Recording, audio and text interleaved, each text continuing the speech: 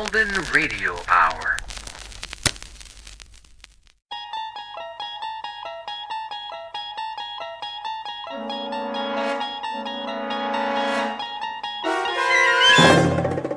You unlock this door with the key of imagination.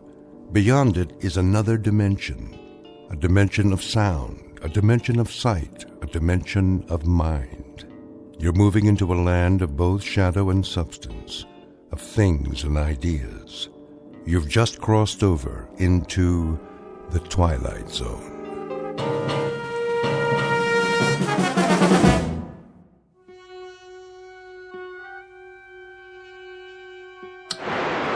See me, Harvey?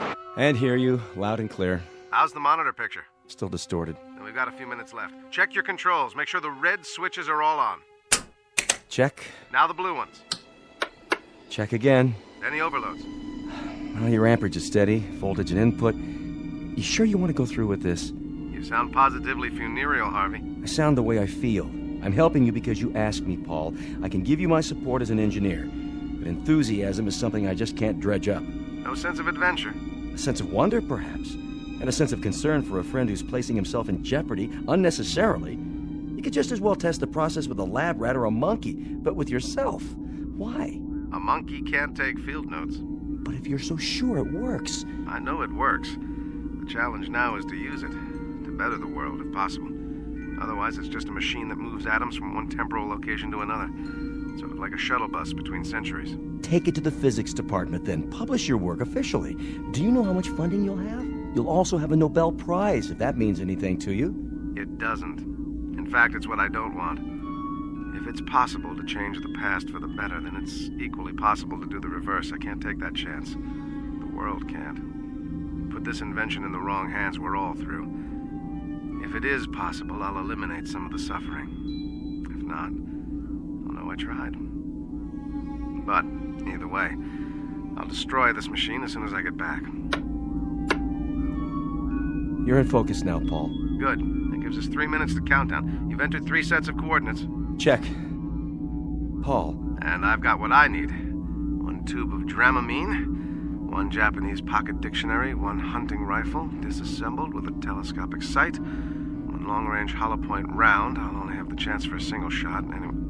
Wait a minute. Harvey, where is it? Paul. Where's the cartridge? I have it. Well, give it to me. All right.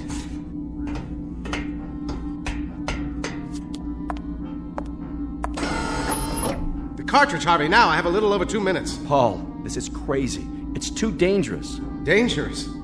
Did you drink milk this morning, Harvey? What's that got to do with... What was the strontium-90 content in the glass? Did it occur to you that the things you've been eating and drinking might turn your bones to sawdust? Or guarantee that a child of yours might come into this world without arms or legs? But what you propose to do about it, to change history, is incredible. There is a logic and a paradox about time travel, you know. Haven't you read any science fiction? Granted, there's no guarantee, but if I fail, you simply cross off one insignificant human. One frail, protesting member of the race. Look at it this way. If I fail, if I wind up in hell or limbo, a cemetery, the responsibility is exclusively mine. Now do me one last favor, Harvey. Get back to the console and start the countdown. I should know better than to argue with you, Paul. I hope you make it. You know that. See you soon. Time will tell, Harvey. Time will tell.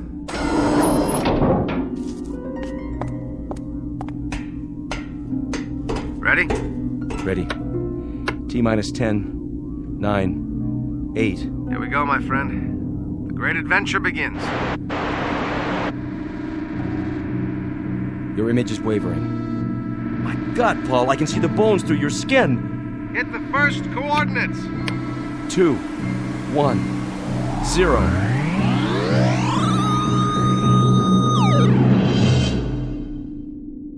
Godspeed, Paul. Godspeed.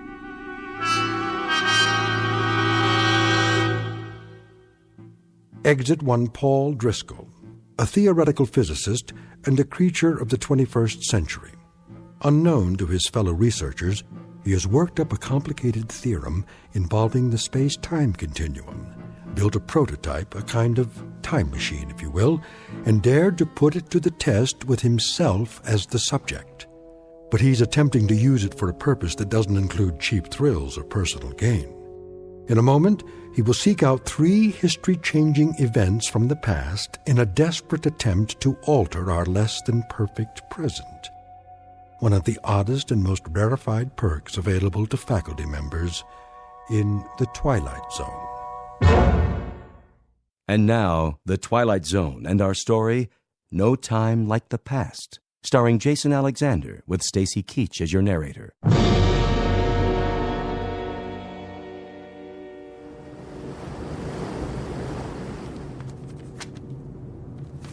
There, I've finished my captain's log for tonight. So, you said that this is a matter of some urgency, Mr. The name is Driscoll, but that's not important. Perhaps you will be good enough to tell me, sir, what this is about. I'm due on the bridge in a few minutes. Captain, is there any possible way you can alter your course? I beg your pardon? The course the ship is taking, can it be changed? Since my country is a belligerent, and these waters are a zone of combat, I would prefer to consult with higher authority before taking such a step. Suppose I were to tell you, sir, that if you hold your present course for 5 more minutes, this ship will go down. Just who are you, Mr. Driscoll? You won't find me on your passenger list, Captain. Oh? And you got on board how? That's not important. But I'm not sailing for my health this trip, Captain. You might say I'm sailing for your health, and that of the crew and all the passengers aboard. I happen to know that this ship is going to be torpedoed, right off the old head of Kinsale Island, May the 7th. That's today. How do you know this? If I were to tell you, you'd say I was a lunatic. I can't alter the course of the Lusitania simply on the word of one man. All right, Captain, say I am a lunatic. Say that everything I'm telling you is just the product of a deranged mind. What would you lose by altering course now? How many minutes? That's not the point. That is the point, Captain. There'll be over 1,100 people drowned. That will be enough, Mr. Driscoll. And if you should be one of the fortunate few, Captain, remember when that court of inquiry convenes. I must ask you to leave, sir. I'm not asking you to scuttle this ship. All I'm suggesting is if you change course 1 degree, just 1 single degree. Steward, come in here. Yes, Captain. Escort Mr. Driscoll from my quarters. Yes, sir. Come along if you would, sir. Captain, there's still time. And still time to confine you to your cabin. Take him away. Sailor, take a look at the water off the bow. What do you see? Sir. Something under the water coming this way. Do you see it? Captain! Sound the alarm! You! How did you know?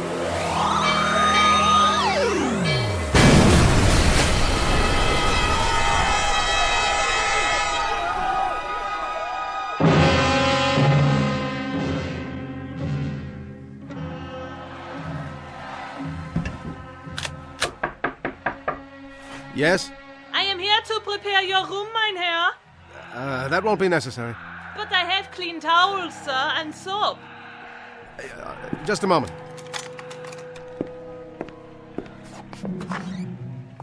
Ach, you have the loveliest room in the hotel, mein Herr. Yes. It's a lovely view.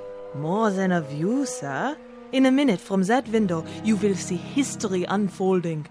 Why do you know that this whole side of the building has been rented? Every floor. All because of the Führer, so they can see him. Down in the street is a madhouse. That's what I was told. You are not German? I'm an American. An American. And what do they think of our Führer and the new Germany in America? We're quite neutral. You say neutral, but you mean something else. No, I don't mean anything. You hear? That is the new Germany. Something you will never understand. That, madam, is the old Germany. Something you'll never understand. We will see.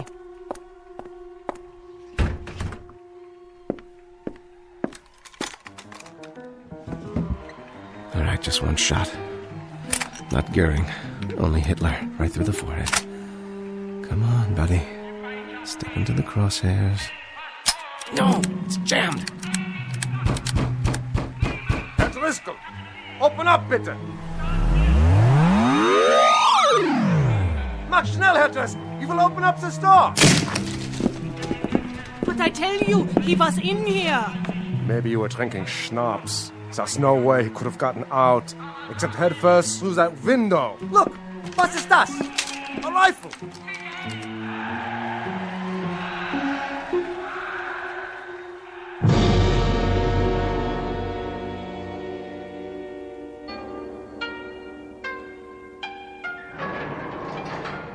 America, come. It's about time. Sit. You're the chief of police? I was told you speak English? I venture to say that I speak it better than you speak Japanese. I hardly speak any Japanese, but what I'm about to tell you is the most important English you've ever heard. Mr. Driscoll, is it? You happen to be an enemy alien, which is the reason... Which is the reason I've been kept in a cell for 6 hours, and the reason you may have cause to regret this particular arrest. Go on. What I tried to tell your guards is that inside of an hour, this city is going to be destroyed, and upwards of 100,000 human beings will be destroyed along with it. Indeed. You're about to be bombed out of existence, but there's something you can do. You can begin some kind of an evacuation of women and children. You can save a few thousand lives. By who say so, Mr. Driscoll? Who do you represent? I don't represent anyone. Only the voice of history. That's extremely poetic, Mr. Driscoll. But, most unfortunately, while I am sufficiently educated to appreciate lyricism, my official capacity makes me less prone to enjoy the subtleties and nuances of language for their own sake. All right, look. I'll give this to you very unsubtly, with no nuances at all. There is going to be a bomb dropped here, and you're going to know a nightmare beyond any imagining. Excuse me. Moshi. Hey. Ah, wakarimashita. A single aircraft, Mr. Driscoll. One lone B-29. I rather think we can survive that. That picture on your desk. Your wife? And my 2 daughters, age 8 and 10. If you don't care about the city, do it for them. Look, this isn't just a request. It's in the nature of a prayer. Mr. Driscoll, I will make an assumption that you have some illness. I won't stand you against the wall and shoot you, even in wartime. I'll send you to the army headquarters, where you can be interrogated. You're an alien and by rights should be interned. However, if you'll keep this in mind when you get back to your country, the face of the enemy is not devoid of compassion. And you might recall this conversation. If you survive, remember that the same thing could be said of your enemy. He tried to save Hiroshima. God, hey, take this man away. Where? Where did he go? And what? What is the great flash of light outside?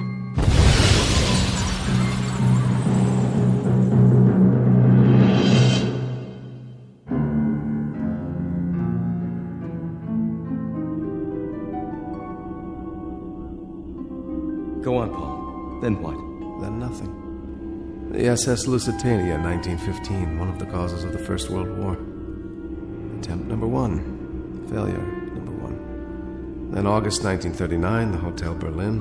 Another blow for law and order.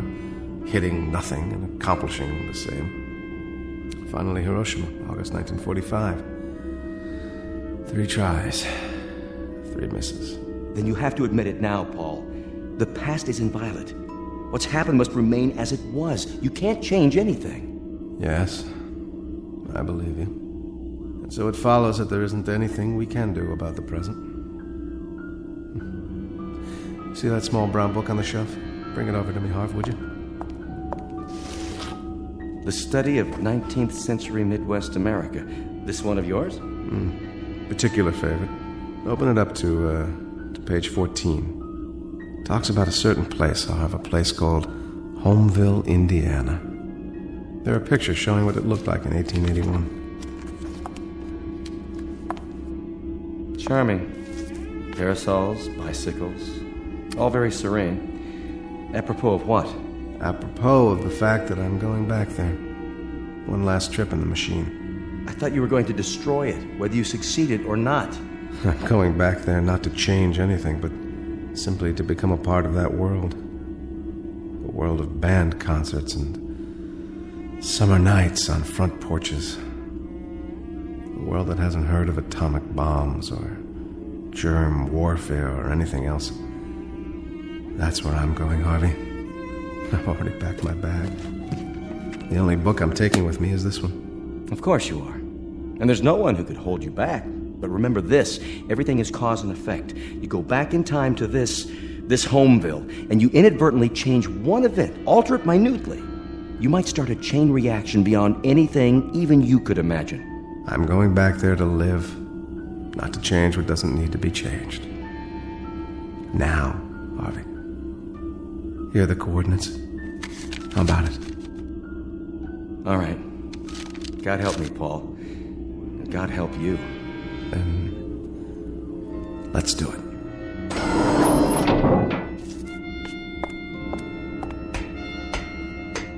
How is it with you, Harvey? All set. The mechanism's still charged. Enter the coordinates. Here we go, then. 5, 4, 3, 2, 1.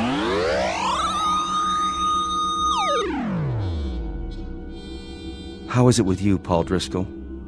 Wherever you are. No television sets, no nuclear arms, but just the same.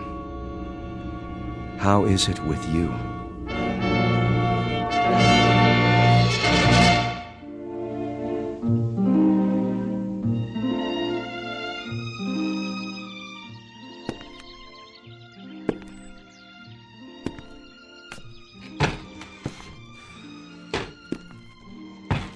What's yours, sir? I think, a beer, please. That'll be a nickel. A nickel? That's the price tag. You got 5 cents? I think I might. That's a $5 gold piece. You from around here? No, from out of state. Just passing through? Well, as a matter of fact, I was thinking of settling down here. It's exactly as I thought it would be. Know anything about the boarding house across the square? Ma Chamberlain's. Real nice accommodations. Runs a clean place.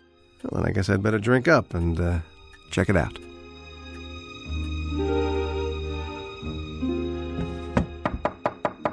Come in. I brought you some clean linens.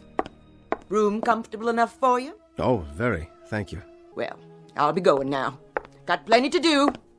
Will you be joining us for supper, Mr. Driscoll? I'd love to. That'll be a chance to meet the other boarders.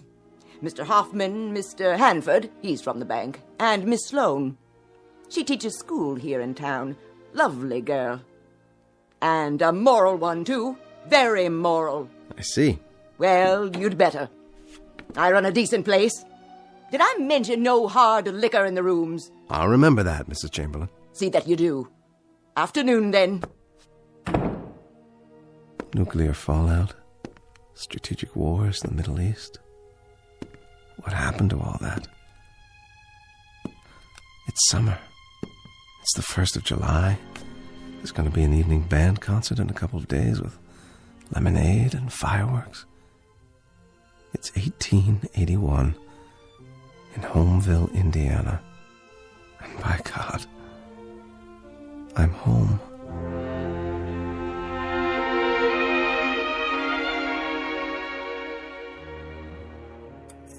But I tell you, Mrs. Chamberlain, More apple pie, Mr. Hanford. until this government assumes its rightful place in the world, we will remain an isolated, provincial community of states. You know what we should do? Oh, no, Mrs. Chamberlain. I couldn't eat another bite. We should take the American fleet, send it over to the Orient, and plant the American flag.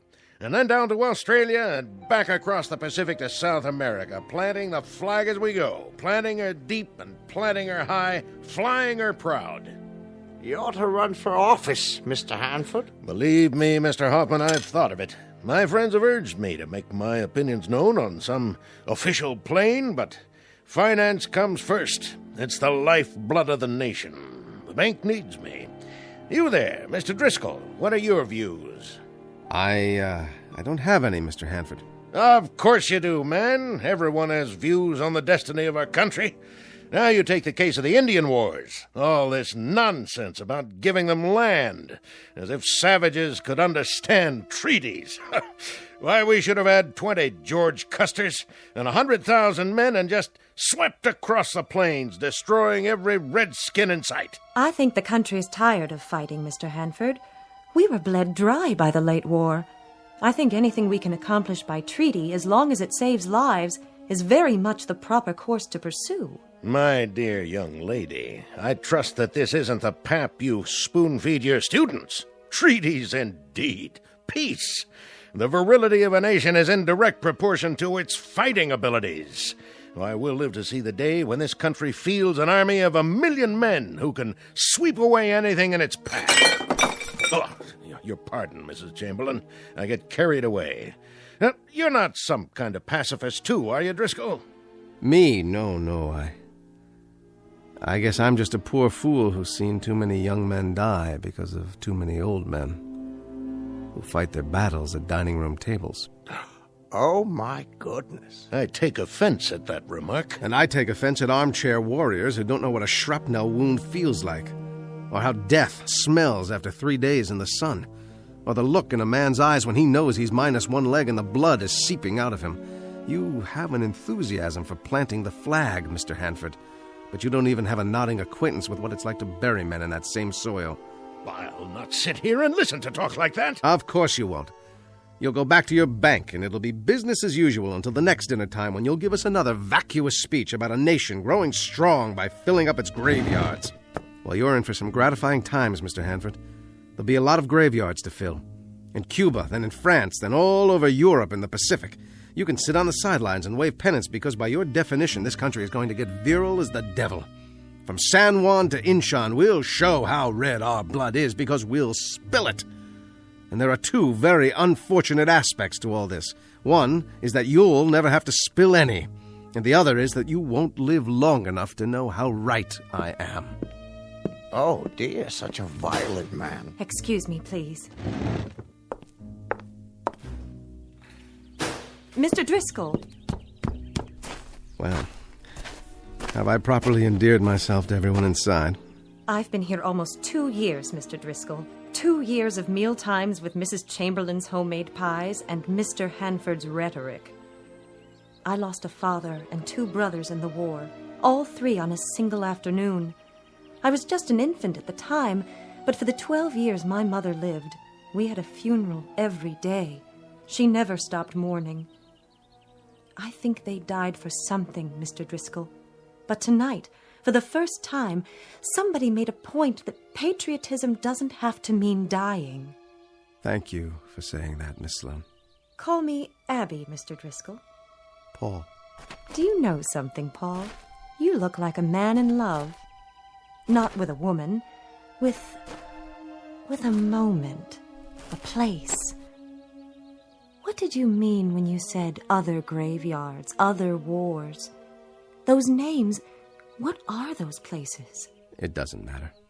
Why do I get the feeling that you're standing outside looking in, that you're just passing by? I don't want to pass by, Abby.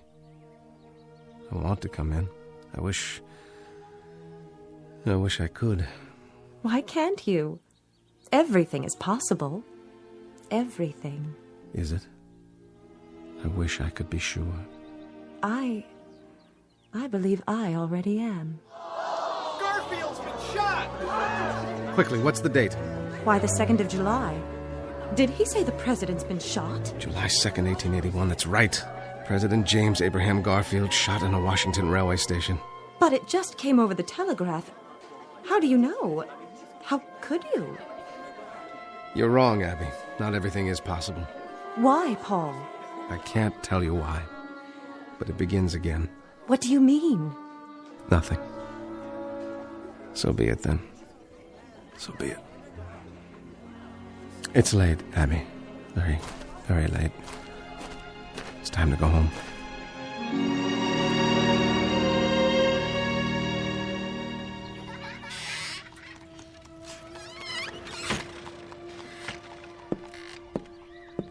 Oh, Good morning, Paul. Mr. Driscoll. We missed you at breakfast.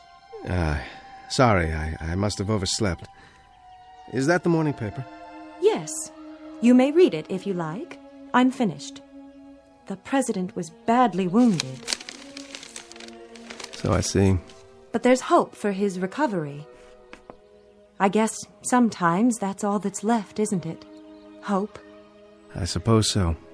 Maybe that's wrong. Maybe we should be more realistic. If we find something that we want and need but can't have, perhaps we shouldn't give in to hope. Abby, I'm sorry. I wish I could explain it to you, but I can't. I couldn't make you understand. It's perfectly all right. Really, it is. You've got to forgive school teachers. They're inclined to read too many things into a glance, a word, a touch. Well, I've got a busy day today. So much to do preparing for tomorrow. Parade at 9, square dancing at 11, games from noon to 5, picnic supper, and then fireworks. And my children, of course. Your children? 27 flat little voices.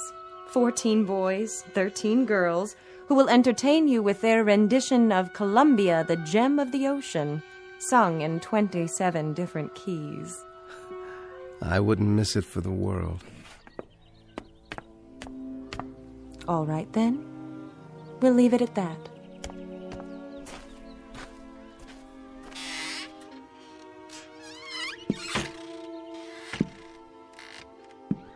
How do, Mr. Driscoll? Morning, Mr. Hoffman. She does an awful good job with those kids, Miss Sloane. So I've heard. Pretty, too, for a school mom. The ones I had when I was a kid, they looked like they came out of a pickle jar. Mine, too. You like this town? More than I can say. Well, you might make it here if you've got what it takes. And from what I've heard, I'd say you do. You want to be more careful with your words, though. Mostly Republicans. Still and all, a nice little town. Doesn't change. That schoolhouse, I'll bet she's 75 years old as she stands, and I expect she'll stand till somebody pulls her down. Well, morning to you, Mr. Driscoll. I'm off to work. God bless President Garfield. The school building. That's what I was trying to remember. Oh, my dear God. The site of the Homeville National Bank, formerly occupied by a school built in 1823 and gutted by fire July 3rd, 1881, injuring 12 children. The fire was caused by a kerosene lantern on a runaway wagon. But I can't do anything. I can't warn anyone. It has to happen the way it's supposed to, like the president.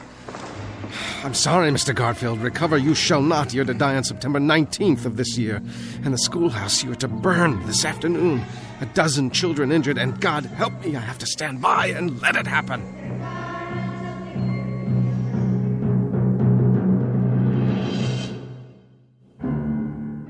The site of the Homeville National Bank, formerly occupied by a school built in 1823 and gutted by fire July 3rd, 1881, injuring 12 children. The fire was caused by a kerosene lantern on a runaway wagon.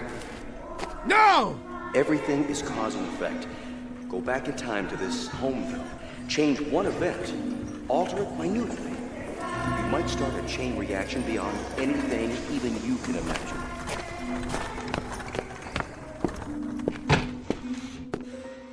How are you today, Mr. Driscoll?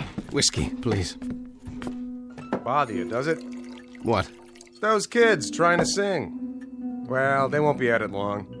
What's that? Hard to keep them in during the summer. But Abby's doing a good job of it. Give me another one, will you? Sure thing. Something wrong? I ain't trying to butt in on your personal affairs, but you drink like a troubled man.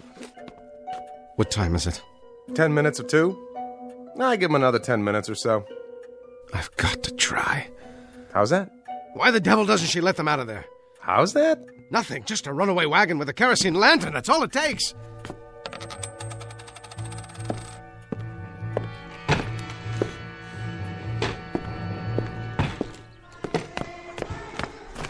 All right, neighbors, gather round and get ready for a revelation. Just close right in, next to the wagon. That's it. Know why I'm holding up this lantern? You're gonna tell us anyway, ain't you? Like Diogenes' good friends, I'm looking for an honest man. Well, you ain't gonna find one here. An honest man who'll try one sip of Dr. Malone's alternative and tell me it's not the finest medicine he's ever tasted.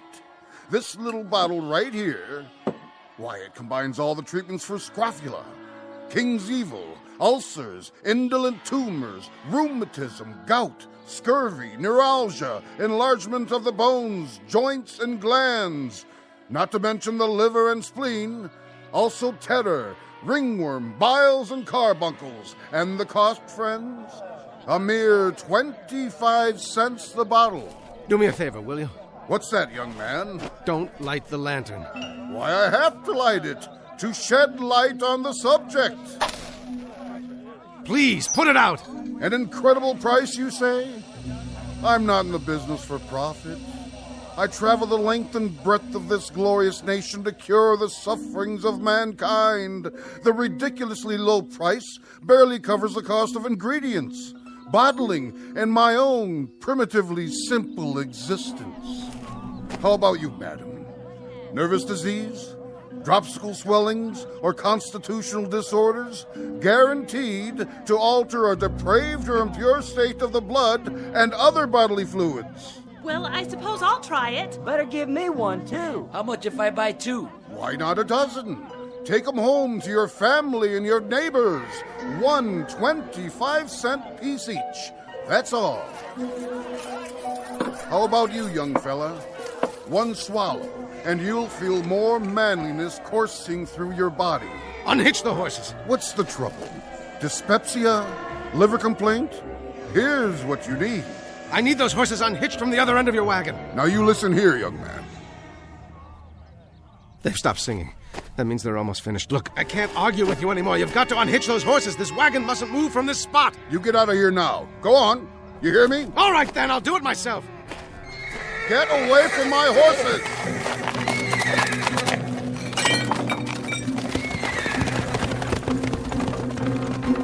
Abby! Abby, get the children out of the schoolhouse! There's going to be a fire, do you hear me? There's going to be a... Ah! Oh there! Stop!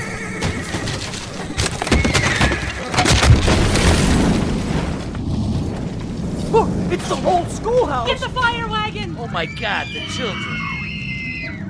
Get out, children! Run! Run!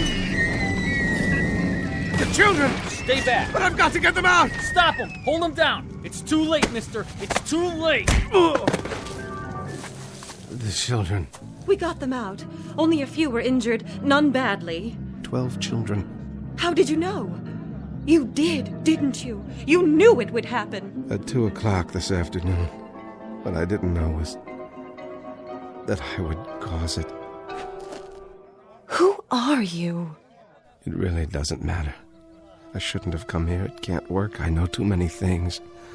Too many tomorrows. All the wars, all the catastrophes, all the tomorrows. How, Paul? How did you know? You're part of history, Abby. You and this town and the people in it, and I can't change you. I can't even touch you. Why not? Because the past is inviolate. It belongs to those who lived it. It's not for interlopers, for those who pass by and look in and wish they were a part of it. Goodbye, Abby. Stay well. Where are you going? Back to where I came from, where I belong. I wanted bandstands and summer nights, serenity. But the infinitely complicated mechanism of a human being. He can't live with the threat of a bomb, and he can't live with burned-out school buildings either. The finite or the infinite, it doesn't make any difference. He's always his brother's keeper. In a way, it was more than I expected because you were here, but I've overstayed my welcome.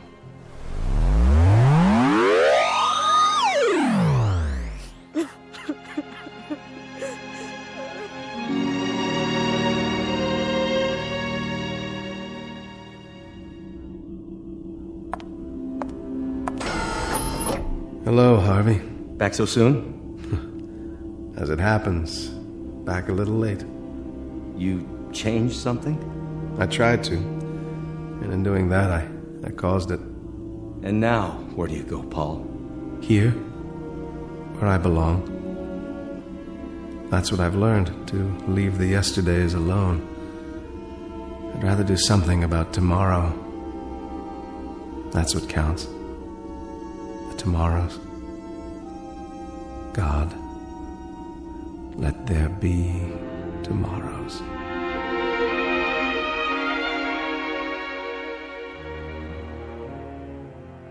Incident on a July afternoon, 1881. A man named Driscoll who came and went, and in the process learned a simple lesson, perhaps best said by a poet named Lathbury, who wrote, "Children of yesterday, heirs of tomorrow, what are you weaving, labor and sorrow? Look to your looms again, faster and faster fly the great shuttles, prepared by the master. Life's in the loom, room for it, room." Our tale of clocks and calendars in the Twilight Zone.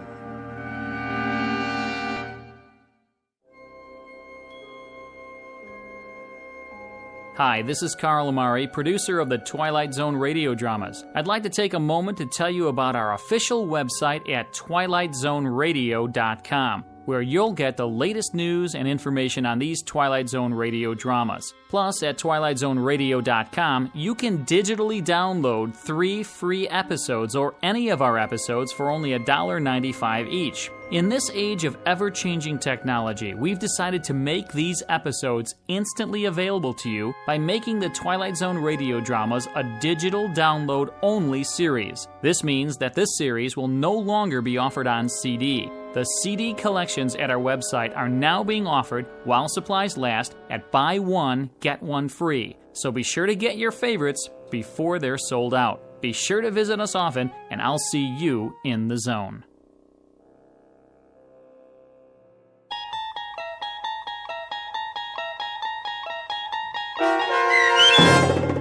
No Time Like the Past, starring Jason Alexander with Stacy Keach as your narrator, was adapted for radio by Dennis Etchison and based on a script by Rod Serling.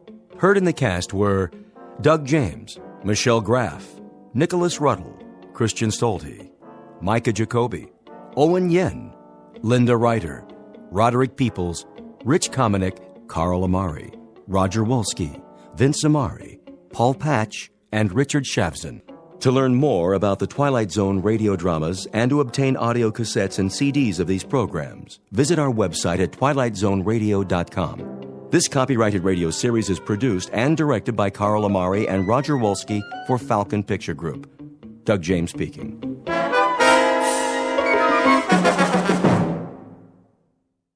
In just a moment, X-1. But first... Once again, NBC Bandstand brings you some of the nation's top name bands in person. This week, Ralph Flanagan fills your weekday mornings with his wonderful hit tunes. Slow numbers or fast, there's no mistaking the delightful Flanagan style. And then, Art Mooney and his orchestra are also on hand with plenty of lively and rhythmic arrangements. The four lads take the Mr. Music spot this week, and Bert Parks is back as permanent MC. Hear them all on NBC Bandstand. Now stay tuned for X-1 on NBC.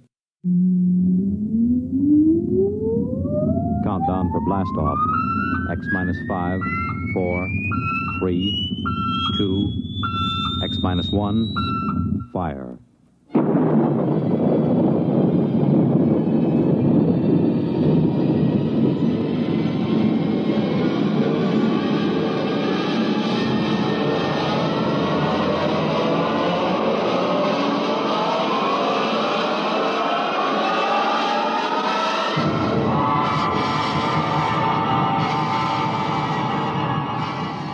From the far horizons of the unknown come transcribed tales of new dimensions in time and space.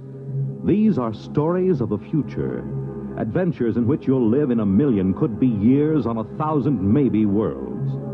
The National Broadcasting Company, in cooperation with Galaxy Science Fiction Magazine, presents X minus 1.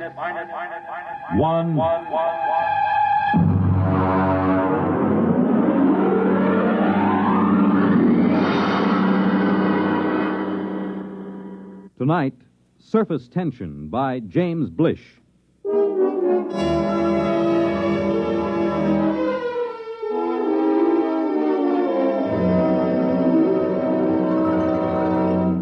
Come in, Professor. Come in. Mr. President? Do sit down. I'm terribly sorry to have kept you waiting. Time has very little significance, sir. Well, now, what is the urgent nature of your visit?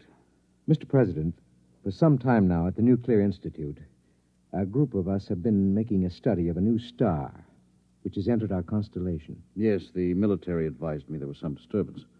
We've completed our calculations, sir. And? Before I give you our results, let me tell you that we've been in touch with the Scientific Council of the Asian Confederation. They've verified the results. I'm waiting, Professor. Mr. President, the effect of this new star in our galaxy will be extremely catastrophic. At the rate it's expanding, it will cause the sun to explode. The what? The sun is going to explode. But, well, that means... Exactly. The world will end in precisely 2 weeks and 7 hours. This is incredible. Are you absolutely certain of these calculations? Absolutely. Does anyone know of this? Well, as soon as we guessed where our study was leading us, we classified all information. The actual final results are known only to a small group of scientists here and in the Asian Confederation. 2 weeks. And 7 hours. That would be September 4th, 2056. At approximately 12 noon. Is there anything to be done? Nothing. No, the other planets, Mars, Venus... All will be destroyed. The universe as we know it will disintegrate. And the race? Will vanish. It's impossible. Those are the facts, Mr. President. How you choose to make them public, if you do choose to make them public, is a matter of government. Yes, of course. Has the president of the Asian Confederation been notified? He's being notified at this moment. I intend to take the following steps, Professor. First, I will contact the Asian Confederation. What's the name of their chief scientist? Dr. Gorlick. Ah, yes. I'll propose that you and Dr. Gorlick be given every resource to find a method of preserving the race. You'll be flown to their laboratories by rocket ship in an hour. I would like to spend these remaining days with my family. Your family can accompany you. They'll ask questions. They should know better by now. You will not release the information to the public. I would prefer to keep it a complete secret, provided the Asians agree, of course. A public announcement would only create utter panic and chaos. I assume it will happen instantaneously? Yes, instantaneously. Then secrecy is best. One thing, Mr. President. Yes? I wonder if perhaps religious leaders should be told. Professor, I believe in the power of God myself. I also believe that my single prayer can be heard by the Almighty just as well as if there were 10 million. There will at least be 2 of us, Mr. President. I, too, will pray.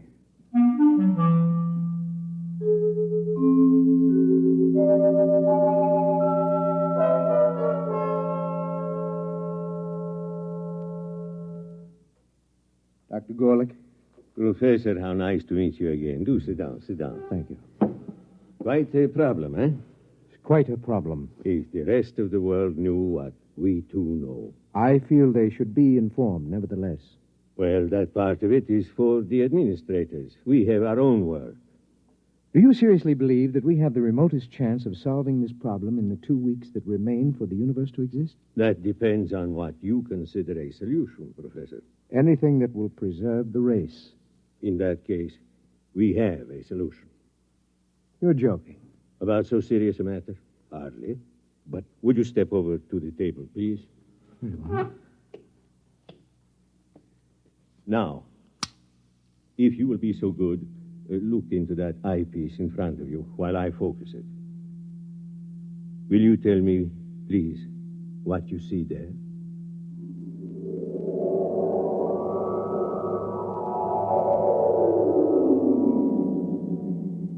Fascinating.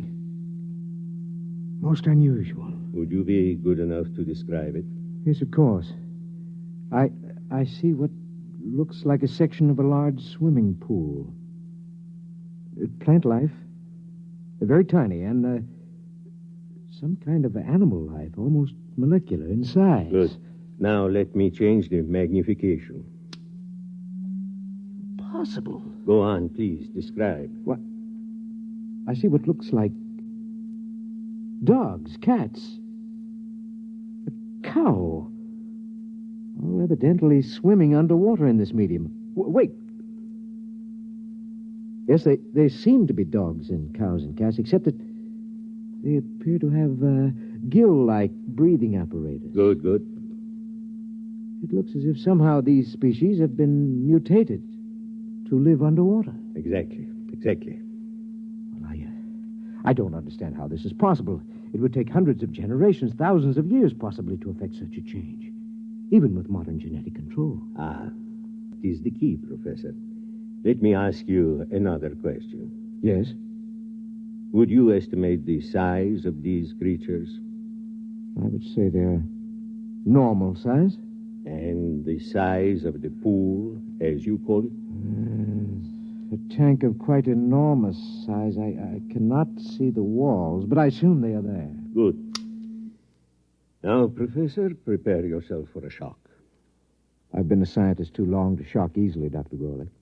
Nonetheless, you will be shocked to learn that what you have just been looking into is a single microscopic drop of water, less than a milligram. A single drop of water? Yes. Those dogs and cats are microscopic? Submicroscopic, smaller than a filterable virus. This is incredible, Doctor. Incredible, perhaps, but we have done it. How? We found a way to reduce the size of the original fertilized eggs through bombardment of the molecules. In this way, we can produce a full-size dog that is infinitesimal. And you believe this will help us solve our problem? I am convinced of it. What do you propose? This is our plan. We will create submicroscopic humans. At the submicroscopic level, 1,000 generations can reproduce in the equivalent of a few seconds of time. In less than an hour, we can have a species of human that is capable of living underwater. Gill breathers? Precisely. And then what? Don't you see, my friend? In a single drop of water, we can reproduce as many human beings as now live in the city of New Chicago or Trans-Europa. But when the sun explodes in 2 weeks' time, all life, even that in a single drop of water, must perish. That is true, Professor. But remember this. To a submicroscopic species of human, 2 weeks would be the equivalent of some 20 million years on Earth. In other words, to these human beings, starting tomorrow, the species will have hundreds of thousands of generations, each living a full life, before the final explosion of the universe. Almost like playing God. I am not a subscriber to the concept of God, Professor. I must say I'm slightly shocked to discover that you, a man of science... Believes in a creator? I do, Doctor. In any event, will you help us go ahead with our experiment? I have no choice. Good. We'll begin tonight to produce the first species.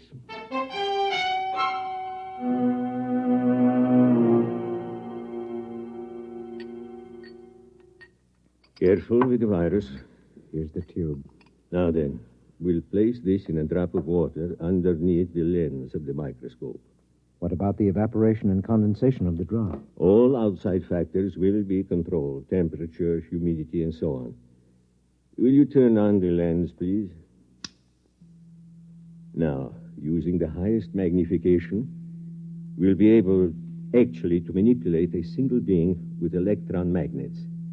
A sensation we would interpret, possibly, as we interpret a centrifugal force. Ready? Ready. Good. We begin the experiment.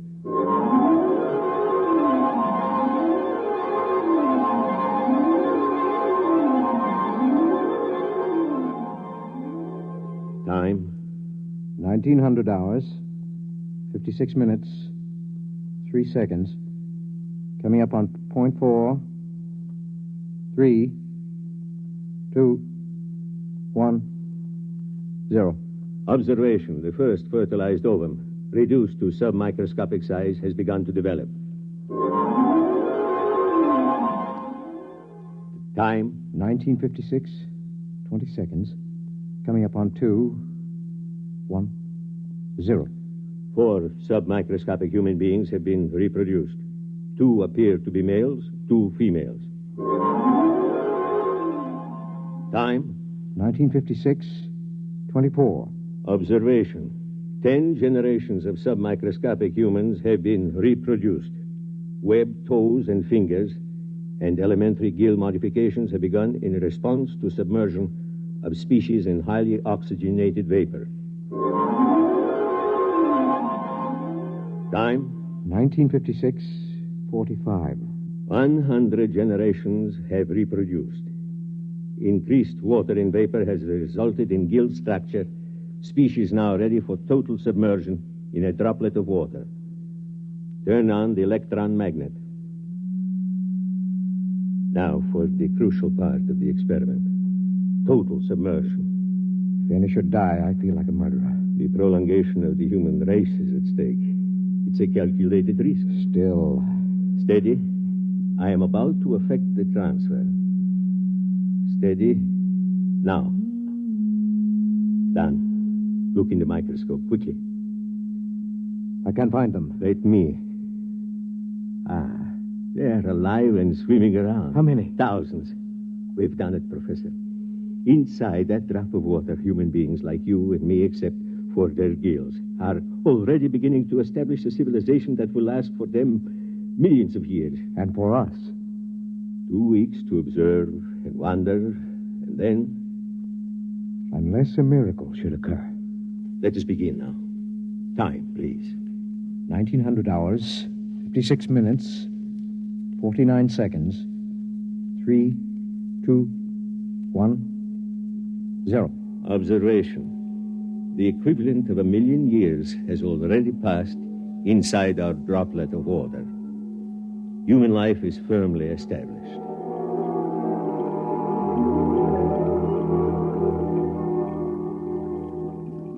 Sir! Sir! Come in, Lavin! Come in! I swam down from the museum. I'm exhausted. Rest yourself. Would you like some proto steak? No, thank you. Breath of oxygen, perhaps? 100 proof, distilled from pure upper-level water. A breath, perhaps. Now then, I assume that you've come about the plates. Yes. Naturally, the directors of the museum are most anxious. I haven't completed the translation yet. It's been 6 months. Yes, I know that, but they're incomplete. One of them was evidently lost during the final battle with the Eaters. Sure.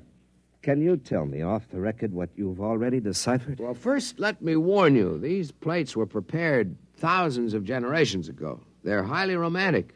What they tell us may be fantasy. Still, I'm fascinated. After all, the greatest archaeological discovery of all time, buried 1,000,000 years in the ooze of the bottom. Very well. The first line of the oldest plate reads as follows. It goes, "In the beginning, we were created." Created? What an extraordinary concept. By whom? What about evolution? Yeah, let me finish. It goes, "We were created by men who are not as we are, but who are our ancestors all the same. They were caught in some disaster, and they made us and put us here in our universe so that the race of men might live on." Ridiculous. Perhaps. Well, let's suppose there's a universe other than ours. The theory has been advanced before. By fools. Fools? Look at us, Lavin. Are we really suited to this universe? Our gills, our webbed feet, these are the product of evolution and adaptation. But the shape of our bodies, the way we swim... Well, I'll admit there's some basis for the theory, but every experiment, every attempt to prove that anything exists outside, that the surface can be pierced... According to the plates, the surface can be pierced. Listen to this passage. There are 3 surfaces of the universe. The first is the bottom, where the water ends. The second is the thermocline, the dividing water between the bottom and the sky. The third is the surface film beyond which none can pass. And beyond the surface film, beyond the surface is the universe of the creators. Well, the whole thing sounds like a parable or a song. Whatever it is, remember this. Thousands of generations pondered the miracle of our existence before these plates were written. Primitive. Men. You sound like a mystic, Shar. To think that a scientist like yourself could believe in the existence of creators. Nonetheless, creators who were formed in our own image. Or we in theirs. I'm shocked, truly. I intend to complete the translation of the plates. I will pursue this project for the rest of my life, if necessary.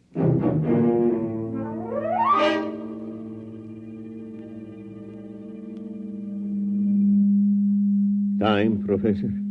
Second day, 14 hours, 6 minutes, 10 seconds. Observation. The plates which were inscribed with microscopic data by an earlier generation have evidently been removed by a subsequent generation. Our study shows that a highly developed civilization is now living in the drop of water. Certain water organisms have been domesticated and underwater ships have been developed.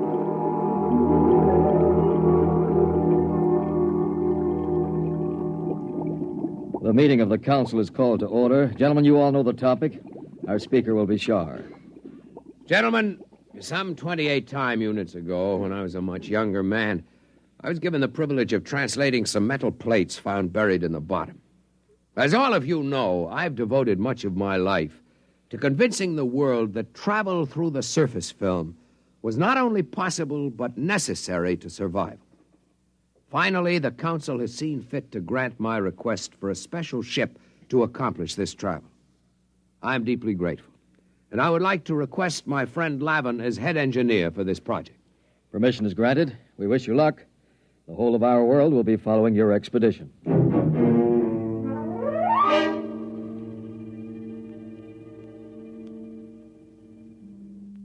What's happening, Dr. Gorlick? From what I can detect, the gill breeders are preparing for the equivalent of space travel. A large cylindrical ship is being built. What method of power are they using? I can barely detect it through the microscope, but my guess would be that they will use some form of living creatures to power the vessel.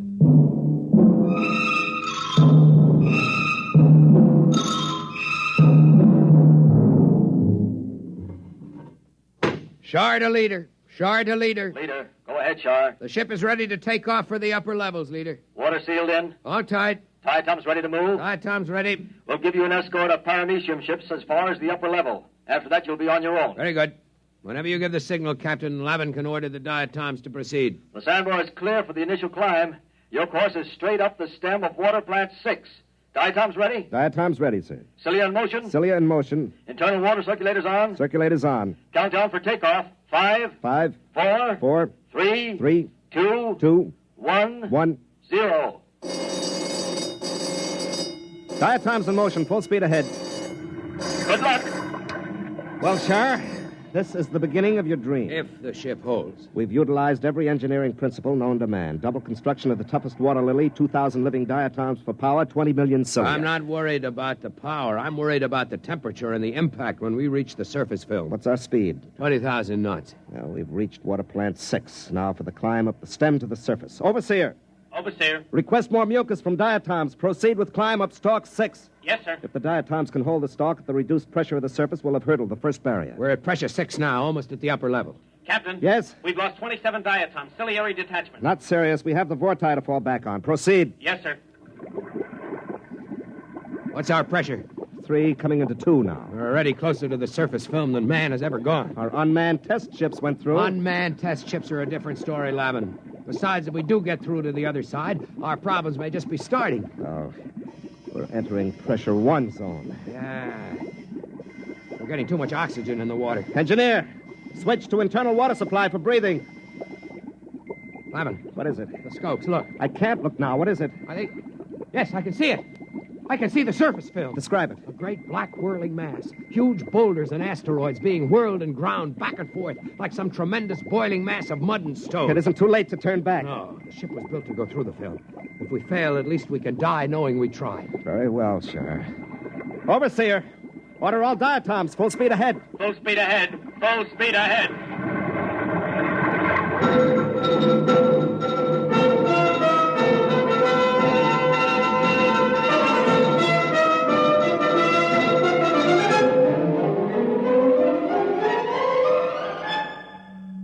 film, Shar. Pressure on the ship is increasing. Overseer, more oxygen for the diatoms. Captain, the diatoms are dying. More oxygen. Keep moving. We're almost through. Shar, use the auxiliary vorti. Maybe the motion of their cilia and the thrust of the water. Overseer, bring up the vorti. Full speed ahead. We're moving. We're making headway. Oh, if the ship will only hold together. Shar, we're through. We're on the surface. Open the viewing port. It's blinding. Put on your eye shield. Look, Shar. Like a huge sheet of metal stretching as far as the eye can see, with thousands of small streams and great rivers of water. Look above us, Lavin. Space. Space as far as one can see. And a single huge sun like a great eye looking down at us. Must be billions of miles above us. See those enormous boulders and that molten rock on the surface? The ancients did not lie when they made the plates, Lavin. The universe does exist beyond the surface. Yes, but where are your creators, Shar? Certainly they were a romantic notion. I believe they exist, Lavin. Shar! Captain, the diatoms are dying. There's not enough oxygen in the water cases. What's the atmosphere like? Almost 30% oxygen, completely unbreathable. We'll have to try to get back into the surface film to restore life to the diatoms. Overseer, get the diatoms out of their shells. Full reverse speed down the stalk. We're going under again. Yes, sir. I'll try. We know one thing, Lavin. The surface can sustain life. Can't sustain ours much longer. Full reverse. It's no use, Captain. The diatoms are near death. Use the vorti. We haven't enough water, sir. They're starting to suffocate. We've got to get back beneath the surface.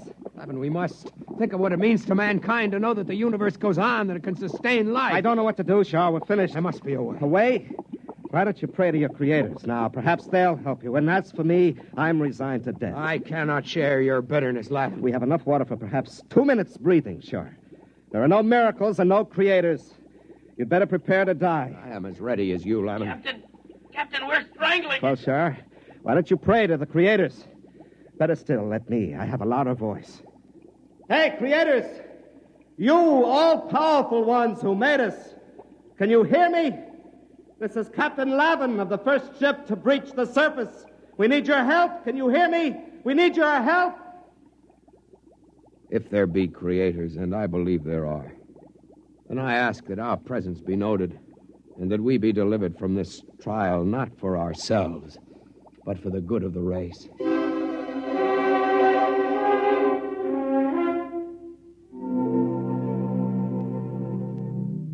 Well, Doctor?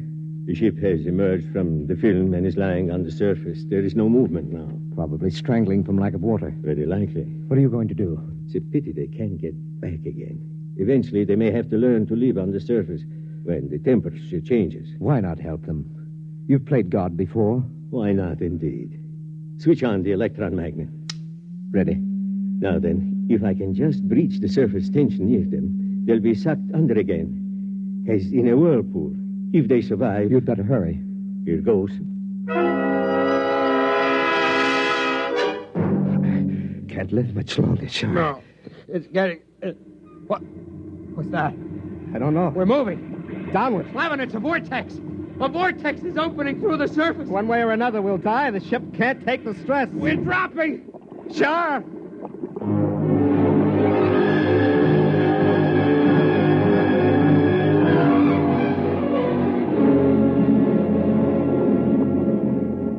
Lavin, we're through. We made it. The water is circulating again. It's too much to believe, Shar. It's like... A miracle. Yes. It is a miracle.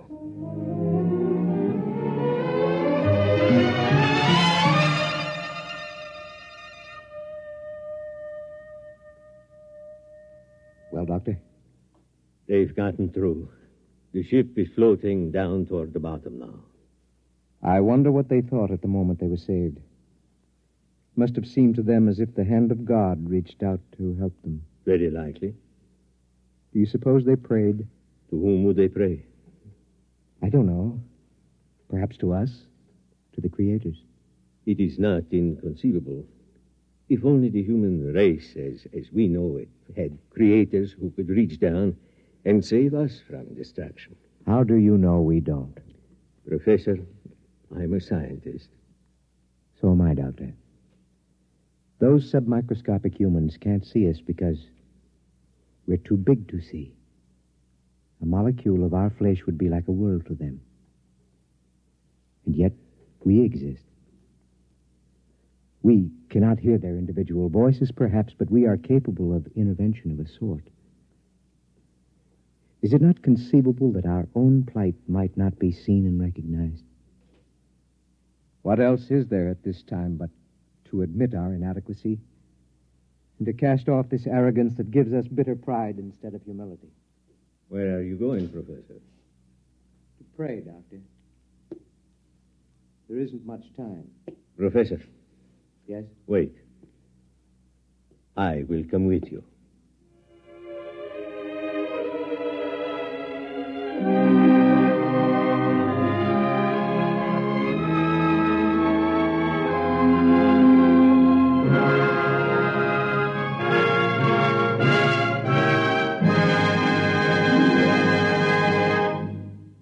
You have just heard X-1, presented by the National Broadcasting Company in cooperation with Galaxy Science Fiction Magazine, which this month features Jackpot by Clifford D. Simak. After years of searching, they had discovered the richest strike in the whole galaxy. But what in the name of space was it? Galaxy Magazine, on your newsstand today. Tonight, by transcription, X-1 has brought you Surface Tension, a story from the pages of Galaxy written by James Blish and adapted for radio by George Lefferts. Featured in the cast were Louis Van Rooten, Danny Acco, Lawson Zerby, Larry Haynes, Mason Adams, James Stevens, and Robert Hastings. Your announcer, Fred Collins. X-1 was directed by Scott Buckley and is an NBC Radio Network production.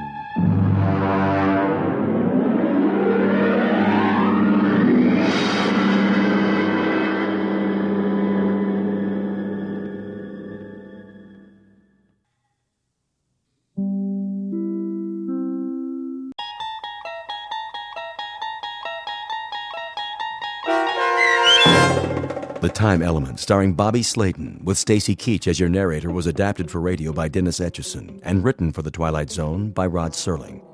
Heard in the cast were Mike Starr, Maggie Carney, Craig Brawley, Elizabeth Lado, Jeff Lupetin, Doug James, Kurt Nabig, Sarah Marks, Roger Wolski, Bo Nortel, and Carl Amari.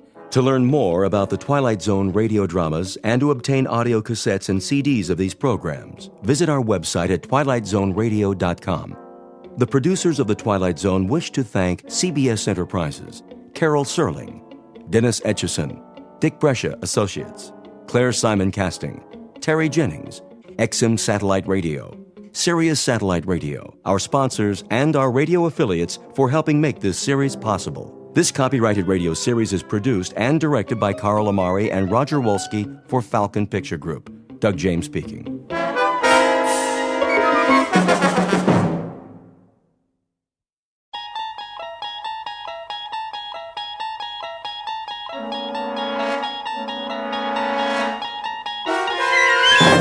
There is a fifth dimension beyond that which is known to man. It is a dimension as vast as space and as timeless as infinity. It is the middle ground between light and shadow, and it lies between the pit of man's fears and the summit of his knowledge. This is the dimension of imagination. It is an area which we call the Twilight Zone.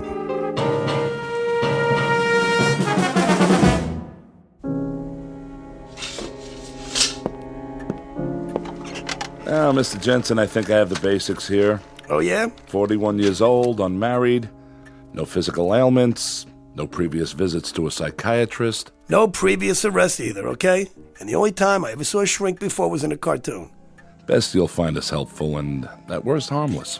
Cigarette? No thanks. Do you mind if I smoke? Hey, go ahead. It's your office. Now then, your occupation? Oh, gosh, various jobs. Part-time bookie, I was a car dealer. I tended a bar one time, right down the street from here. A couple of doors down. Andy's place. I was a butcher. Highly successful butcher, too. Knew how to make my thumbs weigh 12 pounds on the scale. So what do you say, Doc? How do I stack up? Normal? Abnormal? Subnormal? What's the story? Family? Father, mother, both married. Scranton, Pennsylvania. My old man was a coal miner. Coal? Yeah, you know, little black things that people used to put in the furnaces. Sounds like interesting work. Oh, it does. Then maybe you ought to go to a psychiatrist. You know, I think I will take one of those cigarettes. Surely. What, do you want me to pull up a couch now or something? Not if you're comfortable in the chair. Let's begin, shall we? Nothing shakes you up at all, does it, Doc? How do you mean? Oh, I don't know. Everything's all calm and cool. You know, when I walked in here, you made an inventory. The cut of the clothes, the way I talk. And up inside your head, huh? That's where you mark down those results. And then later, you put it all in little pigeonholes. You got me pegged, don't you?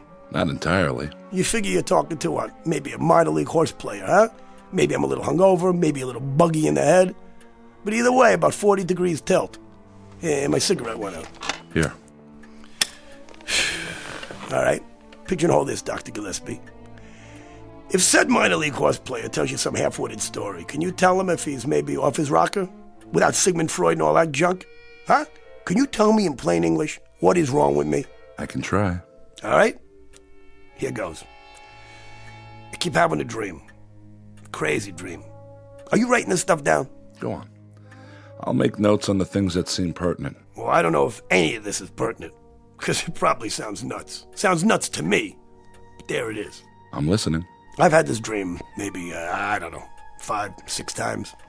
What kind of dream? The real kind. How do you mean? Have you ever had a dream that you swear was real? I guess we all have. Over and over again? The same dream? The same dream, identical. Never changes. Tell me about it. It always begins the same way. I'm lying in a bed, and I just wake up all of a sudden, right? I open my eyes, start looking around. And what do you see? Hotel room, nothing fancy. I mean, nice, regular. I have Venetian blinds like you got here. So I get up, I go across the room with my bare feet, all right? Now, I'm wearing pajamas that definitely are not mine. And I open up the blinds. Bright sun, blue sky, beautiful day. Beach, palm trees, like a vacation, So open up the window. You get those French doors, whatever you call them. And what do I hear? Steel guitars, ukuleles, that hula music. The only thing is I've never been to Hawaii in my life. I don't even know what Hawaii looks like, except, what you see in the movies.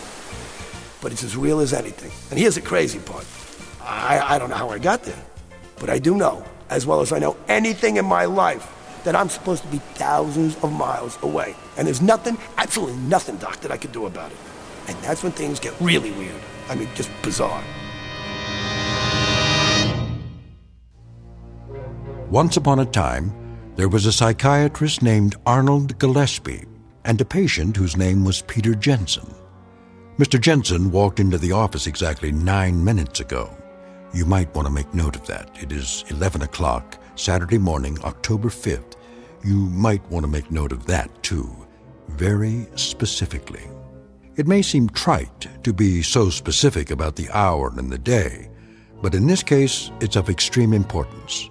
Because this isn't just a story about a man with a recurrent dream, one whose meaning the good doctor is about to help him unravel and sort out. Nothing so simple. Involved in this story is something new, not found in any textbook, Freudian or otherwise. Something we'll call, for want of a better term, the time element.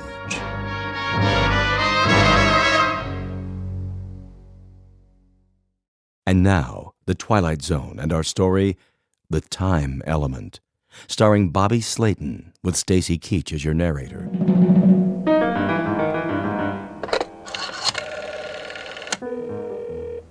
Front desk.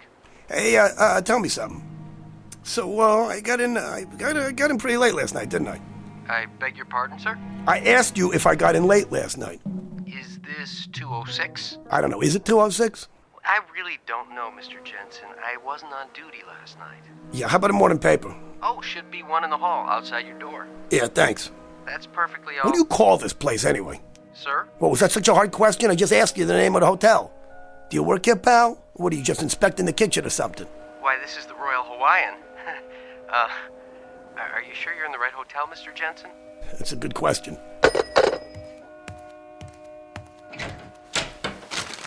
Here's the paper. December 6th. December 6th? What kind of crazy? Maid service. Did you sleep well, sir? Yeah, that's a moot question. Do you want me to clean the room now? Hey, do you want to explain the gag to me now? Excuse me, sir? Do me a favor. Deliver a little message for me. You tell the guy, whoever put you up to this, that I'm going to knock out his teeth one by one. I don't know what you mean. Yeah, and take the phony newspaper with you, all right, lady? This is October. October, sir? What's October? What's October? 30 days. How's October? April, June, November, huh? Am I getting through to you? This month right now. It's October, right? I don't believe so, sir. It's December. It's what? December the 6th. Yeah, that's what I thought you said. December 6th. Are you all right, sir? Oh, yeah, I'm just fine. I'm fine. Except that obviously I've just come down the home stretch of the biggest toot in the history of man.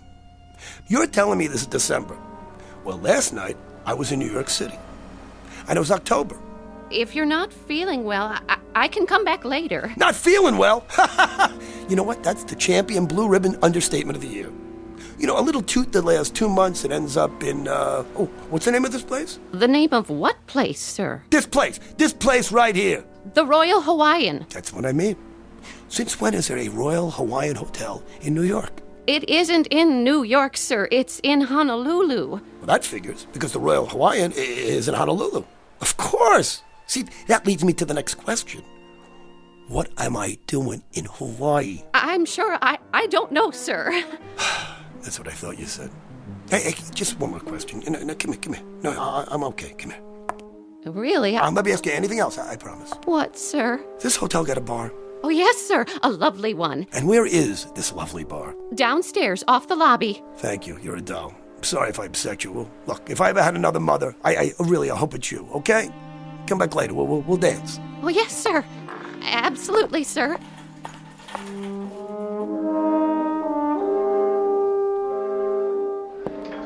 How you doing, pal? Hello, sir. Bar's pretty crowded. I can show you to a booth if you like. There's one by the window. No, I want to sit at the bar.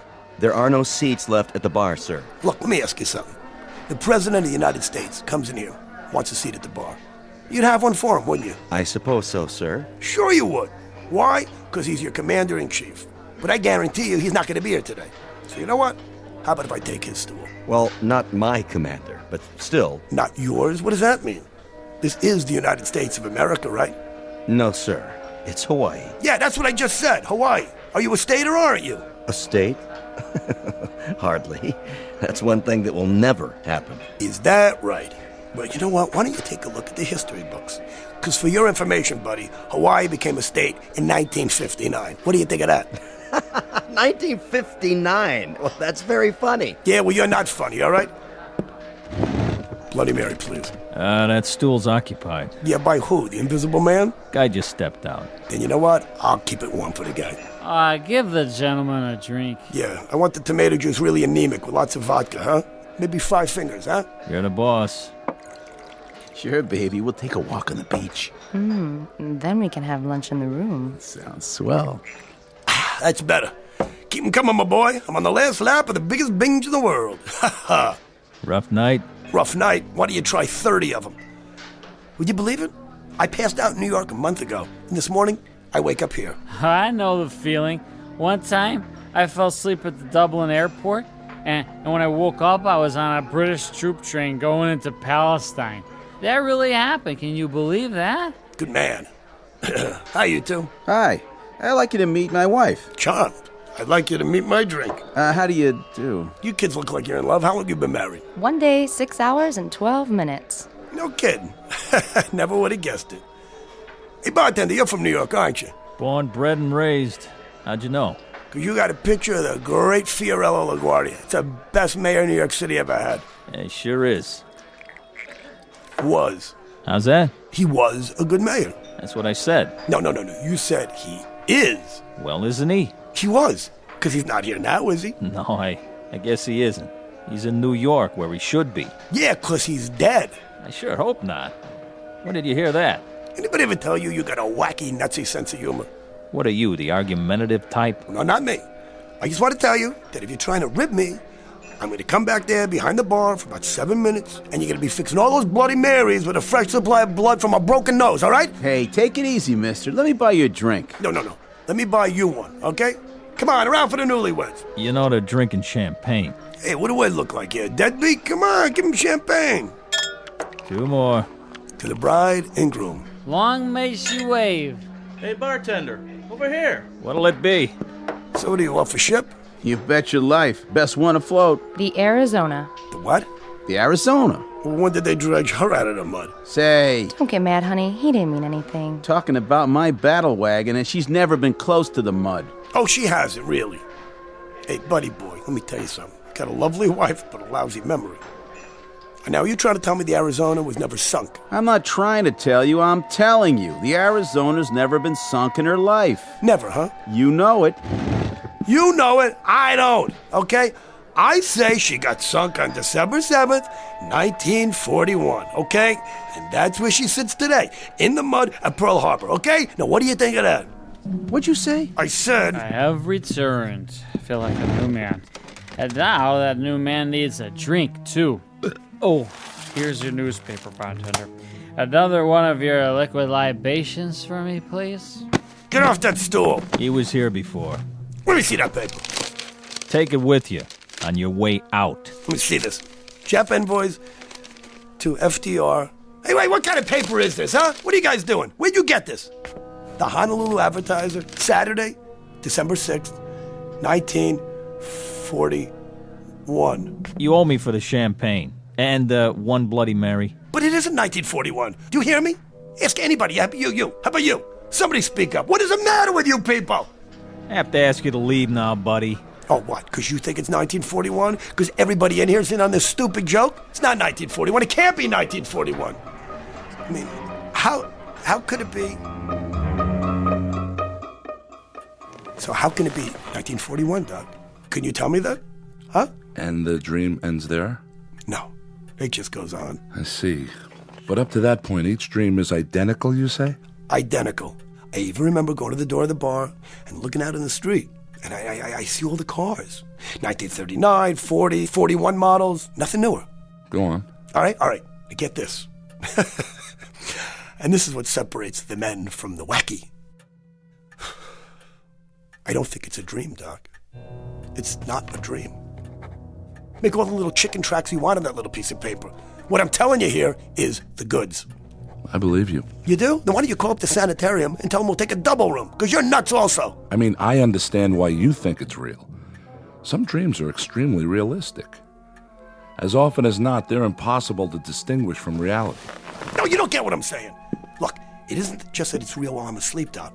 Well, I'm telling you this. It's still real. It's still real even when I'm awake. All of it. Look, I've had dreams like everybody else, but as soon as it started, I knew it was different. Do you understand me? Do you understand me? You don't understand me. These are not dreams. If they're not dreams, Mr. Jensen, what are they? What do you think they are? Let's examine the alternatives. I can think of only one. That's the one I'm thinking of, okay? I wake up in a hotel room in 1941. But I mean, I really wake up. And it's really 1941. Do you understand? Going back in time. That's what I'm doing, Doc. I'm going back in time. Huh. Interesting. What happens then when you're back in time? You sure you want to hear this? I do.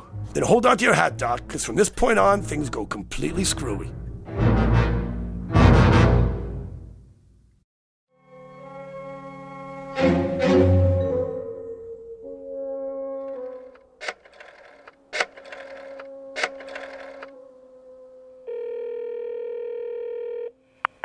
Yellow?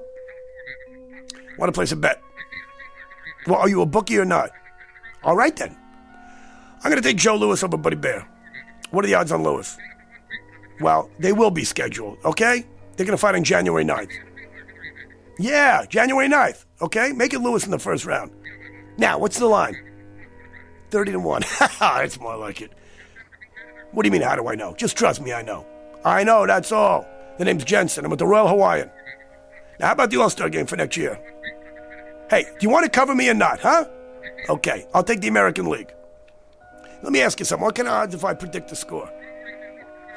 I spend the next 2.5 hours making bets on sure things, right? Every race, every prize fight, every football game I can remember happening after December of 1941. See, I gotta figure that if this goes on, I'm a shoo-in to put every bookie in town out of business.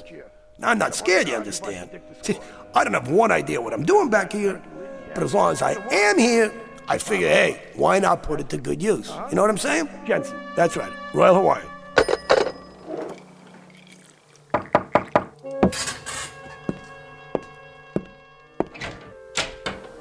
Oh, hey, how are you, buddy? You're the ensign from the bar. I hope you don't mind. No, come in. I just wondered, how you doing? I'm fine. Come on in. Have a drink. My wife asked me to stop by and see how you felt. Yeah, it was very nice of her. I feel great. I'm fine. Hey, what are you drinking? No thanks. We're going swimming. She was a little concerned. My wife, I mean. About what? About me? Well, it's just that down at the bar after you saw the paper and... No, don't worry about it. I was going to ring you up and apologize. That whole Arizona bit. Sure. Are you, sick or something? No, I'm not sick. Well, what made you say it wasn't 1941? No, nothing. I was a little whirly in the head, that's all. Sure. Well, we'll be back about 4 or 5. Maybe you'd like to have a drink with us then, if you feel okay. You got yourself a deal. Hey, one more thing. Yeah? So what do you do on the Arizona? I'm in the engineering section. You work down below? Yeah, most of the time. Good job? I like it. Well, we'll give you a call. Yeah, sure thing. How is he? I think he's okay. Said to give him a call when we get back. Oh, that's great. So I remember thinking, right at that moment, these two kids were so much in love, you could take the looks they gave each other, you could spread it on pancakes. And while I'm watching them, it hits me. This boy works down in the hold of a ship that has about 14 hours left to ride the waves. After that, it goes down under with 1,000 men. And suddenly, making bets on things that I know will happen seems about as interesting as catching lake trout in a milk bottle. You know what I'm saying? Somehow trying to help those two kids is the one thing in the whole wide world that matters.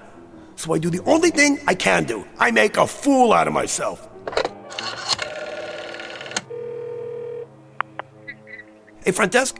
Hey, I need directions to get to the Schofield barracks. Yeah, right. Yeah, U.S. Army base.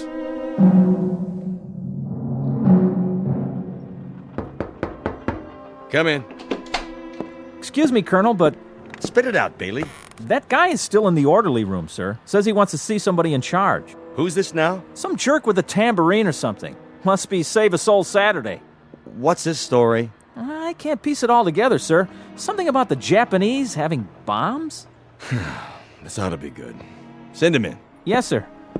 The Colonel will see you now. You're Mr... Jensen, Pete Jensen. I'm Colonel Abernathy. What's on your mind, Mr. Jensen? First of all, Colonel, I want to guarantee that I'm not going to get stuck in a rubber room when I'm finished telling you this. You've got it. I have information that the Japanese are bombing Pearl Harbor tomorrow morning. 8 a.m., Honolulu time. You know this to be a fact? Colonel, as sure as I know, the good Lord made racehorses. They're coming over here in about 30 waves off a bunch of carriers. They're going to plaster us while we're still in bed. Oahu, the airfield, right here too. Schofield Barracks. This is very serious. Better take immediate steps. Bailey? Sir? Have Captain Franklin contact the naval station at Pearl. Yes, sir. See that they have all personnel standing by. At least 30 PBYs ready to go up. Tell Lieutenant Ordway to call the commanding general.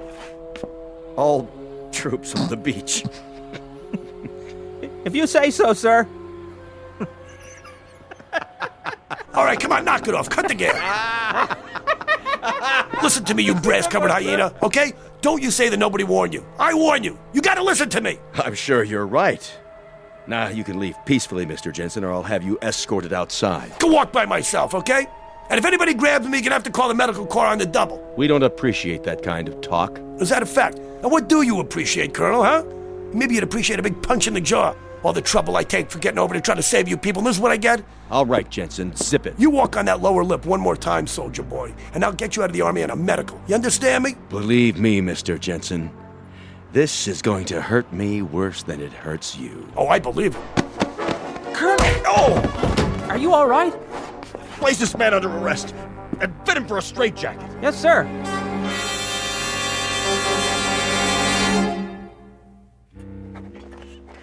Then what happened? Well, finally they let me leave, right? After I answered some questions about what year it was, and did I know who the president was? I had some trouble with the vice president. Truman, of course, sure. But, Roosevelt dies, Truman takes over, then it's Eisenhower. Good thing I didn't mention Ike. In 41, he was still a light colonel on the general staff in Washington. Think of it. They never heard of rock and roll, jet planes, TV, atom bombs. Anyway, they decided I was harmless. So on the way out, I gave him a V sign and told him to buy some more buns. And after that? What am I going to do? I had my shot. So I figure I'm just going to spend the rest of the day drinking quietly. Of course, the next morning they come looking for me to give me a bronze statue, but But then it's going to be too late, you know? I didn't care anymore. What am I supposed to do? But I'll tell you something. There was some feeling to watch those kids relaxing in the bar with their dates and their drinks. Like everything was fine, like they had a future, and all was well with the world, you know? When tomorrow there'd be a couple odd thousand of them on their way through hell to get to heaven. Hiya. Likewise. Hey, you know what you were talking about this morning? I got a vague recollection. You know, about the Arizona being sunk? Knock it off. You don't believe me? Well, you don't see me bleeding, do you? I'm not trying to drum up an argument. I just wanted to show you something. Take a look out the window. You see that ship in the harbor? That happens to be the Arizona. So I guess somebody got their signals crossed. She's still afloat. Come on, I said knock it off. Mr. Jensen? Yeah, hi. Have that drink with us? Yeah, sure, thanks. Yeah. How was the swim? It was wonderful. So how long's it been now? 32 hours and 15 minutes. Oh, and they said it wouldn't last. Mr. Jensen? Try Pete. Pete. Well, are you all right now? Yeah, I'm fine. I'm all right. Why? It's just that this morning, you seemed so sure it was another year. I did? Hey, look, honey, you know I'm kind of mixed up here. Look, I didn't mean anything personal, all right? I told you to forget it. Oh, boy, look at you two. What's the matter? I lied just now. I wasn't kidding. The Arizona is going to be sunk. Are we on that again? Yeah, we're on that again. Listen to me, Lieutenant. Ensign. Look, whatever. I got no axe to grind, you understand? Tomorrow morning, I'm going down to the basement so I can cuddle up to a furnace and listen to the sirens. You said you're an engineering officer. That means you're down near the boilers. I'm telling you, at about 20 minutes past 8 in the morning, there's not going to be any boilers. You understand? There's not going to be any decks, and there won't be any ship left. That goes for a lot of boilers and a lot of ships and a lot of decks. Not to mention handsome young ensigns with new brides. Please, don't talk like that.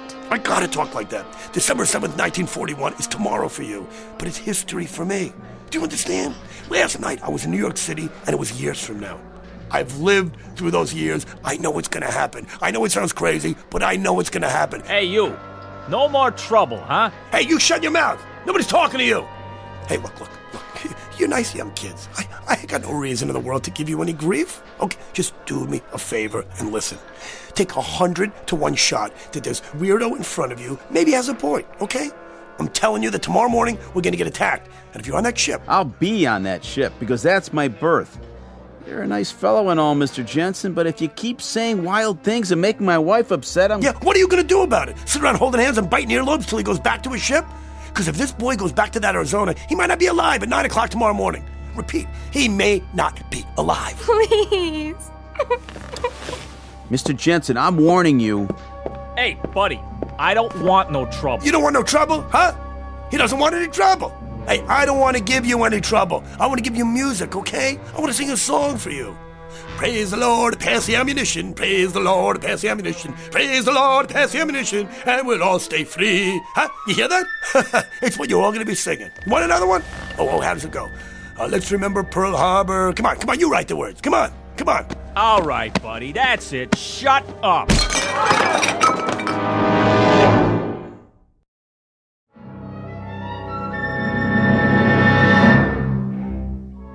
Don't tell me the general can't be reached. I know he can be reached. He may not be alive to call me tomorrow. Yeah, this is... Hello?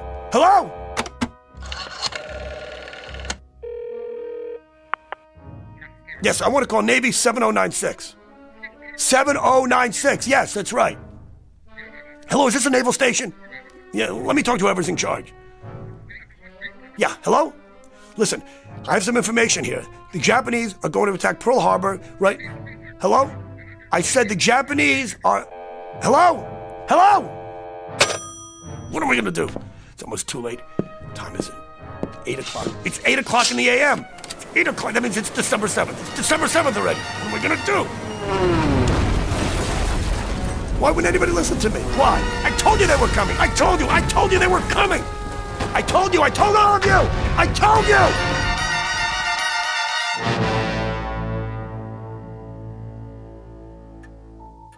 I told them, Doc. I told them over and over. Why wouldn't anybody listen to me? And then? I'm standing there by the French windows, and I'm watching the planes coming low. I'm watching them. The bombs are dropping, strafing. All hell is breaking loose. And that's where I wake up, every time. Realistic and very frightening. How long did you say it's been going on? Every night for a week. And always the same. Everything. The ensign and his girl, the bar, me trying to call from my room, and the moment I see the planes coming in. Mr. Jensen, I won't attempt to analyze that dream, except to say this. Very often we dream with a purpose. It can signify something deeply rooted in the subconscious. The things you dream about may not be what's really bothering you. Oh, don't try to out-logic me, Doc, okay? You think I'm nuts, don't you? I know what I know. I can't explain it. But that's why I came to see you, because I thought maybe you could explain it. I know for a fact I'm going back in time. And I'll tell you something else, that even after I wake up and I'm laying in bed and I'm thinking about the dream, I know it's not supposed to end there. I know one of these nights it's going to go beyond that. But you have no idea what might transpire. No, not one. All right. Let's approach it this way. Assume that it is possible somehow to go back in time. You go back and you do something, warn people, say, about an accident so that it doesn't happen. But what have you done then, Mr. Jensen? By altering the past, you change the future. Here, look. This is the present, and my lighter is on my desk. Now I go back in time and I pick up this lighter. I put it in my pocket and I keep it there. Then I return to the present. By any rights, having removed that lighter, it should no longer be here. But if it is, you get my point? Look, Doc. Try this analogy, Mr. Jensen. Supposing I were to go back in time and I got hit, say, by a taxi. Now it figures that if I went back in time and got killed, I couldn't be alive today. Not only that, but think of the other lives affected. I wouldn't have children, I wouldn't have bought a house, all these things wouldn't exist because I changed them. Ergo, I wouldn't be here to go back. So? So time travel is not possible. It can't be. It creates an insoluble paradox. Therefore, we can safely assume that what we're talking about is a dream. It has to be. Try this then. I've never been to Honolulu in my whole life. So after the first couple of times, I decided to put it to a test. Go on. I remembered the ensign's last name. It's kind of an odd name, not easy to forget. Janowski. Told me he came from a little town called White Oak, Wisconsin. So I placed a call. There was only one Janowski in the phone book. Woman answered. His mother. I said it was a friend of his from Honolulu. And was he there? And then? She told me that her son and his wife were killed in Honolulu on December 7th, 1941. He went down with the Arizona.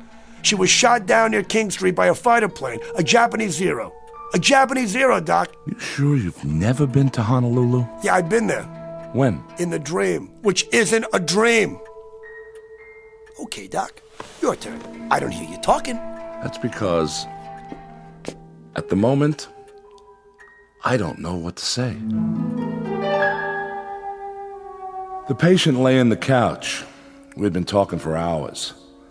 It was Saturday, and I'd planned to leave early and go play golf. But I was concerned about this man and his story. It was incredible.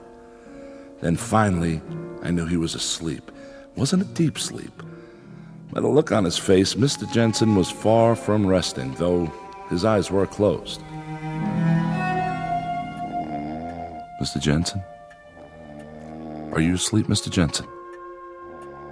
So I decided to let him rest while I thought it through. Who knows, maybe he'd even finish his dream this time.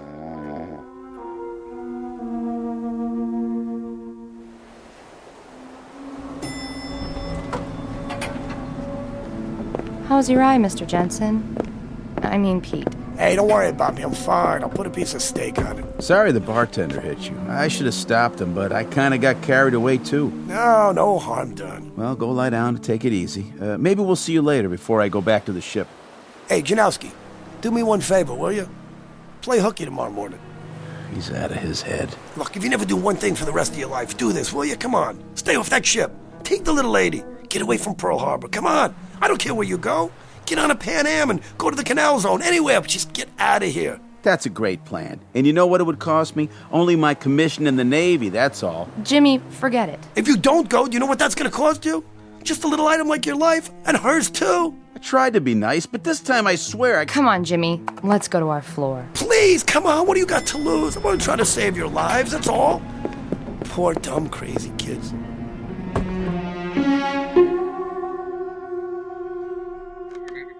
Don't you tell me the general can't be reached. I know he can be reached. He might not be alive tomorrow to call me. Please. Hello? Hello? Yes, I want to call Navy 7096. That's right. Hello? Is this the naval station? Let me talk to whoever's in charge.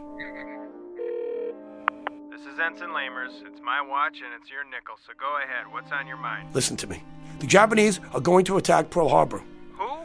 What are they gonna do? I said the Japanese... What have you been drinking? I'll tell you what. Take a nice shower and dive into a percolator. Good night. Hello? Hello? It's almost too late. What am I going to do? What am I going to do? Again, what time is it? 8 o'clock in the a.m. Already 8. Oh, that means it's December 7th.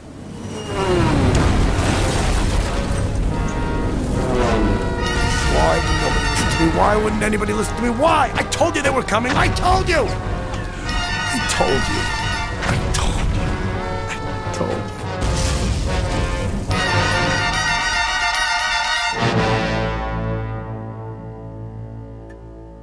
I stood there at the window for a long time, thinking about Mr. Jensen and his problem, his dream. I knew I had to wake him and send him on his way, at least for now. I could give him some sleeping pills, maybe a program of therapy, till I could talk to some doctors that I knew and ask if they had ever had a case like this one. Mr. Jensen? Mr. Jensen? It's getting late. I'm afraid I'm going to have to... Mr. Jensen? Mr. Jensen, where did you... Carol? Yes, Dr. Gillespie? What happened to the patient? The patient? Jensen.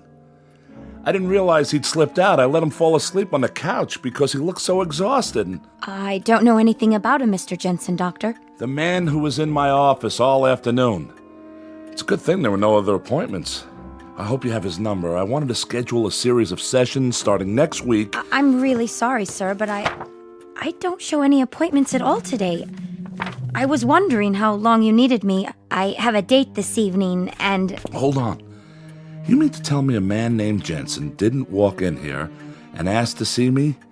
Big guy, shirt with flowers on it? Why, no, sir. I've been here the whole time. I thought you wanted me to stay and work on the files. All right, Carol, that will be all. You can go now. I'll lock up. Yes, sir. Good night, sir. Try this analogy, Mr. Jensen. Supposing I were to go back in time and I got hit, say, by a taxi. Now it figures that if I went back in time and got killed, I couldn't be alive today. Alive today.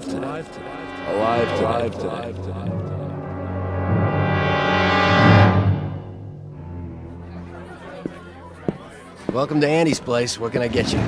Bourbon on the rocks, please. One bourbon coming up. Here you go. Need a light? No, thanks. I've got it. A lighter. Yes, I do. Right here. In my pocket. Cheers. Happy dreams. Same to you. What in the... Problem, mister? No, it's just that picture there. The one in the frame on the wall? Ah, yeah. Group of men in uniform. All except one in a flowered shirt. It looks familiar. Pete Jensen. He used to attend bar here a long time ago. You heard of him? Jensen? No. I don't remember that name. He looked familiar, that's all. Where is he now? Him? He's dead. He got killed before I was born at Pearl Harbor. More down here? Sure. 2 more of the same. Once upon a time, there was a psychiatrist named Arnold Gillespie and a patient whose name was Peter Jensen. You might want to make note of both names for the record, should you ever run across either one in a textbook. It is now Saturday, October 5th, at exactly 5:10 p.m. You might want to make note of that, too, if you're even remotely interested in a new theory about something we'll call, for want of a better term, the time element, at least as it is measured in the Twilight Zone. More from the Twilight Zone after this. You are about to enter another dimension, a dimension not only of sight and sound, but of mind, a journey into a wondrous land of imagination. Next stop, the Twilight Zone. Hi, this is Stacy Keach. I'd like to take a moment to tell you about our Twilight Zone website at twilightzoneradio.com. At twilightzoneradio.com, you'll find the latest information on these Twilight Zone radio dramas, including behind-the-scenes photographs, plus the newest product releases, trivia contests, ways to contact us, other Twilight Zone-related info and merchandise, plus links to other fascinating websites. So make your next stop twilightzoneradio.com. Visit twilightzoneradio.com to purchase these Twilight Zone radio dramas on cassette and CD, or call toll-free 1-866-989-ZONE. That's 1-866-989-9663. In just a moment, X-1, but first... Boy, that kind of music went out with a handlebar mustache, didn't it? But the kind of wonderful melodies you'll hear on NBC's Bandstand are guaranteed to remain popular throughout the years. This is Bert Parks, your Bandstand MC. I'd like to invite you to spend 2 full hours each weekday morning with America's top-name bands. Groups like Guy Lombardo, the Dorsey Brothers, and Ralph Flanagan. They'll entertain you in person. So listen Monday through Friday to NBC Bandstand. Now stay tuned for X-1 on NBC. After tonight's broadcast, X-1, the adult science fiction show, will not be heard until Wednesday, September 26th. It will be heard on Wednesdays thereafter. For the exact time, consult your local newspaper. And now, X-1. Countdown for blast off. X-5, 4, 3, 2, X-1, fire.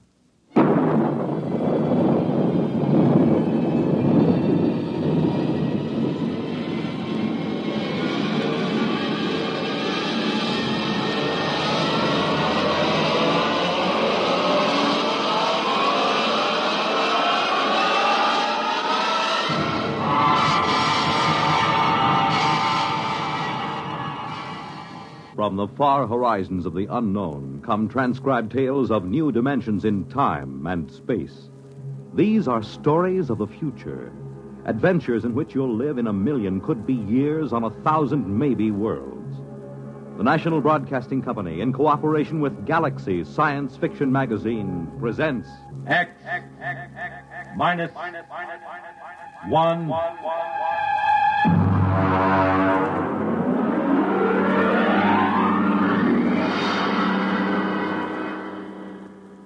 This week, the police chiefs of the country are meeting in Chicago for the 63rd Annual Conference of the International Association of Chiefs of Police. Tonight, X-1 is proud to salute them as we present The Lifeboat Mutiny by Robert Sheckley.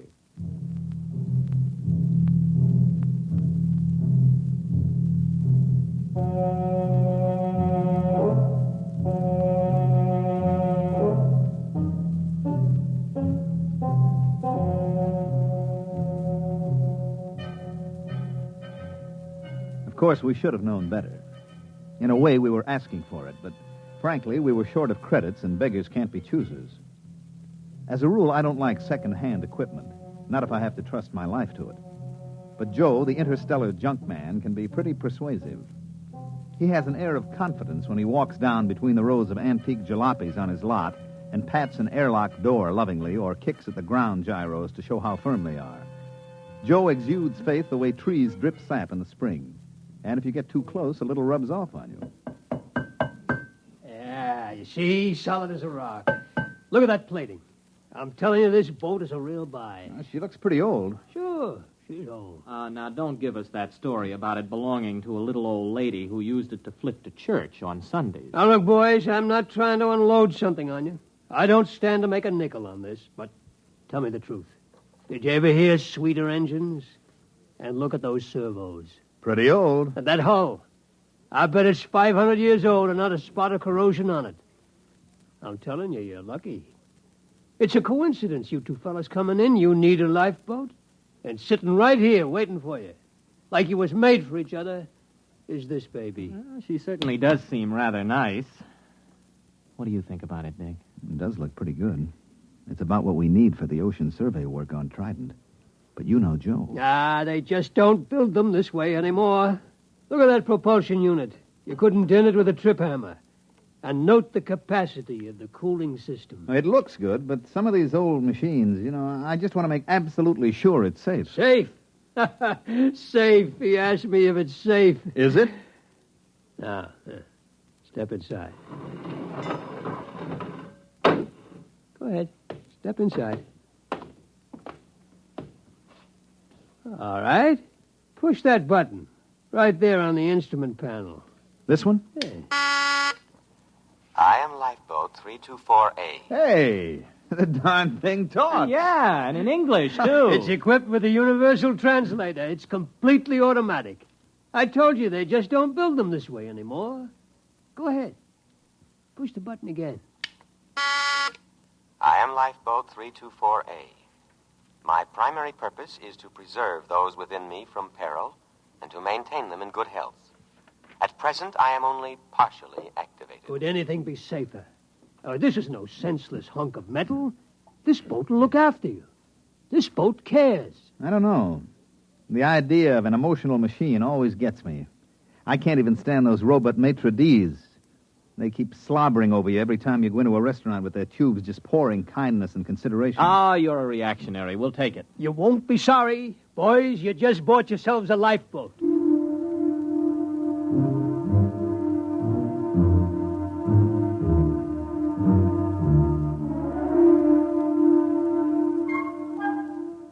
Joe delivered this assurance in the frank and open tones that had helped make him a millionaire several times over. It wasn't that he was dishonest. Far from it. All the flotsam he collected from anywhere in the universe worked. But ancient machines often had their own idea of how a job should be done. They tend to get peevish when forced into another routine.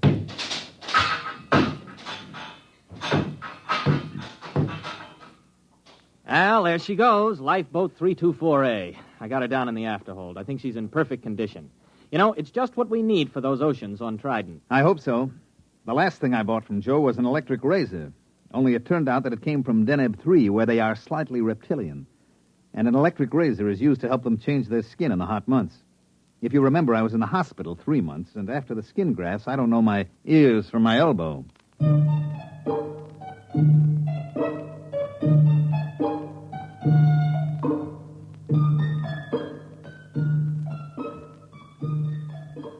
This job we were on was to survey the planet Trident for a real estate speculator who bought it for subdivision. Trident was about the size of Mars, but with a far better climate.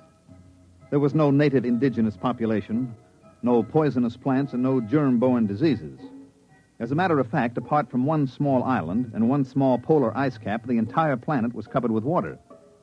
There was no real shortage of land. You could wade across some of Trident's several seas.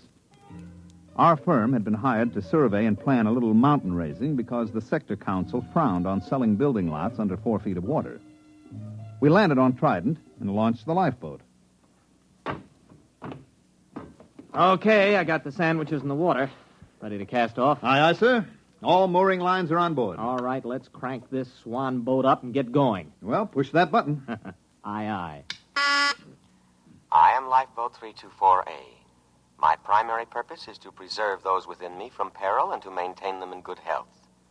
At present, I am only partially activated. For full activity, press button 2. Now, there it is, right next to the first one.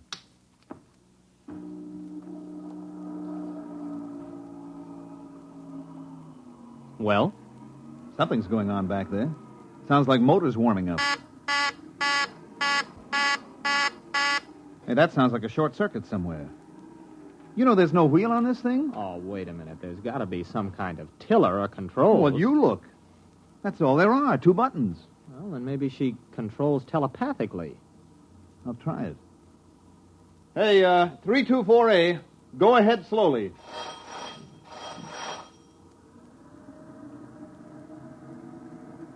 Ah, there she goes. That's it. Starboard a little. Wait a minute. I still don't like the sound of that. I bet there's a short somewhere. I'm going down to look for it with a circuit tester. Don't louse anything up. I like a boat that works this way. Gives me a sense of power. Hey, 324A, full speed ahead.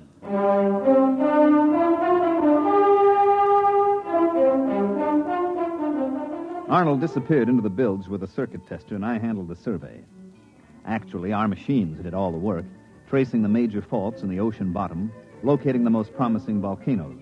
And when the survey was complete, the next stage would be turned over to the subcontractor. He would wire the volcanoes, seed the faults, and touch the whole thing off. After that, there'd be enough dry land on Trident for anybody. Well, by mid-afternoon, I figured we could knock off for a while. We ate our sandwiches, took a drink of water from the canteen, and then had ourselves a swim in Trident's clear, green water.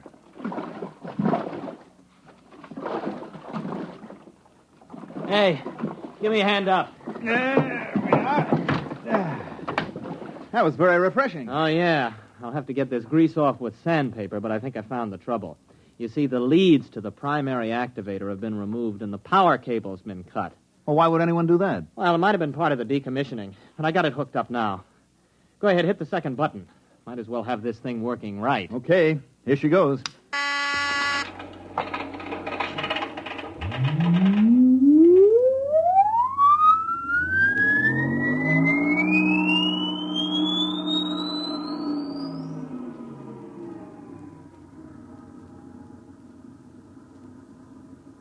I am Lifeboat 324A. I am now fully activated and able to protect my occupants from danger. Have faith in me. My action response tapes, both psychological and physical, have been prepared by the best scientific minds in all Drome. Ah, that's more like it, huh? Gives you a feeling of confidence, doesn't it? I suppose so. But where is Drome? Gentlemen, try to think of me not as an unfeeling mechanism, but as your friend and comrade in arms. I understand how you feel. You have seen your ship go down, cruelly riddled by the implacable Hagen. What ship? What's it talking about? You have crawled aboard me, dazed, gasping from the poisonous fumes of water, half dead. Oh, no, wait a minute. You mean that swim we took? You got it all wrong. We were just surveying. Half dead, shocked, wounded, morale low. You were a little frightened, perhaps, and well, you might be. Separated from the Drome fleet and adrift upon an alien planet. A little fear is nothing to be ashamed of, gentlemen. But this is war, and war is a cruel business, and we have no alternative but to drive the barbaric Hagen across space. There must be a reasonable explanation for all this. Probably an old television script got mixed up in its response bank. We better give it a complete overhaul. We can't listen to that stuff all day. Well, we're about a quarter of a mile from the island. I'll tell you what. I'll take it down and clean the goo out of the contacts when we get there. Hey, what's going on? We're stopping. Hey, lifeboat. Quiet, calm, trust in me. I am scanning the island. What's he talking about, scanning the... Better humor it. Lifeboat, that island's okay. We checked it personally. Perhaps you did, but in modern lightning-quick warfare, Drome senses cannot be trusted. They are too limited, too prone to interpret what they wish. Electronic senses, on the other hand, are emotionless, eternally vigilant, and infallible within their limits. But there isn't anything there. I perceive a foreign spaceship on the island. Oh, that's our ship. It has no Drome markings. Well, it hasn't any enemy markings either. I painted it myself. In war, we must assume that what is not ours is the enemy's. Oh. I understand your desire to set foot on land again, but I take into account factors that a Drome motivated by his emotions would overlook. Consider the apparent emptiness of the strategic bit of land, the unmarked spaceship put temptingly out for bait, the fact that our fleet is no longer in this vicinity. All right, that's enough. Now, I'm tired of arguing with you. Go directly to that island. That's an order. I cannot obey that order. You are unbalanced from your harrowing escape from death. All right. Enough of this nonsense. I'm just going to take that cutoff switch and... Come to your senses, gentlemen. Only the decommissioning officer is empowered to turn me off. For your own safety, I must warn you not to touch any of my controls. You are mentally unbalanced. Later, when our position is safer, I will administer to you. Now, my full energies must be devoted towards detection and escape from the enemy.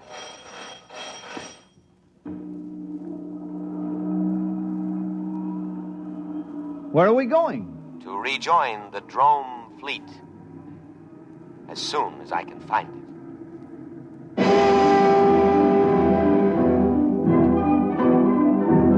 We sailed over the empty seas of Trident for the rest of the afternoon and far into the night. At about midnight, we sat in the cabin sharing our last sandwich. The lifeboat was still rushing madly over the waves, its every electronic sense alert, searching for a fleet that had existed 500 years ago upon an entirely different planet.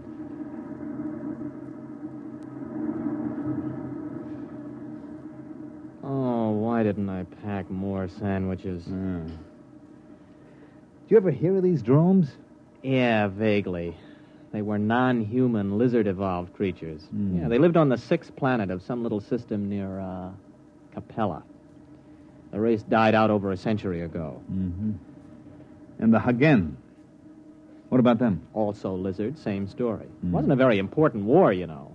All the combatants are gone except this lifeboat, apparently. And us. We've been drafted as drone soldiery. Do you think we can reason with this tub? Oh, no, I don't see how. As far as this boat is concerned, the war is still on. It can only interpret data in terms of that premise. It's probably listening in on us now. No, I don't think so. See, it's not really a mind reader. Its perception senses are geared only to thoughts aimed specifically at it. Yes, sirree. They just don't build them this way anymore. Oh, I wish I could get my hands on Joe. Well, you know, it's actually a very interesting situation. The machine is acting very logically upon no longer existent conditions. Therefore, you could say that the machine is the victim of a systematized delusion. You mean the lifeboat is just plain insane? Well, I believe paranoia would be the proper designation. But it'll end pretty soon. Why? It's obvious. The boat's prime objective is to keep us alive. Our sandwiches are gone, and the only other food is on the island. I figure it'll have to take a chance and go back. Gentlemen, at present I am unable to locate the Drome fleet. Therefore, I am turning back to scan the island again. Fortunately, there are no enemies in this immediate area, so I can devote myself to your care. Oh, you see, it's about time you got around to us. We're hungry. Feed us. Of course. Immediately.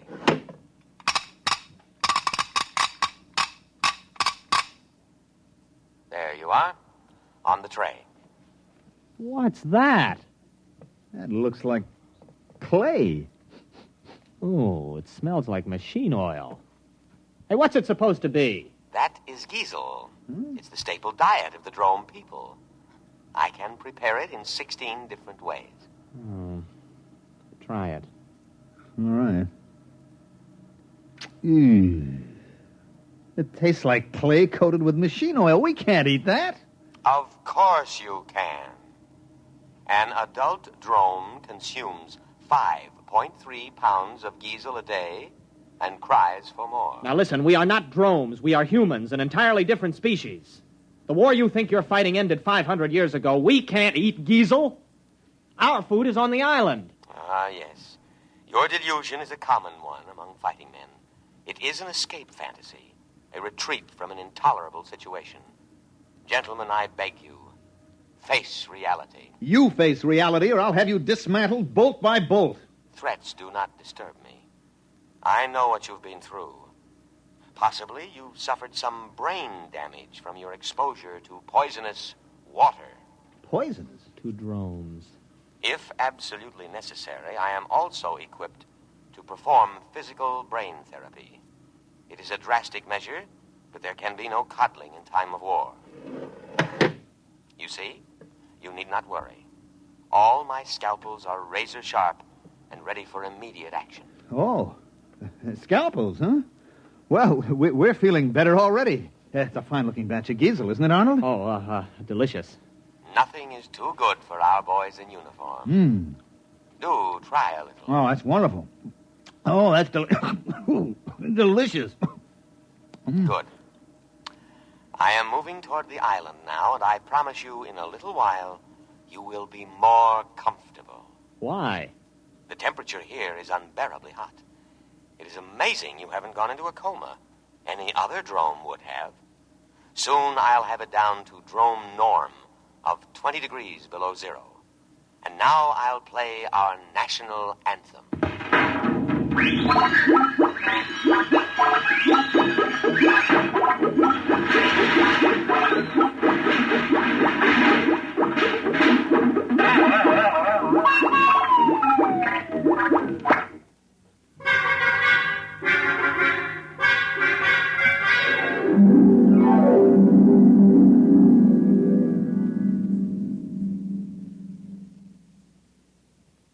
Arnold?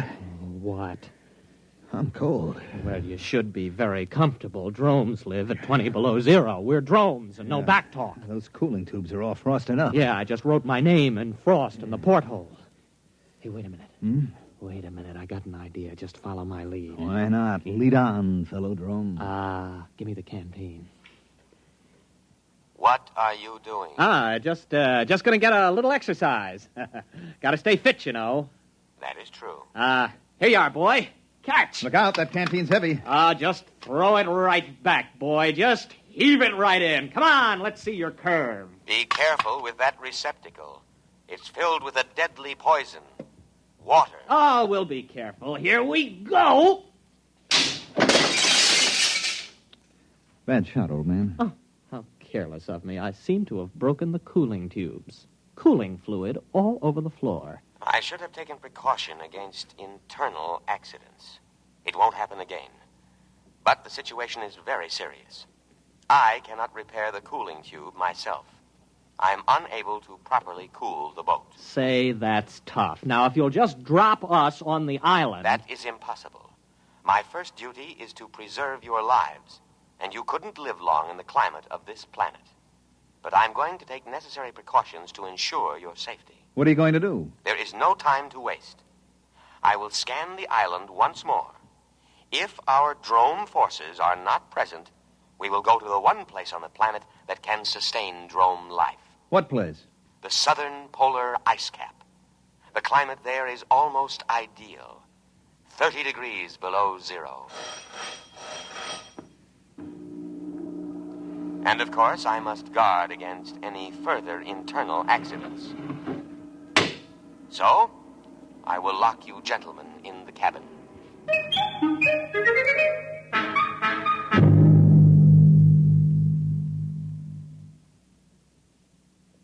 Think. I am thinking. Nothing's coming out. Well, we've got to get off when he reaches the island. It'll be our last chance. Now, look. We know his internal scanning isn't very good. When we reach the island, maybe we could cut his power cable. Oh, you couldn't get within 5 feet of it. He's got an electric charge on all the controls. I am now scanning the island. Place looks fine today. Oh, sure does. I'll bet our forces are dug in underground. They are not. I scanned to a depth of 100 feet. Well, under the circumstances, I think we should examine it a little more carefully. It is deserted. I cannot let you endanger your lives by going ashore. Drome needs her soldiers, especially sturdy, heat-resistant types like you. We like this climate. Spoken like a patriot. I know you must be suffering, but now I am going to the South Pole to give you veterans the rest you deserve. Wait a minute. You don't understand. We're operating under special orders. We weren't supposed to disclose them to any vessel below the rank of super dreadnought. We're a suicide squad. Yes, that's right. Especially trained for hot climate war. Our orders are to land and secure that island for the drome forces. I didn't know that. You weren't supposed to. After all, you're only a lifeboat. Land us at once. I couldn't guess, you know. All right. We'll head for the island. Our Arnold. It's going to work. Why not, as long as we tell him the truth? The beach is only 50 yards away.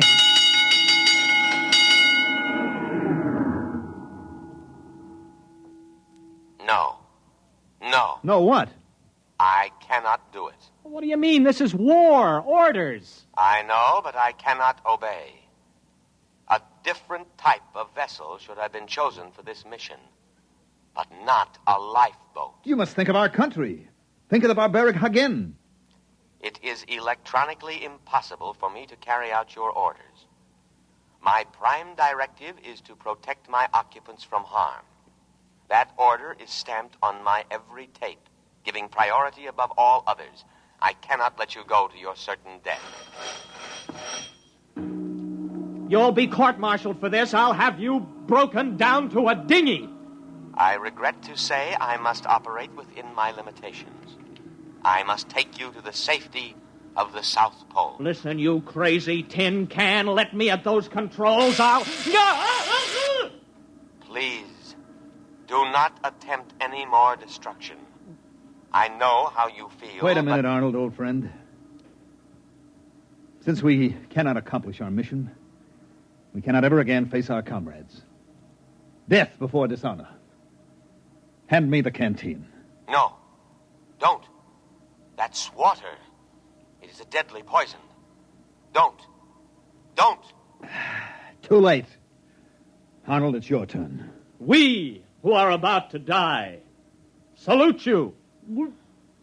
We die for glorious Drome.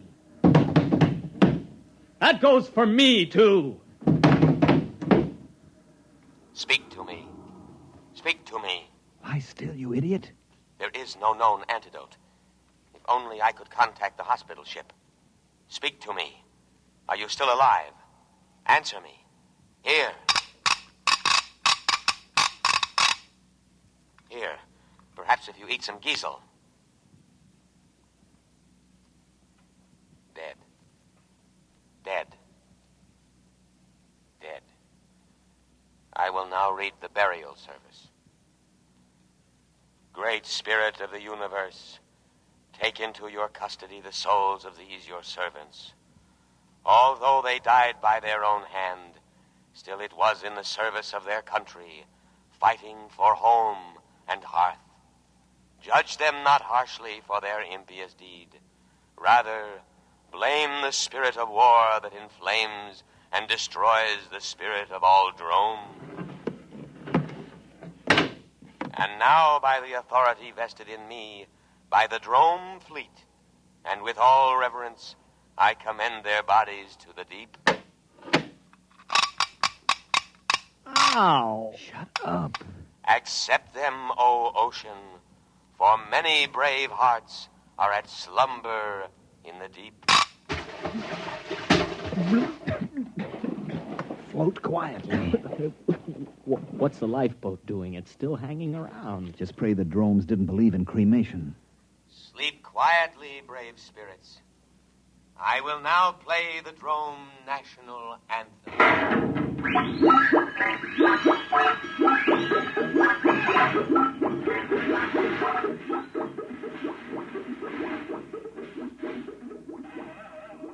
Well, there she goes. Where? To the South Pole. To wait for the Drome fleet.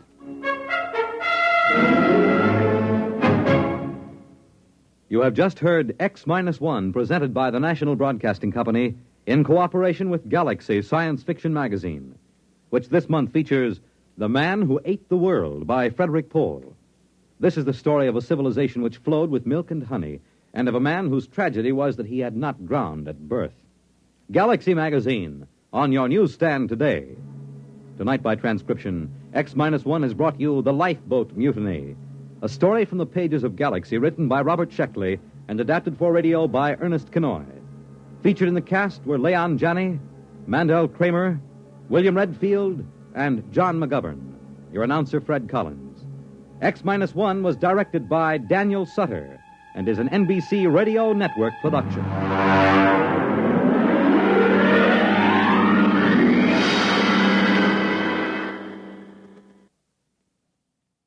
A special announcement to the audience of X-1, the adult science fiction show.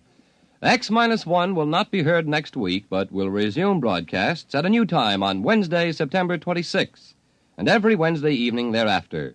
For the exact time of the broadcast in your locality, remember to consult your local newspaper. The music of Tommy Tucker, live on Bandstand, weekday mornings on NBC Radio.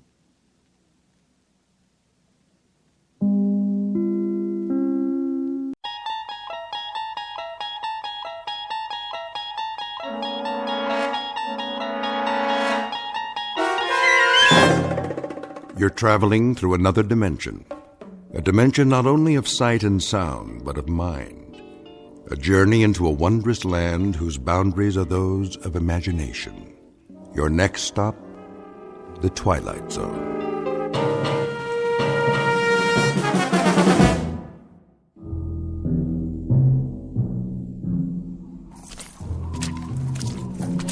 Hey, Perry. Yeah, over here. Find anything? I'm not sure. All right, we better get back to the car. I can't see where I'm going. Whoa! Careful. Jeez. Why'd we get sent out here on a night like this? First snowfall of the season? Watch your step or you'll end up with mud all over that nice, clean uniform. I could sure go for some coffee right now. Well, there's a diner over on the road by the edge of the woods. Is it still open? Let's find out as soon as we call in. So, what did you see out there? Hard to say. Tops of some trees have been knocked off. Sure looks like something hit the pond, all right. Something like what? Maybe a plane. Yeah, no flights in the area. I checked. No, could have been a private aircraft. Possible, I guess. Easy to get off course in this weather. Well, we're not going to find it with the water freezing over. Whatever it is, it's going to stay under that ice till next spring. You think it could have been a meteor? Maybe. Well, we better call in a report. Tell them there's nothing here. Lady who saw it wants to alert the National Guard. That's all we need. This is 1183A. 1183A reporting in. Headquarters, go ahead. We're checking out a report on a UFO supposed to have gone down in the area of Hook's Landing. A what? Unidentified flying object. You serious? Don't kill the messenger. Just doing our job. Okay, did you find it? Well, it appears something did clip off some trees and came down, but whatever it was, she's under the ice in Tracy's Pond now, and we can't see a thing. Hold on a minute. See anything else? Nothing but a sea of snow. But there's something. This is Paget again. We can't get a look around till morning. We're going to head back in and then, Hey, Bill! Yeah? Looks like some footprints over here. What kind? It's hard to say. Maybe an animal? Maybe? They lead up out of the pond. What's going on out there? There appears to be some evidence that, Say again? Those have got to be fresh prints with all the new snow. So if something did crash land, I'd say at least one person got out alive. They made it up to the woods and over to the highway. Right. Just swam up out of the ice and then started walking. What are you talking about? We'll have to call you back. Come on, is this a gag? You guys are at the donut shop, right? We may have a situation up here. What kind? I don't know yet. We'll report back in a little bit. All right, Paget. Listen, there's talk about a bridge going out. Enough ice jammed against it to cool the Congo, so as soon as you can, better make sure it's posted and blocked off. Otherwise, you'll really have a situation. Got it. Roger and out. My flashlight's going out. Yeah, it's the cold. Mine's still good. Let's have a look at those prints. See? They came out over here. What did? Well, whatever survived. Something left that pond. Came out here and went that way across the highway. Toward the diner. Makes sense. Cup of hot coffee to take the chill off. Looks like a bus parked in front. Don't suppose it came out of the pond, too, do you? These aren't wheel tracks. They're footprints. All right, then. Let's follow them and make sure that's where they lead. Say they do. Then what? Then I guess we go inside and check everybody's green card. And if we don't find any little aliens with 3 eyes, we call it a night. That okay with you? Let's do it.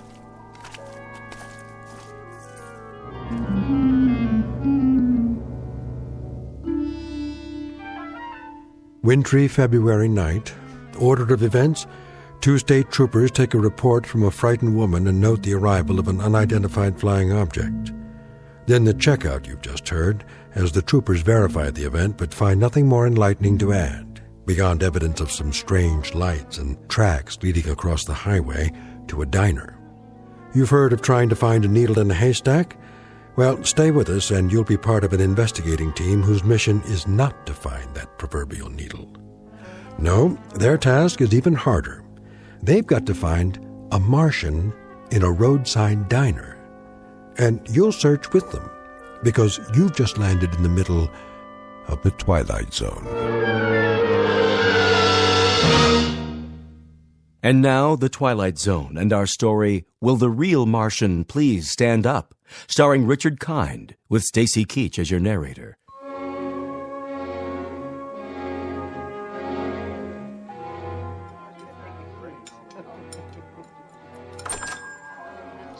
Hello, officers. Evening. Come on in. Coffee? You read our minds. 2 coffees coming up. You guys sheriffs? State troopers. Any trouble out there tonight? Whose bus is that in front? Mine, officer. What's the problem? Bridge up ahead. It's been declared impassable. Oh, no kidding. The county engineer just put out a warning. Ice flow stacked up against it.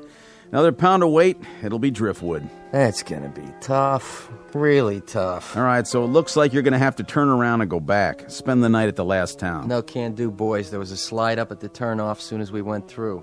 Blocked the whole road. Looks like you're kind of marooned. Oh, no. I can't believe this. What are we gonna do? We can't just wait here. Till morning, anyway. Till morning? No, that's quite impossible. No, I've got to be in Boston at 9 a.m. Then you better start walking, mister. That bus is going to stay parked out there till they fix the bridge. Either that, or hope they drop you some snowshoes. I tell you, it's out of the question. I absolutely must be in Boston. I'll pay extra.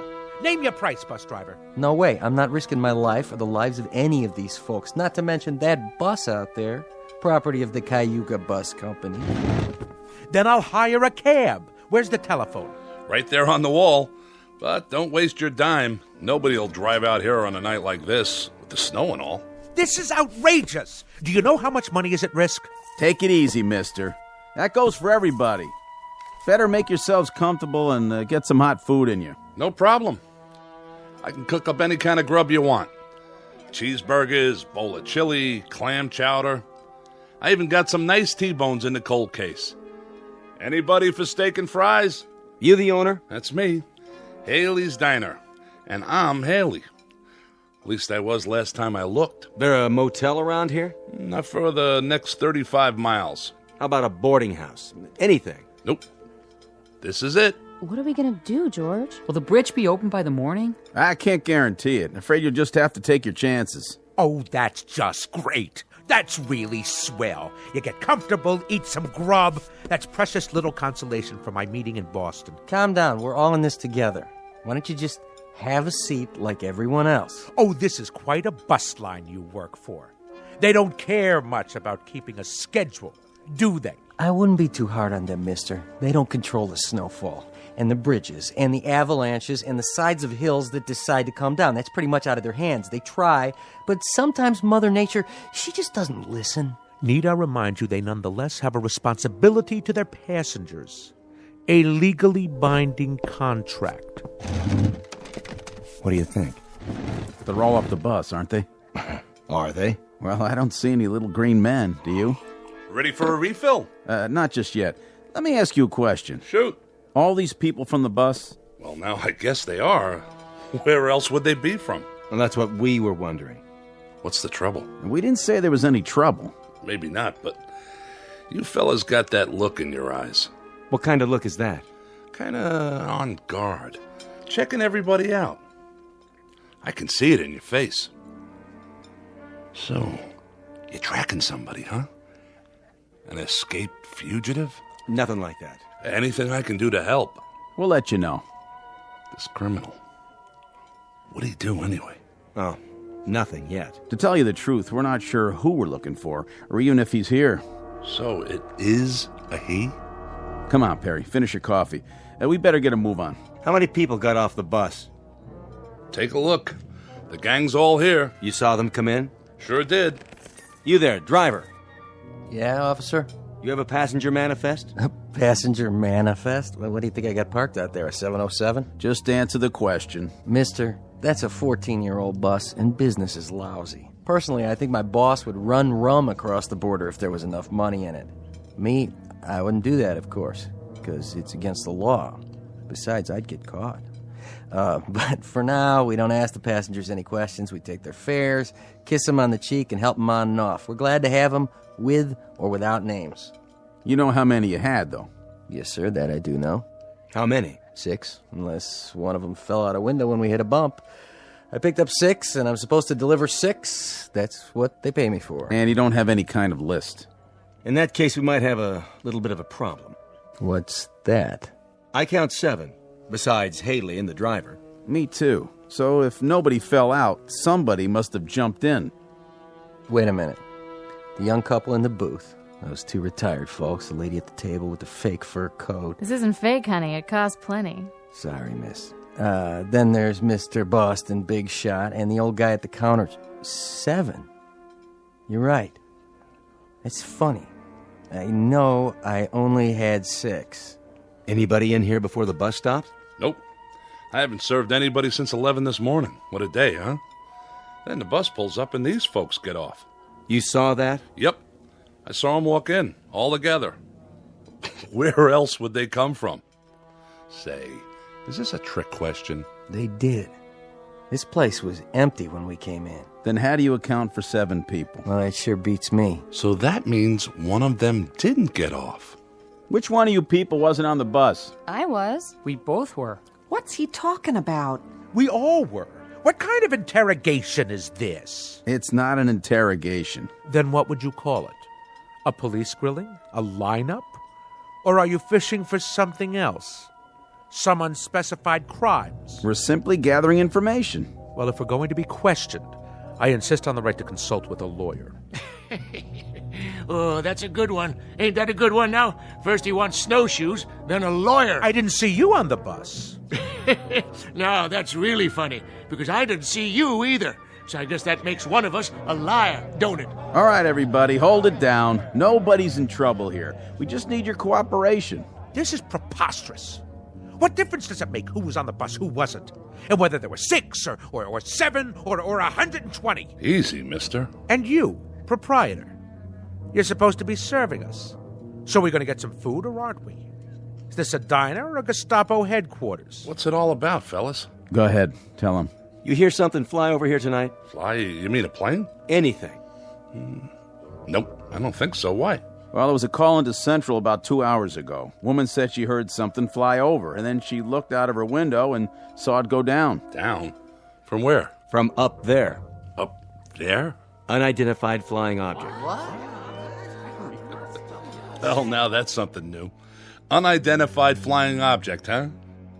Nothing come down from up there except snow, snow, and more snow. That's all I've seen for the past 14 hours. Where'd she say it came down? Close to here. A UFO? Oh, that's a good one. Something did land in Tracy's pond. How do you know that? It left a lot of broken branches before it hit. And what? We found tracks leading away from the water, or rather the ice. Tracks leading where? To here. Let me get this straight. You mean somebody landed or crashed or whatever they did in Tracy's pond and then came here right into my diner? Oh, that's crazy. Nothing came in here since this morning. Nothing except... Except me and my busload. My 6 fares. I only had 6. But there's 7 in this room. That means one of these people. I don't like this. How do we even know you're state troopers? Easy, honey. They got uniforms. See their badges? I don't like this one bit.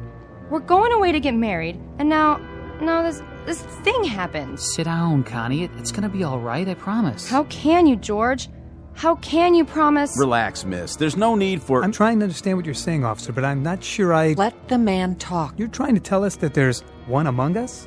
We don't know which one, mind you, who landed in some kind of flying saucer and then joined us, infiltrated the group, and then slipped into the diner right alongside us? Do I understand you correctly? Came in here with us, but that's not possible. We would have seen him. Not necessarily.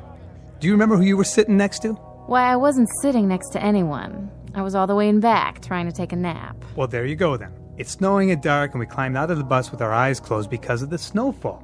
Anyone could have come in with us, and we wouldn't have noticed. But you were all together on the bus. Some of you must have noticed who the other passengers were.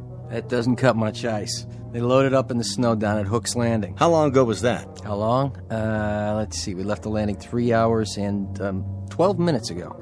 And to tell you the truth, I don't remember who got on. All I know is there was an even half dozen. Just like a real science fiction story. That's what she is. Like a regular Ray Bradbury. 6 humans and 1 monster, all the way from outer space. Wonder if it came from Mars or from Venus. Oh, why don't you keep quiet? What about you, fella? You wouldn't happen to have an eye in the back of your head, would you? I find you insufferable, sir.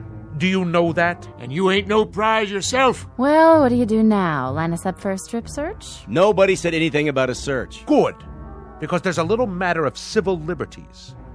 Without reasonable cause, you have no right to ask anything beyond identification. And more than that, you're skating on thin ice, legally speaking. Very thin ice indeed, sir. Well, go ahead. I'm a dancer. I don't have a whole lot to hide.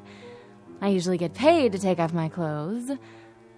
But if that's what you want... Look, lady, this isn't exactly par for our course either. We go off on an awful lot of nutty assignments, but this one... Then let me make it easy for you. I work a lot of clubs, and I know how to spot people. Go ahead. You pair off the couples. Since it's just one person who doesn't belong here, that eliminates the couples. Sounds logical. Whew, I guess that means we're in the clear. Cross us off. We're 2 of the humans. And us too. Yes, George. My wife and I were exonerated. Connie? Connie, what's the matter? Nothing. Yes, there is. What are you looking at me like that for?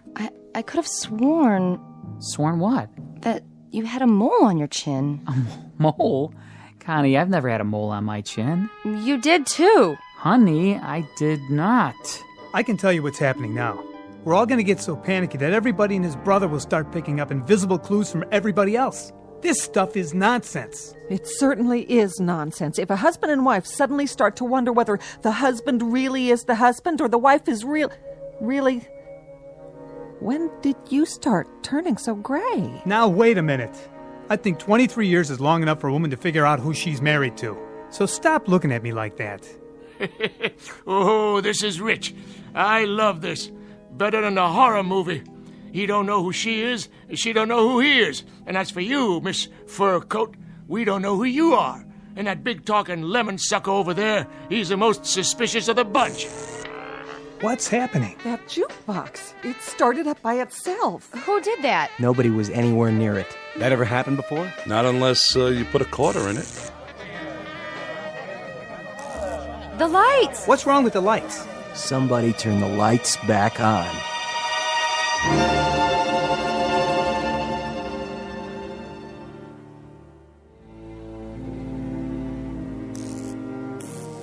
There's your lights again. Just gotta be patient is all. This happened a lot, does it? Not till now. Must have been the storm. Could have tripped a circuit breaker, I guess. Or a power outage, a line down somewhere. Only what? Why did it last a couple of seconds and then come back on? Unless... What are you thinking? Unless someone caused it to happen. Where's your circuit box? In back. You want my flashlight? Everybody stay where you are. Leave your gun in your holster, Perry. I'm going to get to the bottom of this. We'll question each one of you one at a time. Now see here. One at a time. Stay seated, everybody. You got a back door to this place? Sure do. How does it lock? Night latch and key, why? Where's the key? Right here on my belt. Go back there and lock it. It's always locked. But if that certain somebody is really from outer space, they'll just go through the wall anyway, won't they? Check 'em for wings. Check 'em all for wings. Look under their coats. Might as well start with you, Grandpa. You got identification? I left it down there by the pond in my spaceship. Who won the National League pennant last year? What is this anyway? Some practical joke? If so, well, you've prolonged it beyond the point of human endurance. Yeah, human. Just answer the question. I understand, I get it, so keep your britches on. Pittsburgh Pirates won it, officer. And then they took 4 out of 7 from the Yankees. That's right. Sharp boys, those two. Real sharp. Didn't figure a Martian would know anything about the great American pastime, did you? You got identification, miss? No, I don't. As a matter of fact, I left my wallet. I left my wallet with my suitcase. And where's that? On the bus? I didn't give her a baggage check. I would have remembered. That means it was a carry-on. Was it? No. See there? You better strip search her pronto. It was shipped on ahead. What's your name, miss? Ethel McConnell. I'm a professional dancer. With how many legs? How many you got under that coat? I'm gonna belt you, Grandpa. She was on the bus. How do you know? Yeah, she's the only one I noticed. Thank you. But who noticed him? How do we know you're the same fellow who was driving the bus? There ain't nobody who's been exonerated yet, that's for sure. Look, let's cut this farce right now. That's what we're trying to do. Well, then let each one of us show our identification and put an end to it for good and all. This whole thing is getting out of hand. Then how do you explain the extra person in here? Very simply. The driver is mistaken. 7 people got on the bus, and he thought there were only 6. Is that possible? Not a chance in the world. I counted 6 heads before we took off, like always. There were 6 passengers. And what's your name? Olmsted. That's O-L-M. Hey! Who's doing that? Never happened before, I swear. Oh, I can't stand this. Connie, please, sit down. I mean it. I can't. Getting upset isn't going to help matters. What if it were invisible? Sit down, please. What if there were something in here from that pond? Oh, Connie. What if there were, but we couldn't see it? I said, sit down. Hey, I'll see to her, officer. Honey, calm down. Why is he taking his gun out? Easy, Perry. I think it's time for a look around. All right, folks. We may have a good laugh about all this in the morning, but for the time being, do the smart thing. Everybody just stay where you are. My partner's going to check the grounds. And please, nobody do anything foolish, like trying to leave. I'll be right outside the door.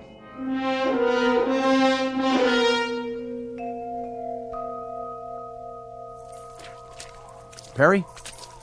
Here's your flashlight. Back door's locked up tight, like he said, and there's no tracks back there. Whatever it was, it came in the front door, just like everybody else. This isn't going to work. What do you mean? We can't hold them here. We're not holding them. They can't go anywhere in this weather. Meanwhile, we're going to find out what happened. What if nothing happened? What if they're telling the truth? Look, add it up. 6 + 1 is 7. Is that nothing? Somebody could have remembered wrong. What about the tracks? You can't even see them anymore. But we did see them. We both did. Isn't that right? That's right. The question is, what should we do about it? We could have a group of innocent people in there. Well, if we do, we'll find that out, too. Hey, give me your flashlight again. What's the matter? What's that?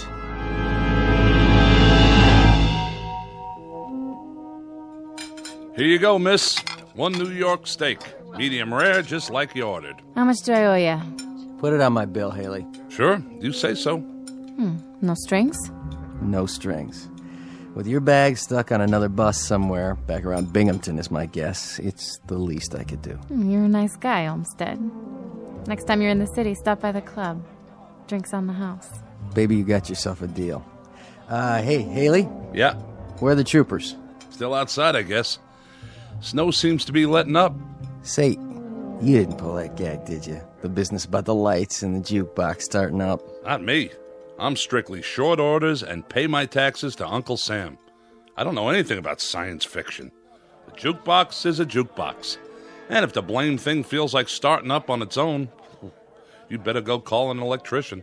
Don't have to do that. Just take me to your leader.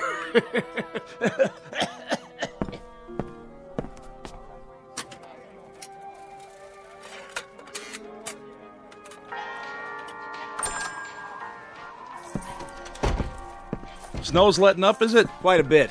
You can see the bridge now. And? Well, she seems to be holding up pretty well. I know that bridge. And what's more, I don't trust it. Well, then thank goodness it's not your judgment we have to concern ourselves with.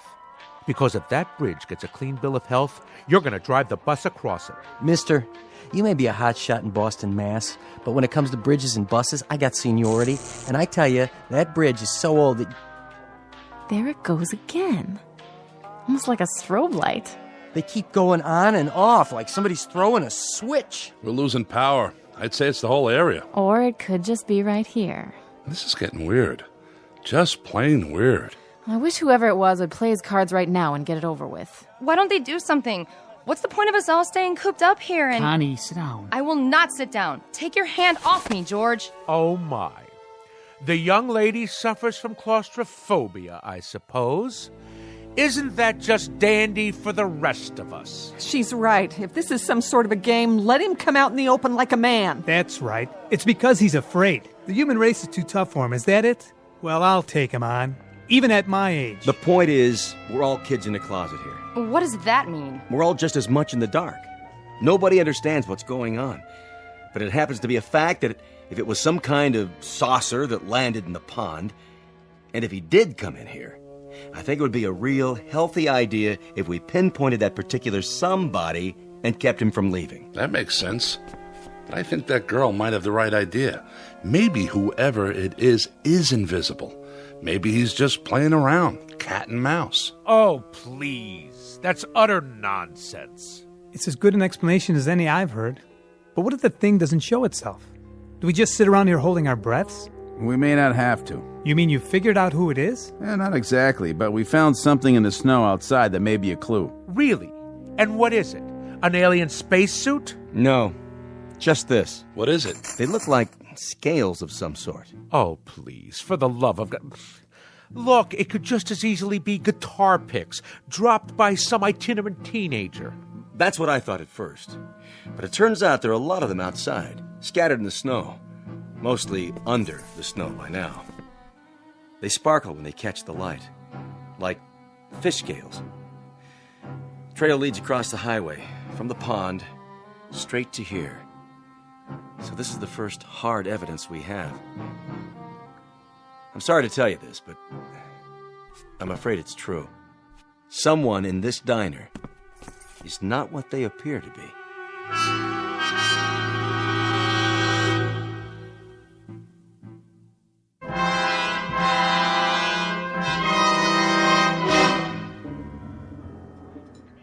By golly, I knew it. It's the creature from the Black Lagoon. Flew down here from some water world, and now he shed his skin like a snake. Better look under everybody's coat, boys. Pretty soon he'll be swallowing folks whole. What about you? I don't see you eating any food. I had me some fries and a Coke. Can't eat meat. Too greasy. Hey, my food's not greasy. Of course, it is ground up cow. Now, if you ask me... Nobody asked you, and nobody will. Why don't you leave the old man alone? And who invited you to speak your piece? Oh, I didn't realize we were waiting for invitations. I've seen your type, fella. You got a thing about bossing everyone around. Those scale things, they couldn't be from Mars. No water up there. Has to be Venus. Now, Martians, they hide in the sand till something comes by and zap, get them with their tongues, like one of them lizards out in the desert. Or is it the other way around? Look, it's bad enough having to sit here without listening to all this petty arguing. I told you it would come to this, and I was right. Come off that high horse of yours. Everybody sit down, now. We're not playing around here. What was that? The sugar bowls. They all cracked, just like they exploded. Well, now I gotta go and buy new ones. You all right, Miss McConnell? I think so. Now, who'd be calling here this time of night? I told headquarters where we were. I'll take it. Be my guest. Yeah. Yes, sir. It's Perry here. What's that? Mm-hmm. It's definite? Yes, sir. That's fine. Right. Thank you. Well? The bridge is okay. Well, it's about time. Are you sure? County engineers just checked it out. The load of snow just broke away, and, well, with no more snowfall, they say it's safe. Shall we go? Well, if that was a county, I reckon it's okay. I'm gonna take it real slow, though. What about it? We can't hold them. You're making a big mistake, officer. A big mistake. You're letting a monster out. Well, that might be, Pop. That may well be. But I can't hold people on suspicion of being not human. You can move them out anytime. Okay, folks, let's go. You're sure about the bridge, officer? I never liked that sucker. She swings in the wind, and she's not a suspension. Yeah, you can follow us. We'll take the car across first, just to be sure. You can pay your checks over here, ladies and gentlemen. It's been a real pleasure serving you. Safe trip and Godspeed. You all come back and see us real soon now. Except for one of you, that is.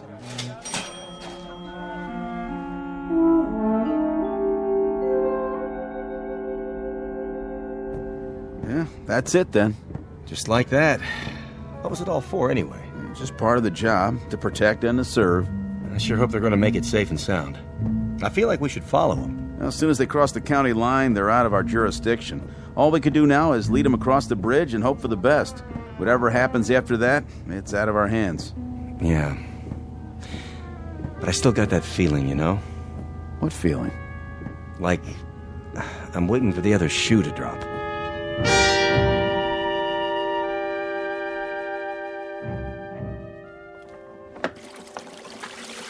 No tips. Not a one.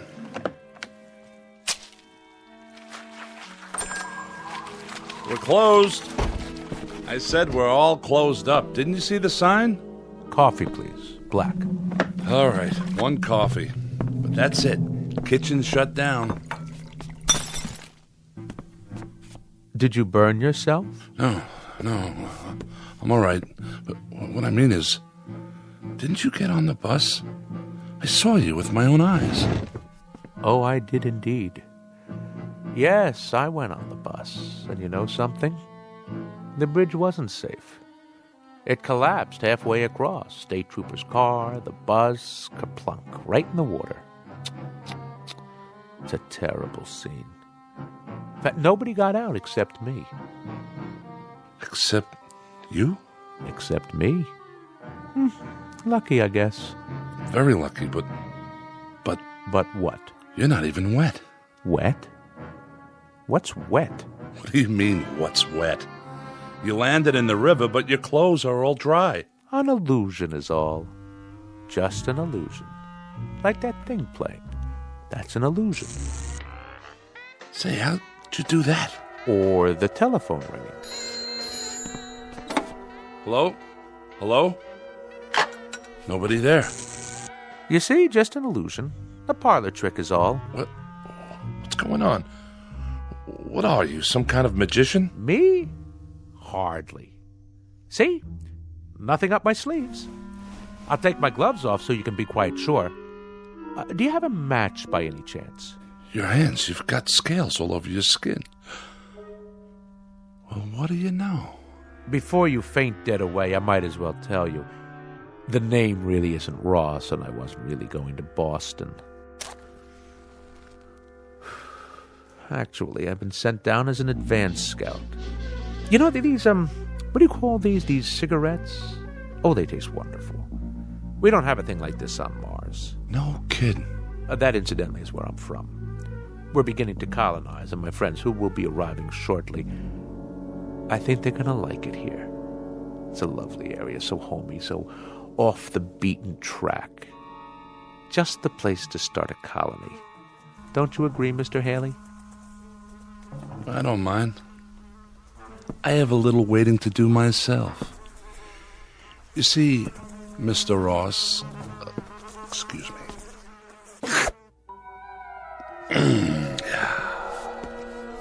How did you do that? With your tongue? Most remarkable. Must have been 18 inches long. Just a tasty little trick I learned back home. It makes it unnecessary for me to eat the local fauna, which is, let's face it, pretty disgusting.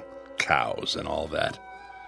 Anyway, the name isn't Haley, and I agree that this is an exceptional place to colonize. We folks from Venus had the same idea, only we got it several years ago. I think I ought to tell you now that your friends aren't coming. They've been intercepted. There is a colony arriving, but it's from Venus. If you're still alive when they get here, you'll see how much they differ. What do you mean by that? If I'm still alive? Not much silicon-based protein here, and I've always heard about Martians. An intergalactic treat. Supposed to be a real delicacy. Don't look at me like that. You stay away now. I'm just going over to the jukebox. For the time being. I agree about what they call music. It helps to pass the time. Why don't you play some while we wait? All right. If you insist.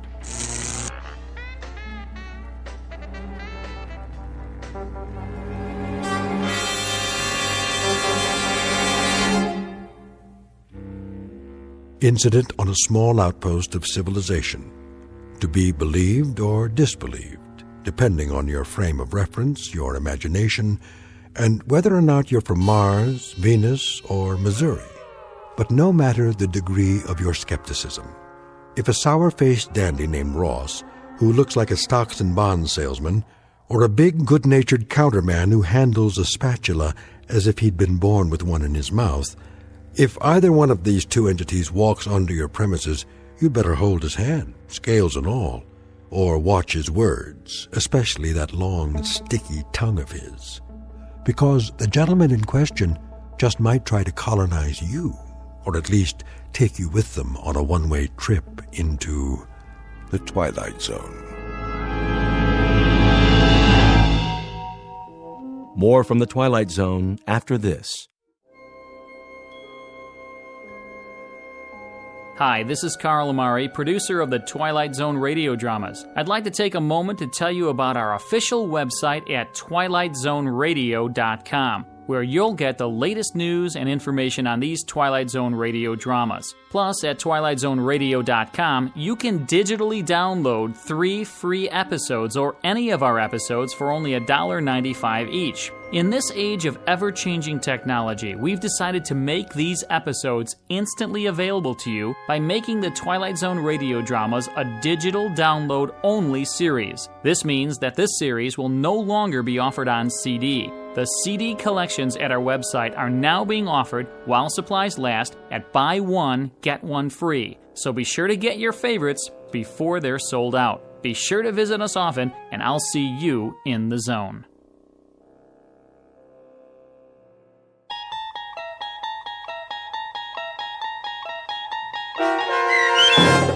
Will the Real Martian Please Stand Up, starring Richard Kind, with Stacy Keach as your narrator, was adapted for radio by Chaz Holloway and Dennis Etchison, and based on a script by Rod Serling.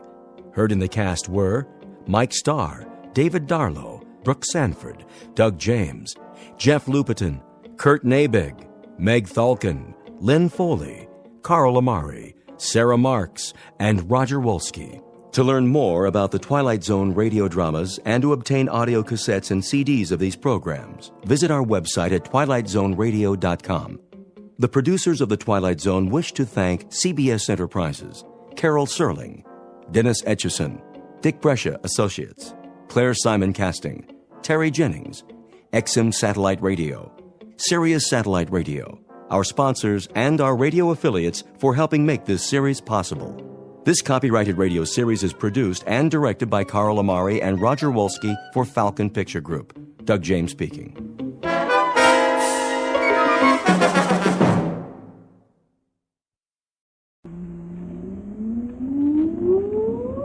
Countdown for blast off. X-5, 4, 3, 2, X-1, fire.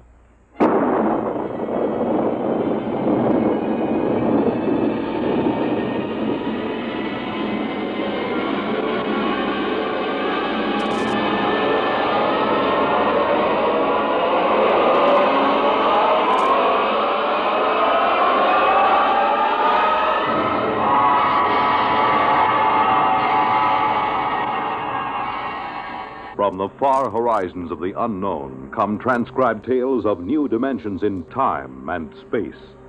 These are stories of the future, adventures in which you'll live in 1,000,000 could-be years on 1,000 maybe worlds. The National Broadcasting Company, in cooperation with Galaxy Science Fiction Magazine, presents X minus 1.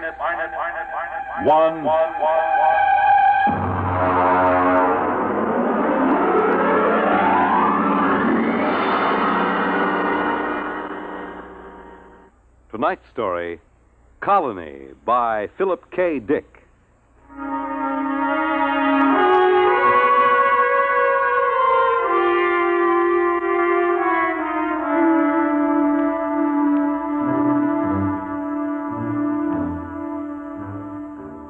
The existence of Planet Blue, the fourth in orbit around a G-type sun somewhere in the Aldebaran sector, was predicted by spectroscopic analysis and spatio-mathematic equations some 50 years before an exploring mission was dispatched to it.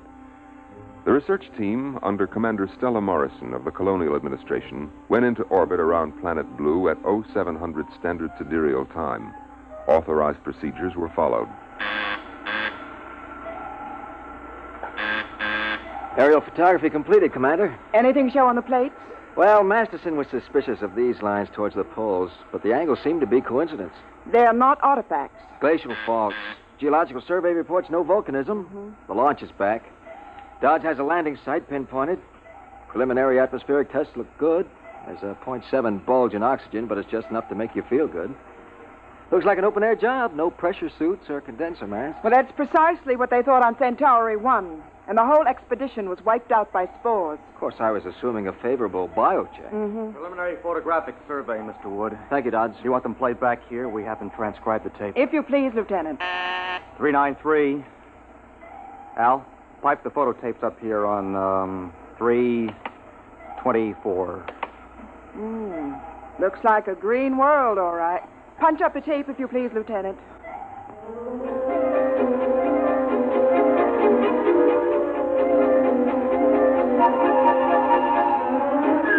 All orbital checks proved positive.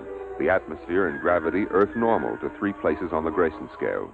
And the exploratory research ship lowered itself by the Meyerson-Lay atmospheric skip method, came into a stall tail landing just before sunset on a day marked in the logs as planetfall 0. The hatches remained sealed as a 2-mile perimeter was scanned by direct instrumentation. Major Lawrence Hall of Biosurvey reported EEG sweeps to the bridge. Of course, it isn't conclusive. We've run into life forms that didn't broadcast a brainwave at all. The Grylodon lizard on Ganymede. Skull acted as an effective shielding due to a heavy lead constituent in the body chemistry. Major Hall, I am not interested in a lecture on extraterrestrial zoology. Is there or is there not life within the range of your instruments? Well, I'm sorry, Stella. The readings show no electrical brain activity whatsoever, and that covers life down to the level of invertebrates. There may be a few worms turning out there, and unless they're thinking awfully hard about something, we wouldn't pick them up. Well, thank you. I want preliminary drones out for sampling. How long do you think that will take? Well, a thorough job, take about 2 weeks. I have a schedule, Major. How long till you can give me a protective Schedule C clearance? 2 days. And I ought to check airborne spores and microorganisms. Carry on, Major. All right, Stella. I'll let you know if I turn up any, special diseases on Planet Blue.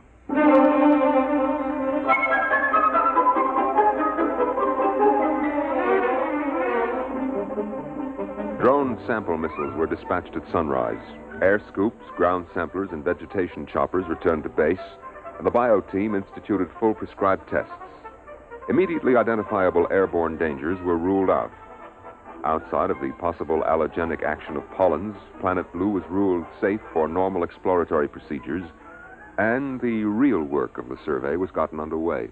Here's the morning report, Commander. 4 in sick bay, 3 ordered to light duty. What happened? Well, last night was liquor ration. Oh. Survey teams out in the field. Bio crew under Major Hall. Agronomy, ecological, geological, and deep map teams out. Any reports back? Deep map seems to think there's petroleum over to the north, and agronomy reports if you dropped a seed in this soil, you'd have to jump back to keep from being knocked over by the plant. Sounds pretty good. Commander, Blue is about as likely a spot for colonization as has been turned up since Harvey's planted in 27. Well, they'll be glad to hear that in Central. How long do you think until we can send back a clearance? I've checked with department chiefs. They all estimate about 2 or 3 days more until they're satisfied. All except Bio. Why is Major Hall dragging his feet? I don't know. Well, find out. And in the meantime, I'm going to call a staff meeting. Every day we can save on our report is important. If Blue is suitable for colonization, I don't want to waste a minute.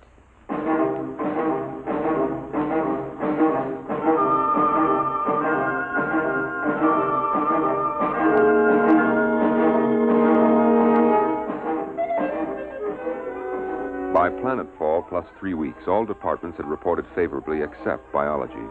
Ecological survey pointed out the difficulty involved in the necessity of importing animal life. But this problem had already been met in the colonization of Gamma 2 and 3, when an entire ecology had been transported in frozen gene banks and fertilized and incubated on the site. Biology, however, still withheld a favorable report. Look, Larry. What is the secret, Stella? Cold formality on the bridge and Larry when you're in my lab? Well, I'm serious. Well, I've just gotten an official query from Central. They want to fish or cut bait on Blue. Your department is the only one holding it up. We're 2 weeks behind schedule. And the first colony on Vishnu was right on schedule, and 7,000 died of green spot. That was before the full bio-check technique was worked out. My dear, do you know how many different microorganisms there are in a cup full of dirt? I'm not a freshman student of biology. Oh, dear. and I was hoping I could tempt you into some field work. Someday, Larry, you're going to make some remark in front of some junior officers or even enlisted personnel, and I'm going to have to call you on it. I'm afraid for your dignity, my dear. Look, I'm in charge of this expedition. My dignity happens to be a function of command, and as such, it's a survival factor. Ah, well, then you had better take it easy at officers' mess. You know, I saw two biomates watching you climbing the ladder to the bridge.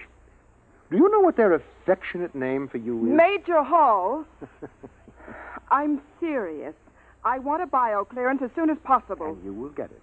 As soon as possible. And when will that be? When I'm satisfied. Are the bugs here so dangerous that you're afraid of them? No, on the contrary. We have yet to find a harmful life form. Well, you didn't report that. If there are no harmful life forms... No lice. No disease germs. No malignant virus. Well, then what are you waiting for? There should be. There should be at least one little fellow who could give you a common cold. Look, sociology section found no native narcotic plant life. And inasmuch as there is no humanoid life, there is no bootlegging, gambling, immorality, and pornography either. By analogy, that would be a good reason not to colonize. Is that the idiotic logic you're following? Microbiology is a little different, Stella. And anyway, what is the rush? Blue is something different. There's something peaceful in the air. Why rush to bring picnickers who'll drop candy wrappers and fill the pools up with empty beer cans? Larry, I have a planned board conference in 10 minutes. If you don't bring in some kind of a report by then, I'll have to supersede you under a Section 23. Ah, yes, that's what happened on Vishnu, isn't it? Followed by Green Spot and the wagons to drag the corpses out of the colony streets. Never mind that, Major. I want a report. In the biology section lab, Major Lawrence Hall continued to examine tissue samples from lower fauna and flora samples brought in from Planet Blue. He settled a container of prepared slides and flipped the switch on the electron microscope.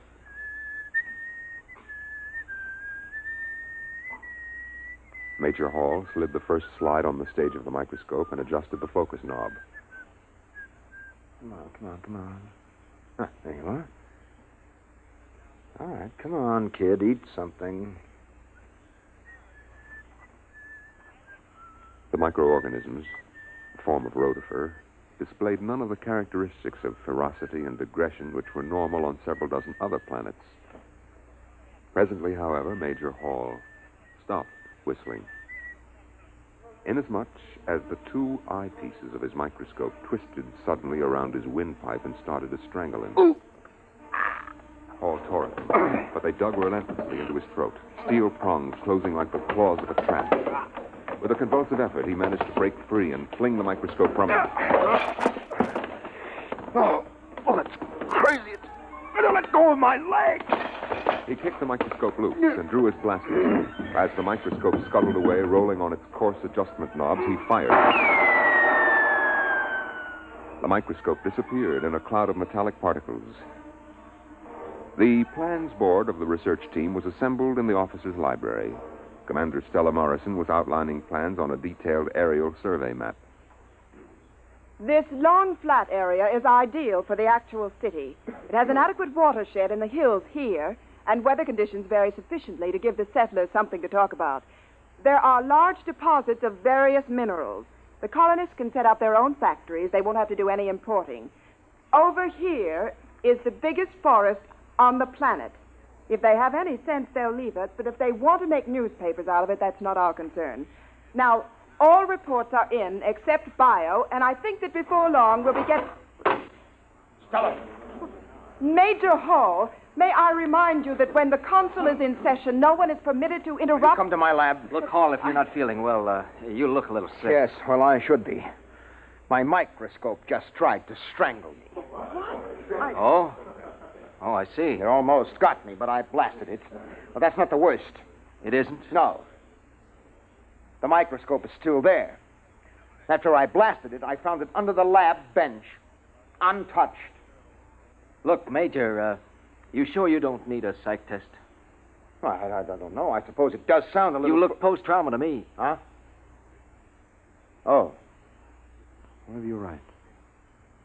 Well, I'm sorry. I'm sorry. Commander. Put Major Hall on psycho report. I think we'll have to proceed to order colonization here without him.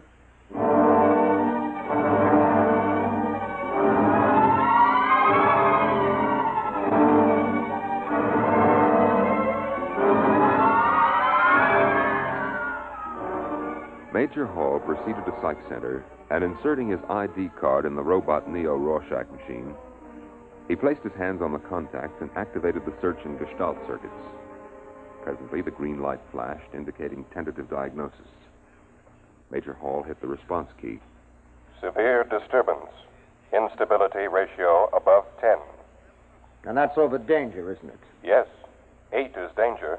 10 is unusual, especially for a person of your index. Your norm is 4. Yeah, I know. I require more data to determine whether this unusual instability ratio is an aberrant reaction or is normal survival oriented. Well, I can't tell you anymore. It is illegal to hold back information during a robo-psych test. You will deliberately distort diagnosis, which is punishable by 6 months forfeiture of pay and allowances, or such other penalty as a court-martial may direct. Thanks a heap. Now, look, do you record a high degree of unbalance for me? There is a high degree of psychic disorganization, but what it signifies, or its etiology, I am unable to determine without further data. Yeah. Okay. Well, just take a tip from me. Stay away from homicidal microscopes. That is an interesting Freudian slip. You undoubtedly mean homicidal maniacs, not microscopes. This indicates a possible maladjustment in the area of your specialty. Why don't you go grease your id? I will consider that suggestion.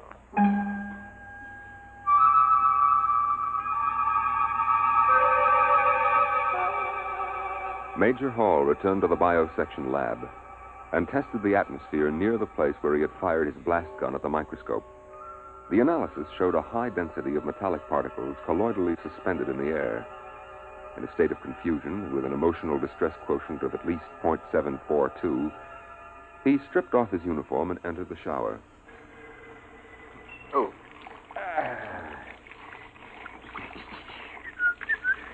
Oh, well, you can't expect anybody to believe a story like that. I must be off my rocker.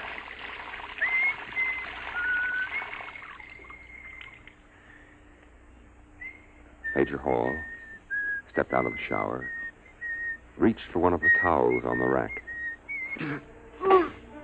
The towel wrapped around his head and yanked him against the wall. Rough cloth pressed over his mouth and nose. He fought wildly, pulling away.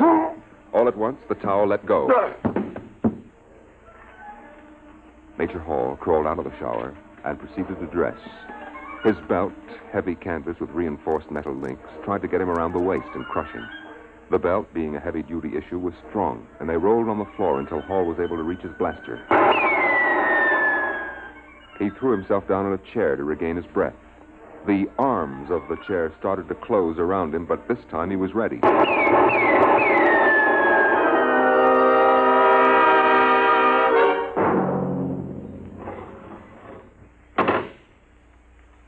Major, I don't believe you were announced. Look, Commander, Stella. You're armed. You know that regulations I'm sorry, Stella, this is important. Well, what do you want? I have a report here from the robo-psych tester. It says you've hit a ratio of 10 within the last 24-hour period. We've known each other for a long time. Larry, what's happening to Stella, you? I told you. A little while ago, my microscope tried to strangle me. Then when I was getting out of the shower, a bath towel tried to smother me. I got by that. And while I was dressing, my belt... Wood, in here on the double. And I finally blasted that. And then an armchair beside... Yes, Commander. Stand by a moment. Stella, will you listen to me? This is serious. Ordinary objects suddenly turning lethal. Maybe this is what we've been looking for. Maybe this is... Your microscope tried to kill you? I told you, its stems got me here around the windpipe. No one else saw this happen? No.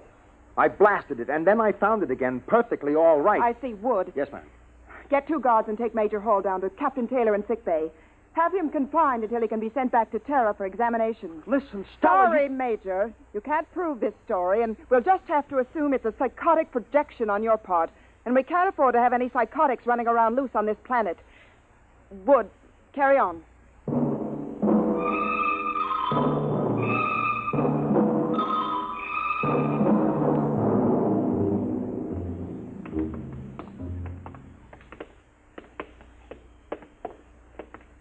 You'll be all right, Hall. Back on Earth, they can clear a thing like this up in a few weeks. Yeah, maybe you're right, Wood. Maybe I'm just out of my mind. Here we are. Captain Taylor. Captain Taylor. He should be in. Captain. The hatch isn't locked. Taylor, what's the matter? That scatter rug is choking him. Take an end and pull. But quick before he's crushed. Grab that rug.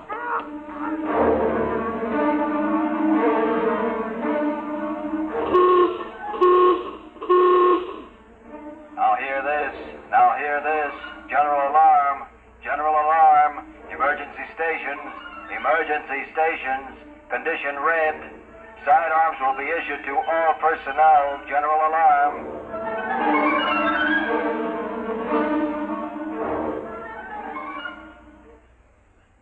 Captain Taylor tells me the rug came from Tara. His grandmother braided it. That's what I was trying to tell you. It was not the rug that attacked him. Then what was it? Something that looked like this rug. And it was something that looked like a microscope that went for me. And the towel and the belt. You mean there's some life form that can imitate anything? Yes, it seems so. And it's deadly.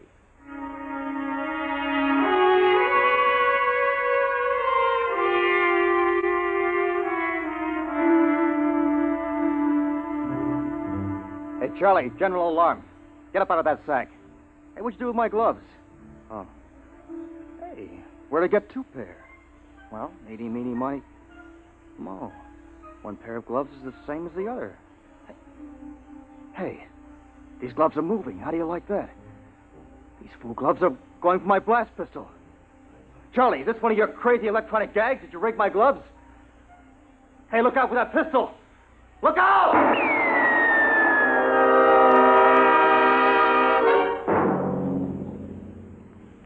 Commander, there's another casualty.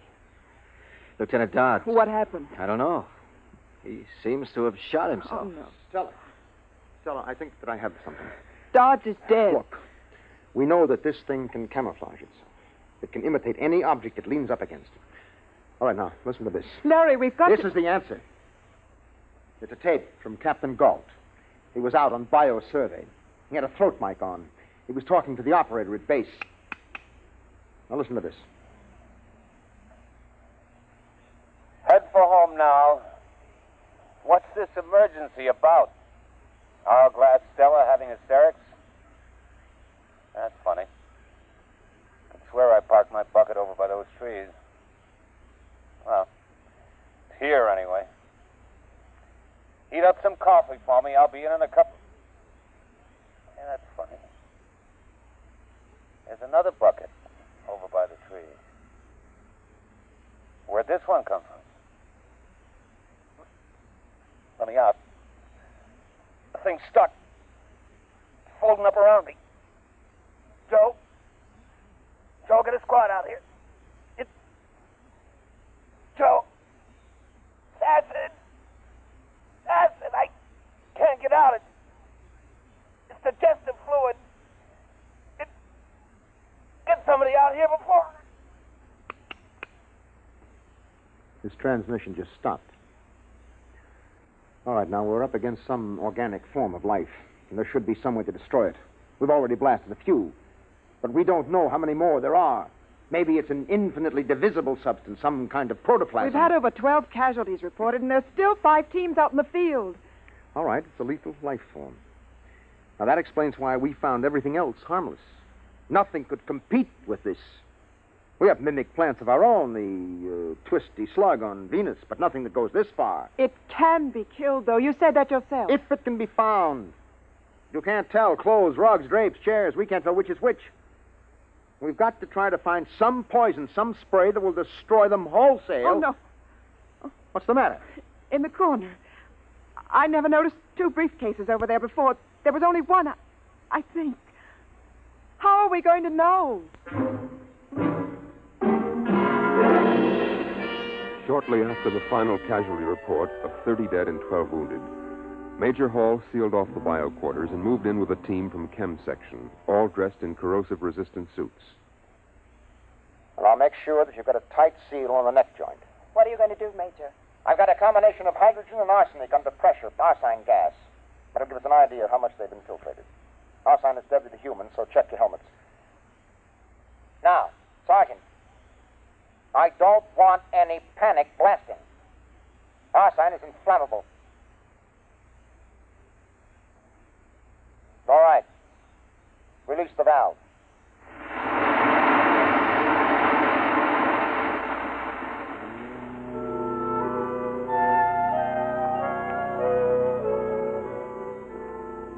As the gas filled the room, the first to go was a filing cabinet, which melted and oozed to the floor, stars and test tubes. The lab was sealed off and a meeting held in Commander Morrison's quarters. Well, it's protoplasm, all right. You could see that when the mimic shape melted. It was just as big as your hand. They resemble the simple unicellular protozoa. They're gigantic in size compared to microorganisms. Can we spray them? Arsine disturbed them, and I suppose enough might kill them. But we haven't got that much. We can't flood the planet.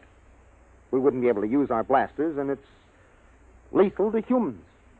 We'll have to pull out. Stella, I'm afraid you don't quite understand. We can't take the chance of carrying them back to the system disguised as a boot or a towel or anything. And they seem to multiply by binary fission. It wouldn't take long to overrun Earth and the rest of the system. If we stay here, they'll pick us off one by one. We could have arsine brought in or some other poison, but that would destroy most of the other life on the planet along with it. Then we'll have to burn the planet clean. Wood? Yes, ma'am. Set up a call to system monitor. I'm going to get the unit off here out of danger. After that, we can work out the best way of cleaning off this planet. You'll run the risk of taking them back to Terra. Can they imitate higher life forms? Can they masquerade as humans? Apparently not. They seem to be limited to inorganic subjects.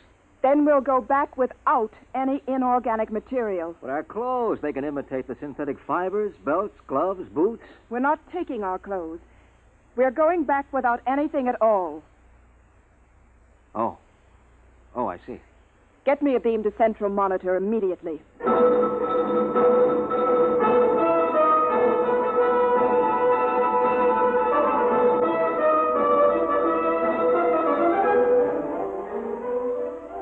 The nearest cruiser was 2 light hours away, Captain Daniel Davis commanding.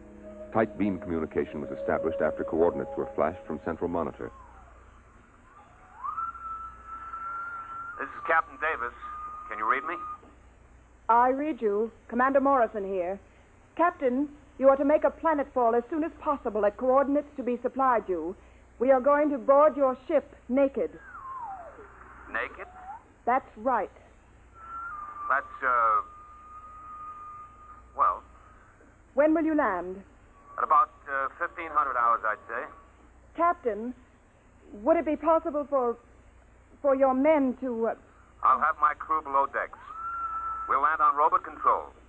Thank you. Wood, sign off the transmission. Yes, ma'am. There was some objection among the enlisted personnel, particularly in the women's quarters. The ship landed at 1,200 hours, 3 hours sooner than expected. All hands disrobe immediately.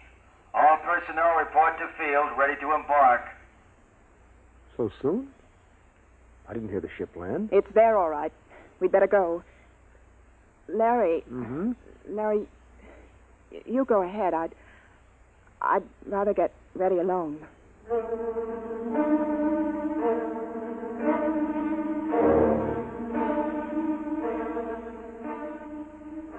Parked in the center of the landing field was a cruiser, its hull pitted and dented by meteor strikes. It lay motionless, with no sign of life aboard. A crowd of naked people was moving across the field, blinking in the bright sunlight. Commander Stella Morrison, without any sign of rank apparent, paused on the ramp and spoke to Major Lawrence Hall beside her. Larry. Yeah? What is it? I'm scared. Why? I don't know.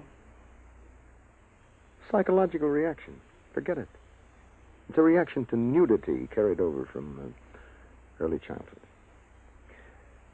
Come on, we're holding up the line. Larry, I want to go back. Stella, look. Now, at least Davis kept his promise. There are no enlisted men lining the hatches to enjoy the view. You see, it's dark in there. There's nothing to worry about. Come on. Up you go.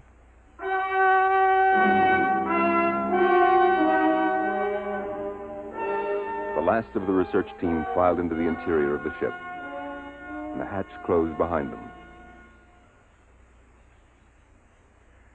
At exactly 1500 hours, Captain Daniel Davis landed his ship in the center of the field. Automatic relays opened the main lock hatch and lowered the ramp. Davis and his staff sat in the control cabin waiting. Oh, how do you like that? Where are they? Well, maybe the whole fool thing is a joke. We've waited an hour already.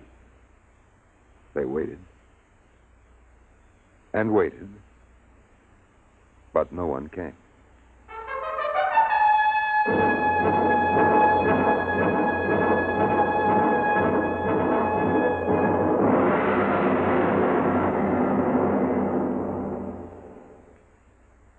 You have just heard X-1, presented by the National Broadcasting Company in cooperation with Galaxy Science Fiction Magazine, which this month features Double Dare by Robert Silverberg, which demonstrates that pride can lead to much worse than a fall.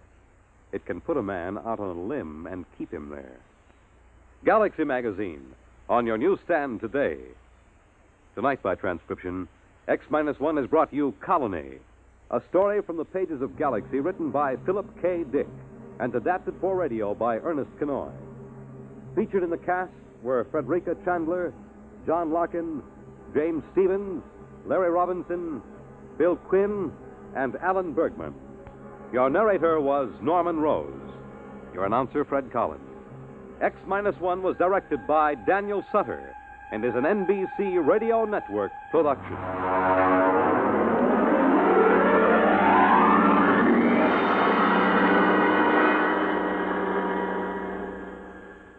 Hear music in the Morgan manner. Russ Morgan, live weekday mornings on NBC Bandstand.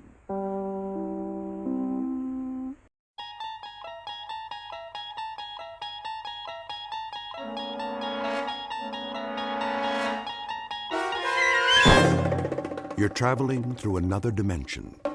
A dimension not only of sight and sound, but of mind. A journey into a wondrous land whose boundaries are those of imagination. Your next stop, the Twilight Zone. Okay, honey, sit down. Okay. I got a little gift for you. Here Oh, it you is. shouldn't have. It's heavy.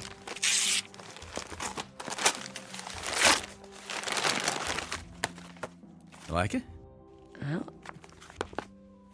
it's a cookbook. Happy birthday, Susan.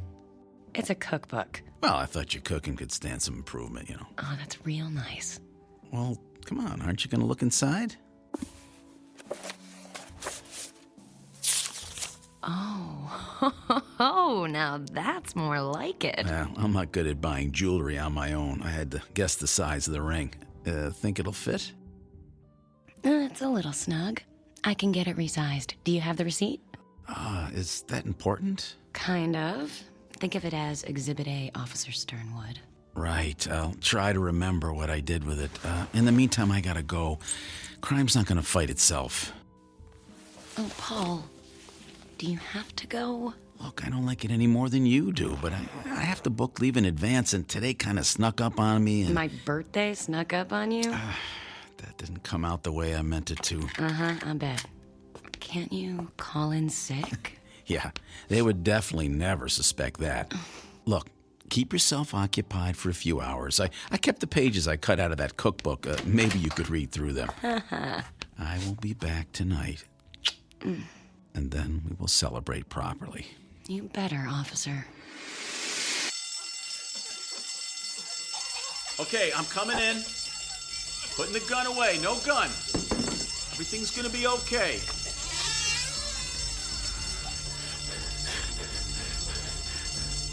Now listen, Benny.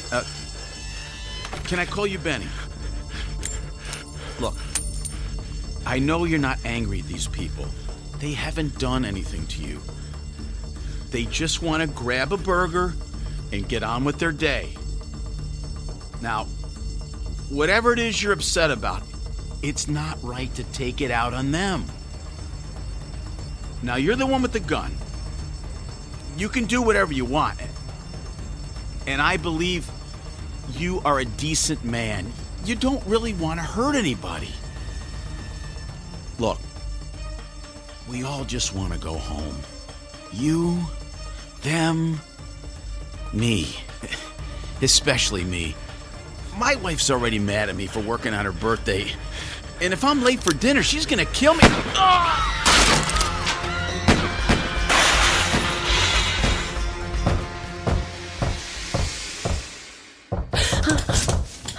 Susan! Susan! Hey, Susan, are you in there?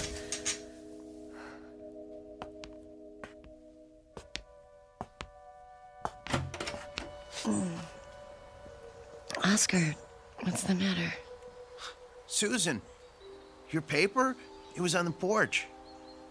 It looks like it might rain, and, well, I didn't want it to get wet. So, are you okay, Susan? Wow, you look awful. Oh, well, I was just... I overslept. Had a bad dream. Oh, man. Well, about Paul again? How do you know about that? Well, you told me. You know, on our date. We had one drink together, Oscar. That doesn't constitute a date. Well, maybe it should. Oscar, please don't do this. Look, Susan, Paul's been dead, what, 3 years now? 2 years, Oscar. Susan, we've all lost someone special to us. Oscar, I'm sorry about your mother. From what you've told me, she sounds like she was a lovely woman. Oh, she was. Yeah, she was everything to me. But I really think that... Hey, is that the phone ringing? I don't hear anything. Oh, yeah, that is definitely my phone. You better get inside before it rains. Bye now.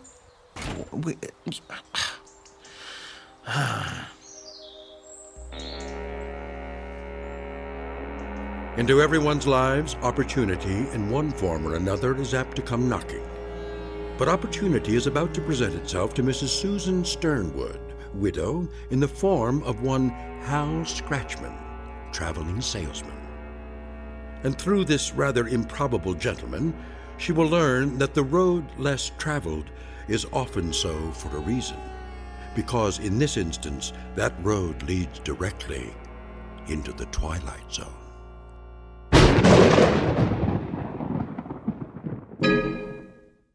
And now, The Twilight Zone and our story, The Time of Your Life, starring John Rhys Davies, with Stacy Keach as your narrator.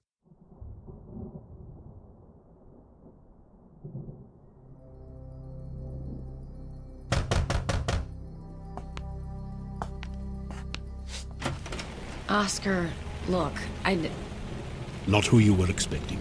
Oh, I'm sorry. I thought... can I help you? Well, I'm supposed to sell you what's in here. I'm afraid I don't buy from door-to-door salesmen. I'll settle for coming in out of the rain. I'm sorry. I'd like to help you, but... Lady, I'm begging you. I'm drowning here. Okay. Just for a minute. But I'm not buying anything. Understood.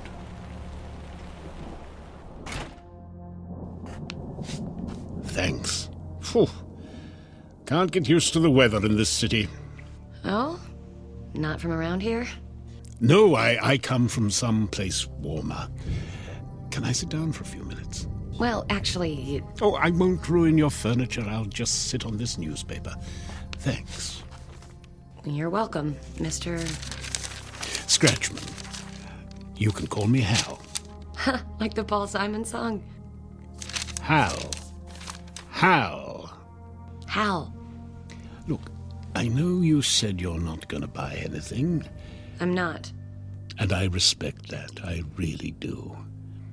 But do you mind if I at least show you my merchandise? That way I can scratch you off my list, maybe go home a little early tonight. I guess. But I want you to understand that I'm... Oh, it's clear. I would never force anybody into anything they don't want to do. So what do you have in there? Watches? Clocks? Not clocks. A clock. Here, take a look. Horrible, isn't it? Ooh, it looks like something out of a horror movie. Black with a red dial. I think the man who designed it had issues. But it's so much more than just a clock. It's one ugly clock, and I'm not buying it, Hal. This is no ordinary clock. You see, it doesn't just record the passage of time. It is time. Look, Mr... No interruptions, please. This is a very delicate operation. I'll just set the dial back 5 minutes. Aren't you going to get it? Yes? Mrs. Sternwood, glad to see you again. Okay if I come in? It's raining pretty bad. But you were just over there. You sat in that chair. Yes, and in 5 minutes' time I will be again. Pretty cute, eh? It's impossible. Admit it. You're impressed. And I bet you're wondering... Take me back in time? Yes. And a little more than 5 minutes. How about to the day of your husband's murder? Paul. I guess a wife of a cop has to be ready for the possibility that a husband may not come home one day. But that doesn't make it any easier, am I right? And on your birthday, too. How do you know all this? I like to keep well informed. I have a file on you, but it's back at the office, so what do you say? Say about what? Going back. Back to the morning of Paul's murder. Say, just before he left for work. You could plead with him, lock him in the bathroom, whatever you feel like. I leave that part up to you. Anything to stop him from answering that robbery call on his way to the precinct. So what do you say? Yes. You might want to take a while to think it through. Yes. Okay, we have a sale. But before we start down this path, I think we need to discuss terms. Do I have to sign something in blood? Blood? Eee. No, I'm sorry. I just thought... No signing, and definitely not in blood. I'll settle for a handshake. A handshake? And what's the matter? My hands are clean. Oh, no, it's fine. A handshake is fine. Then put her there, partner. All right. Fine, good. There. What next? Now we turn back the clock. Be seeing you, Susan.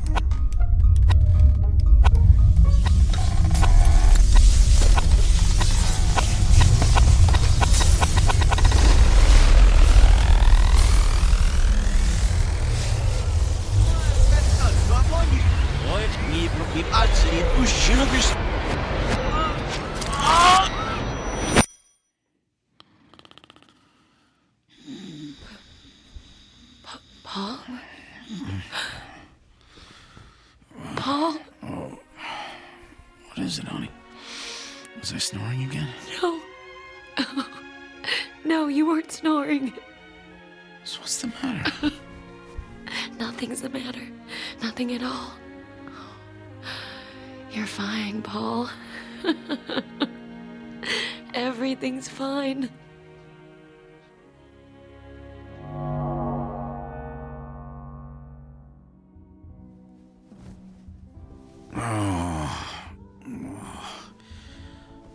What time is it, honey? Honey? Whoa! Honey, whose birthday is it? Seriously, there's some pretty strict rules about misuse of handcuffs. Come on, let me out. I gotta get to work. Honey? Susan? Honey? Mm-hmm. Susan? Yeah, well, hopefully it's just a 24-hour virus. Paul was throwing up all night. I really don't think he's fit for duty today. Susan? Okay, I'll tell him. Oh, and if you could pass the word on to Captain Roberts. Oh, thanks, Mike.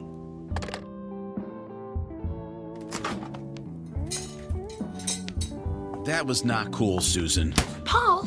Do you know how late I'm gonna be? I am so dead. How did you get free? Think I don't know how to open a pair of handcuffs? Was that supposed to be funny? Because I'm not laughing here. What's the idea? Paul, I just don't want you to go to work today. Look, I don't like it any more than you do, but I have to book leave in advance. And today kind of snuck up on you. I wasn't going to say that. Look, it doesn't matter. You're not going to work today, and that's final. Honey, crime doesn't fight itself. Stop saying that. What? I just thought of it. You always say that. I hear it every time I sleep. Man, I don't know what's up with you today. I didn't forget your birthday, but it's too late to give you your present. I gotta go. We'll pick this up tonight. Too late, Paul. I already called and said you were sick. You did what? Look, forget it. I have to go. You're not going anywhere. Get back, Paul. I mean it. Susan, what the hell? You're staying right Are you here. insane? If you go out of this house today, you are going to get yourself killed. Oh, okay. So you're gonna shoot me to stop me from being killed. Do you know how nuts that sounds? Paul, I am begging you. Don't go.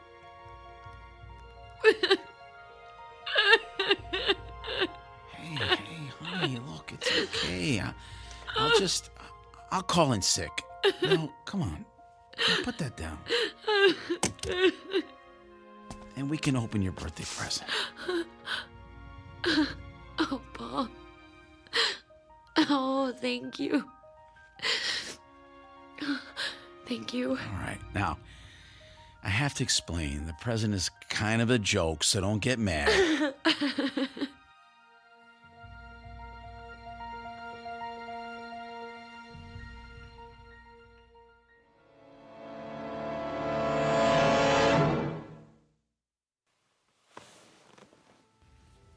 I know I must have looked completely crazy. I've never acted like that around him before. I've never done anything like that before.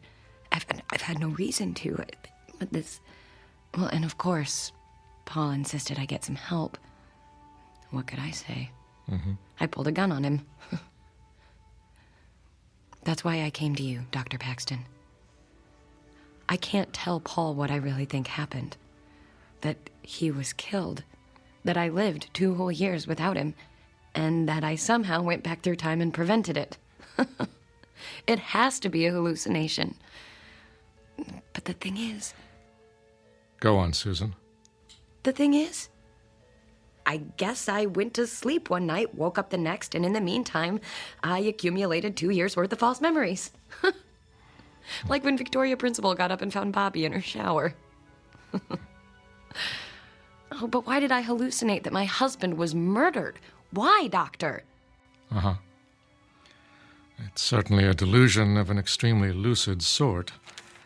And what about this salesman, this, Al Scratchman? Hal Scratchman. Uh-huh. It really doesn't matter, right? I just made him up too, I guess. But what part of my imagination he came from, I have no idea. I thought my memories of him would grow fainter each day, but I remember everything, down to the smallest detail. Every time I pick up a magazine, I feel like I've seen it before. Every time I turn on the news, I think I've already heard it. Fascinating.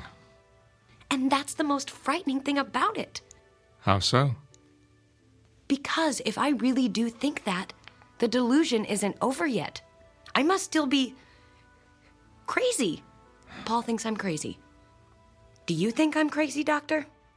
I don't think that, Susan. I mean, if I didn't believe you, who would? It's you. Believe it, baby. It talks. So how have you been? Where's Dr. Paxton? Out visiting one of his more expensive patients. No offense. I came in here, saw you lying on the couch, couldn't resist taking his place, finding out what's been going on with you. Oh, this is a great office. Look at that view. That is $1 million view right there. And air conditioning. I love air conditioning. I can never turn it up high enough. Oh my God, oh my God, oh my God, this isn't happening. Oh, you've got to love psychiatry. Everyone has so many problems and nobody gets any better. I don't know what's happening or why it's happening, but thank you, I guess. I'm leaving now. Goodbye, Hal. You are not going anywhere, Susan.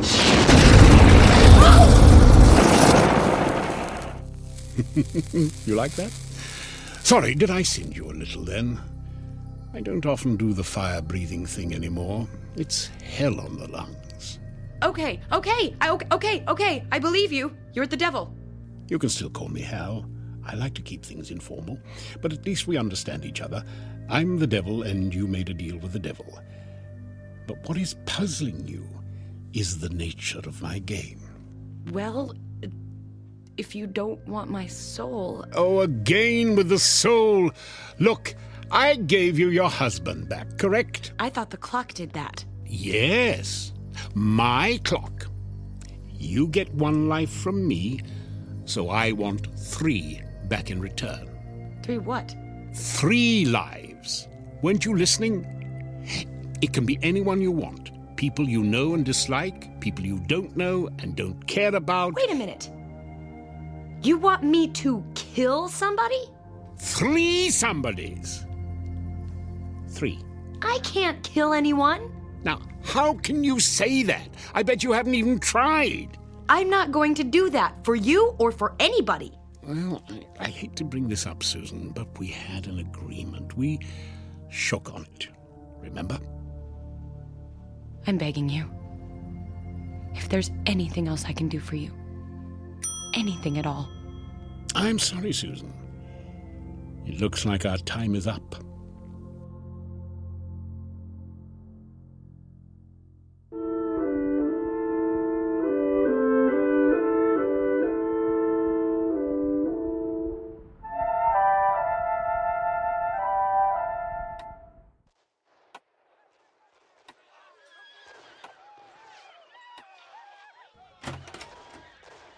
Hi, honey, you're home. Paul, I wasn't expecting you back so soon. Why? Do you have plans? Oh, of course not. You okay? You seem a little jumpy. I'm just cold. So, how was your session with Dr. Paxton? Fine. Same as ever. Are we eating out, ordering in, or what? I thought we could... Paul, where did that come from? Where did what come from? Oh, the clock. Hey, pretty cool, huh? Paul, where did you get that? Oscar found it. Oscar? Yeah, he stopped by, wanted to borrow my power drill. I said it was somewhere in the basement and he could help himself. Half an hour later, he came back up with the drill and this. Isn't it neat? I don't like it. Yeah, it's a little odd looking at first, sure, with all the black and the red dial, but... Paul, I just don't want it in the house. I want to get rid of it. Aw, do we have to? I really like it. Susan, what's the matter? It's so... heavy. I can't budge it. Oh, come on. Here, let me try. Oh, sorry. Good thing that beer can was empty. Clock seems fine to me. You need to work out more. Paul, if you can move it, would you mind putting it back where you found it? Sure, I could, but I don't know. I just don't want to. I think it seems good right where it is, don't you think? Why, are you sorry you bought it? No. No, I'm not, Paul. Not for 1 second. All right, well, I'm going to get another beer. You want one? How about a coffee? Wow, living dangerously, huh? 1 coffee coming up. His fate is tied to the clock. He can't help himself. Hal, where are you? In here. Where? Over here. In the TV. What have you done to my husband? You mean apart from subverting the very nature of time and the universe in order to bring him back to life for you? Nothing. He can't understand why the clock's so important to him. But you can. I don't want that thing in my house. Sorry. Like the 3 lives thing, it's non-negotiable. I moved that clock before. Why can't I move it now? Because I don't want you to. I want it there as a reminder. We have a business arrangement. We could have handled this amicably, gone our separate ways, but no! You had to turn the murders of 3 people into a big deal. So now, I'm playing hardball. Time's running out, and so is my patience. Tick-tock, honey. Remember? Oh, Susan, sweetie, do you think you could change the channel? I think they're showing Ice Station Zebra over... Sorry, Hal. That is the end of our broadcast day. Coffee's up. Hey, why'd you turn off the TV? Bad for your eyes. Let's listen to the radio. That was 3 is the magic number. And that goes out to Susan On second thought, let's go out. I'm hungry.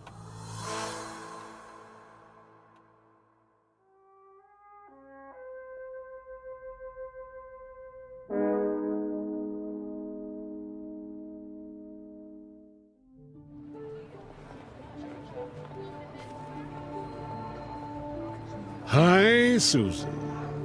How was dinner last night? Did you go with the Italian in the end? You know, Hal, I'm not even surprised when you show up anymore. Pretty neat trick with the TV yesterday, huh? You see me on that late-night rerun of Northern Exposure? I don't watch late-night TV. Really? Well, that was a waste of time. Wait a second. If it wasn't you, who was that? Ah, who cares? Look, I think maybe we got off on the wrong foot. Don't you mean the wrong hoof? Oh, that's good. I like that. Just because your entire world could fall to pieces like that doesn't mean that you can't face up to things with a, what's the saying? A devil-may-care attitude? Act a girl! Act a girl. Now you're getting it. Listen, Hal,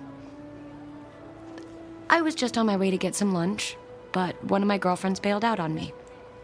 I hate to eat alone, so... Care to join me? So you're telling me you want to dine with the devil? Well, it's just lunch. But why not?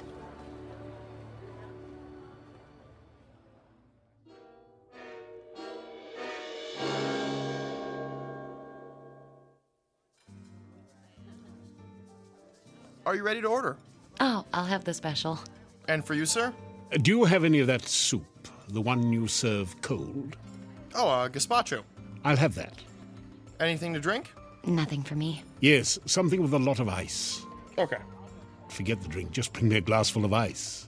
Just ice. Uh-huh. Come on, minimum wage, hop to it.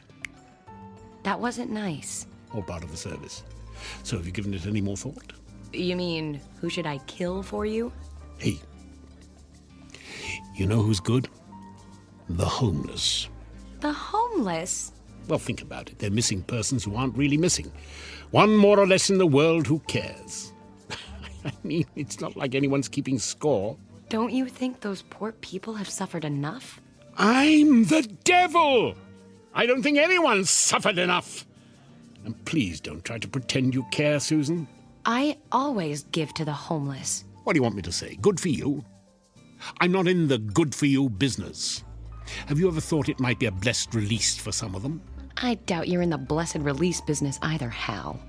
Your ice, sir. If I found out you spat in this, there's going to be hell to pay. There's just one thing you guys have to do to be happy. Just one. Be nice to each other. And that's all.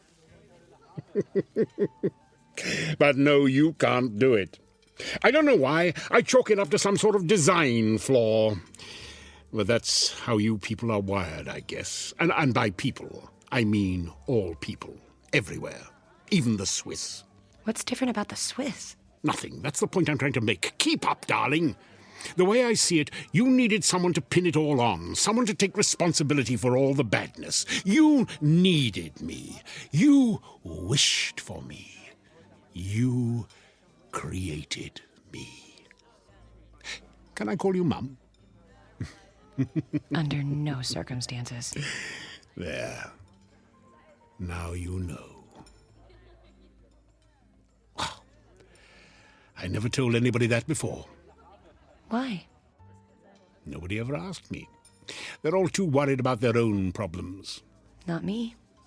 Then you're dumber than you look. I like to hear you talk. I mean, really talk. And they say confession is good for the soul. No. We never use the S word at the dinner table. You know, Hal, you're really not such a bad guy. Don't be spreading that around. I've got a reputation to uphold. Hey! Can I get a little service here? My stomach thinks my throat's been cut. Hal. What? I'm hungry.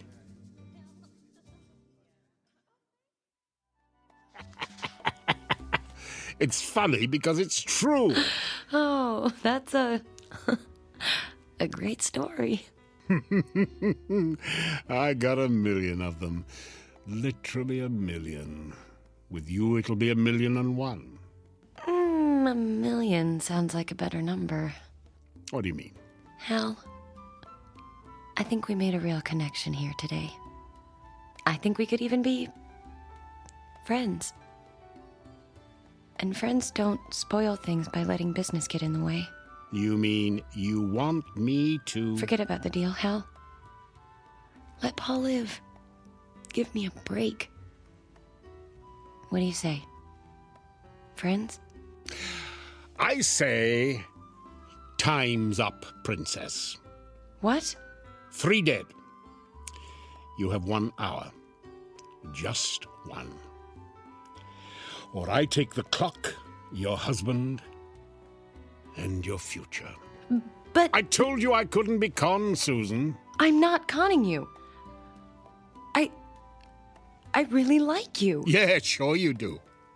The one time I let down my guard. The one time. You know how hard it is for me to open up to people? Hal, I'm sorry. I didn't mean to upset you. I'm going now. I hope you'll understand if I don't pick up the check. And if there is a shred of decency in you, you won't touch my lemon sorbet when it arrives. Hal, are you crying? No. I just have some brimstone in my eye. I have to go.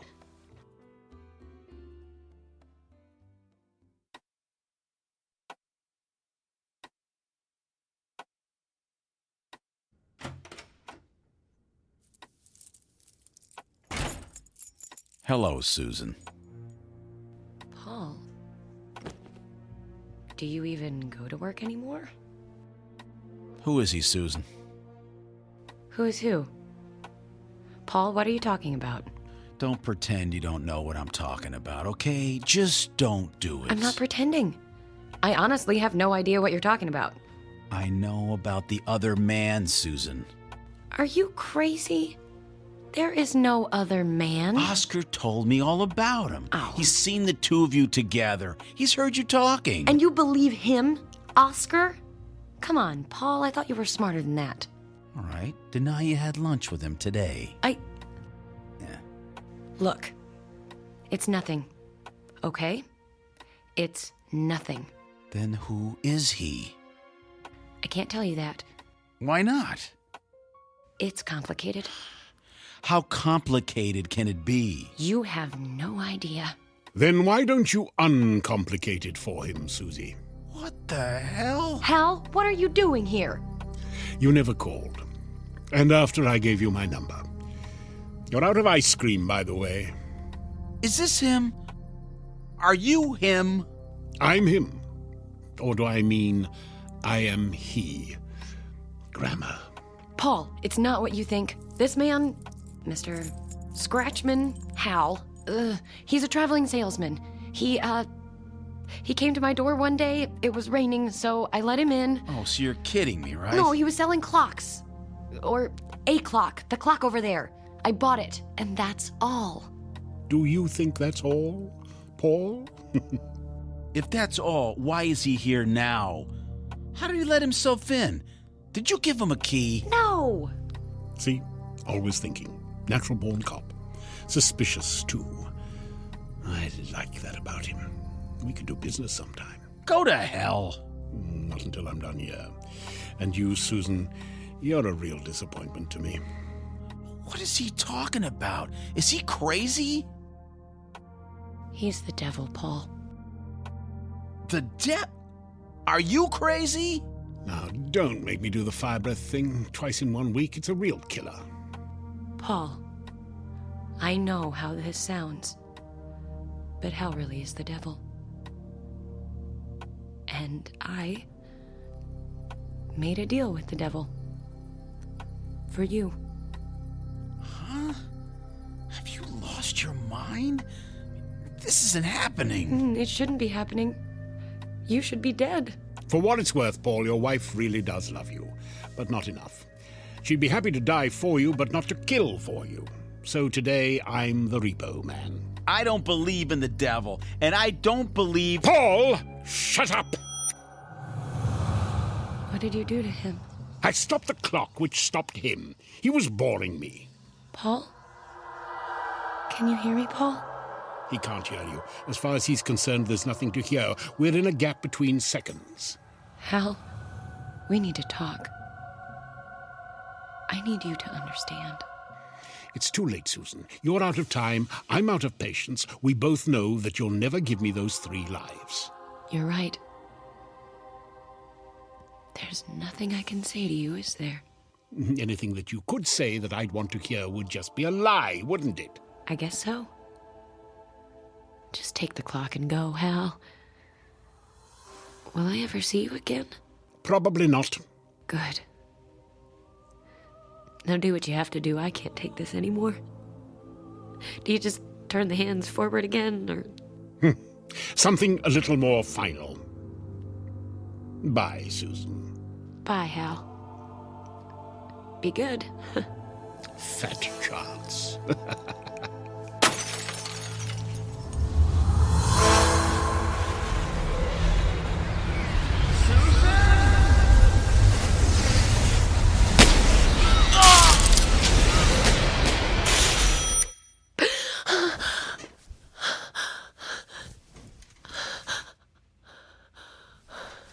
Paul?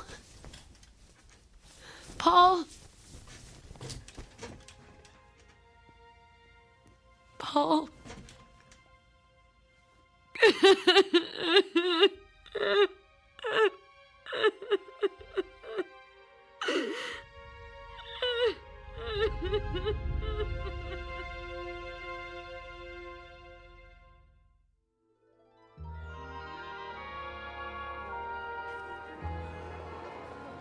So, how have you been? I've been away for a while, Jan. Well, I mean, maybe not away, but not really here. Susan, honey, you're not making any sense. Oh, I know, sorry about that. Let's just say I've been on a journey of personal discovery. Ah, trying to get your groove back. Uh-huh. Oh, believe me, Jan, I did not go willingly. Oh. But I found something out about myself. What was that? That I'm gonna be fine. Just fine. I knew that. We all knew that. But what I really want to know is, did you meet any men on this personal journey of yours? Oh, I met... Oh, look, I'll be there in half an hour. I'll tell you all about it when I see you, okay? Okay, you'd better. Or I'll tell you as much as I can. Susan, my dear. Today is the first day of the rest... Oh, God! He hit her! I don't believe it, he just hit her! Oh, my. Oh, my. I can't believe I really did it. You did fine, Oscar. Just fine. You've only got 2 more to go, so let's get moving. Tick-tock, Oscar. Tick-tock. Okay. Just tell me I'm doing the right thing. Oh, it is the right thing, Oscar. Remember, you're doing this for your mother. That's right. I did it for Mom. I did it for Mom. For Mom.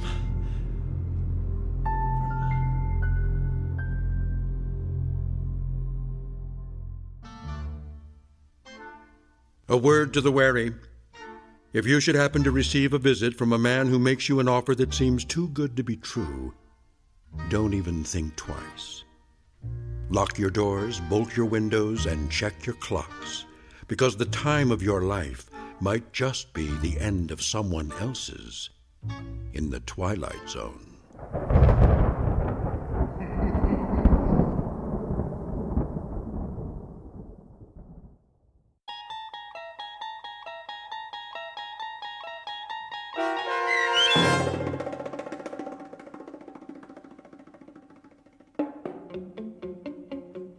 The Time of Your Life, starring John Rhys Davies with Stacy Keach as your narrator, was written for The Twilight Zone by Matthew Elliott.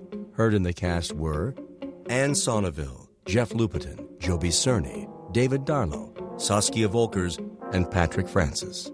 The producers of The Twilight Zone wish to thank CBS Enterprises and the Rod Serling Estate for making this series possible. This copyrighted radio series is produced by Carl Amari and directed by Joby Cerny for Falcon Picture Group. Sound design, custom Foley effects, recording, and editing are produced in the Cerny American Sound to Picture Theater by sound designers Bob Benson, Todd Beyer, and Tim Cerny. Music for The Twilight Zone is provided by CBS and American Music Company Incorporated, New York. To learn more about the Twilight Zone radio dramas and to download episodes, including 6 free episodes on our homepage, visit our official website at twilightzoneradio.com. Doug James speaking.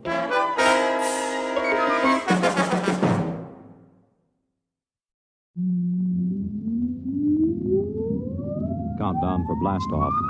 X minus 5, 4, 3, 2, X minus 1, fire.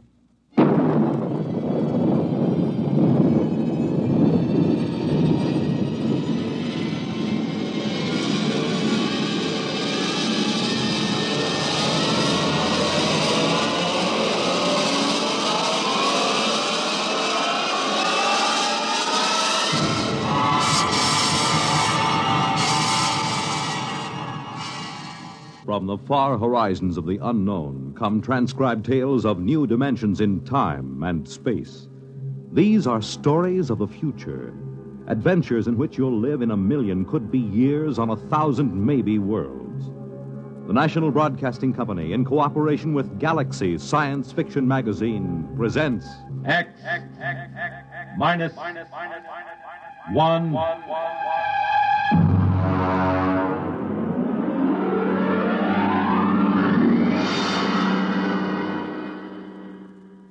Tonight, Chain of Command by Stephen R.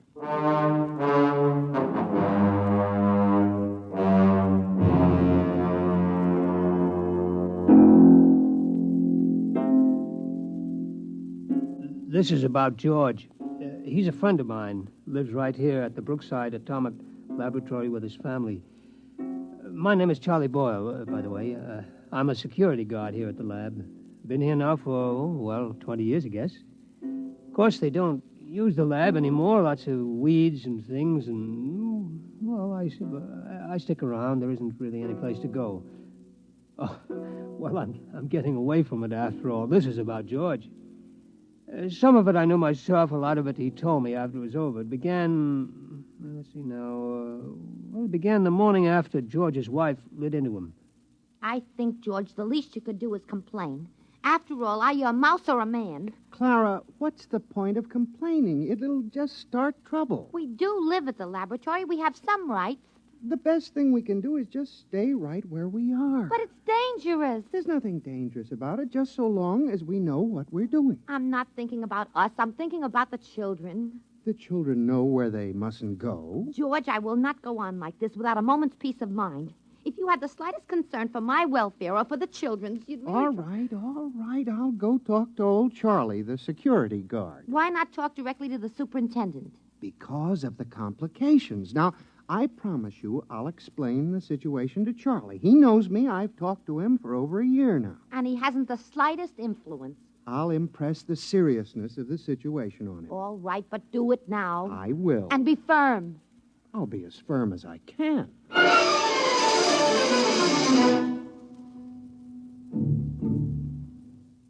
I was at my desk in the hallway. The place was deserted. I've always worked the night shift, except for my supervisor, Mr. Adams, who was in his office down the hall working late. I remember I was sort of dozing off when I heard George's voice in my ear. Charles. Charlie. It's me, George. Oh, yes, George. Yeah, how are you? Fine. Can I have a chat with you? Chat away. I got all night. Good.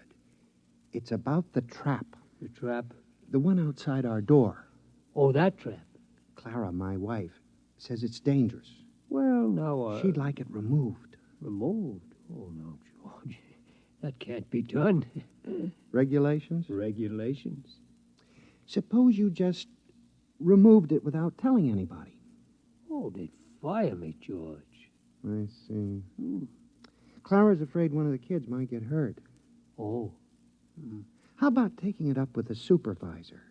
Mr. Adams? Why not? Well, it never occurred to me. Why not give it a try? Oh, I don't know. Mr. Adams doesn't even know you exist. Maybe it's time he found out. Well, it might get a bit sticky. Give it a try. Well, come on, Charlie. Be a good fellow. Haven't we been buddies for a long time? Oh, we've been buddies, all right, but, well, when it comes to something like Will this... you try at least? Clara isn't going to let me alone unless something happens. Okay, George. I'll give it a try.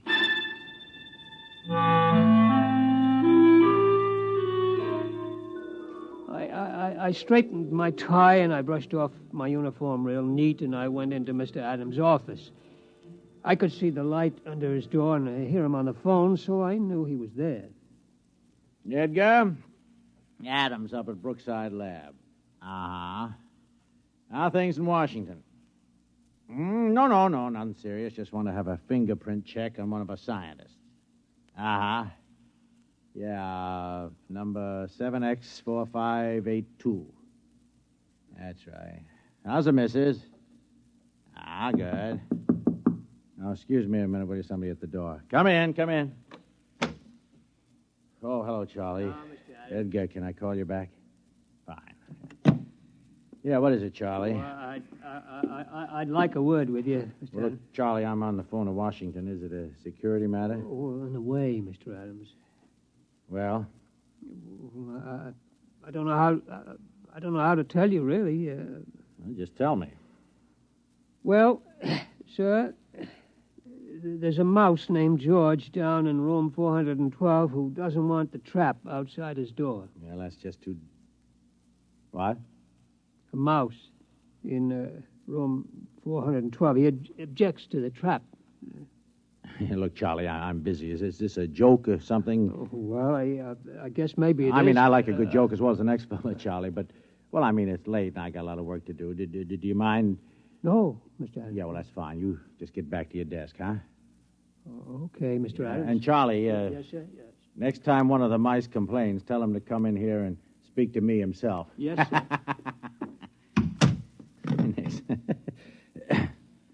Edgar Adams here again. I'm sorry. One of the security guards playing a little joke on me.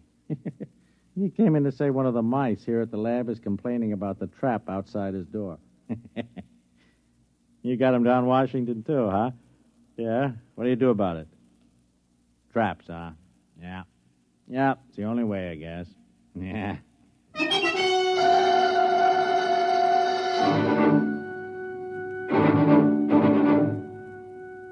Well, I went back to my desk.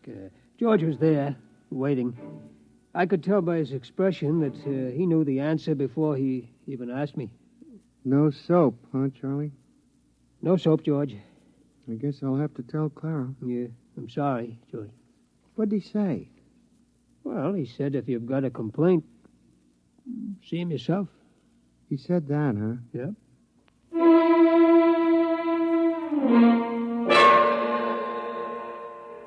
Of course, I didn't know what was going to happen.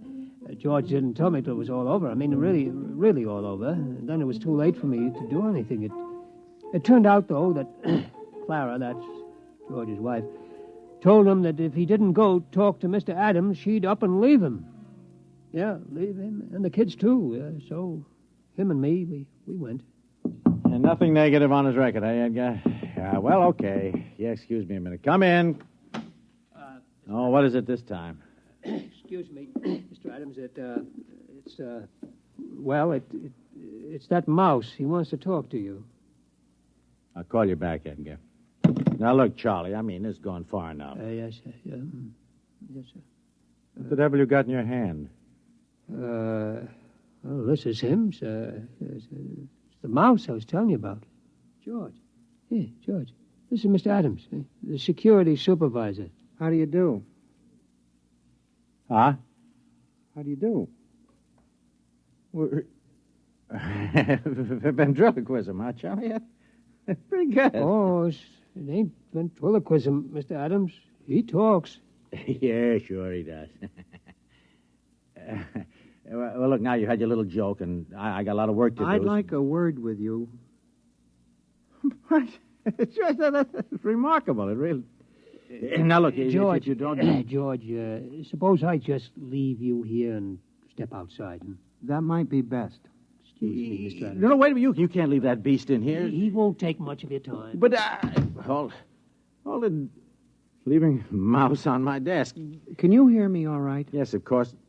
What? I said, can you hear me? Some people have trouble. I'm going out of my mind. It's a hallucination. No, sir, a mouse. Listen to... What are you? A mouse.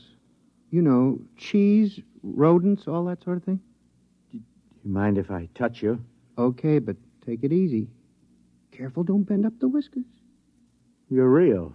Sure I'm real. Now, listen, about that trap. The trap? My wife is driving me goofy. Get it away from our front door, will you? Your front door, yes. Yes, of course, I'll... Are you sure you exist? I could bite you to prove it. Never mind. What about it? What about what? The trap. The trap. Yes, of course. Well, I mean, that's a security problem. Look, would you do me a favor? It depends.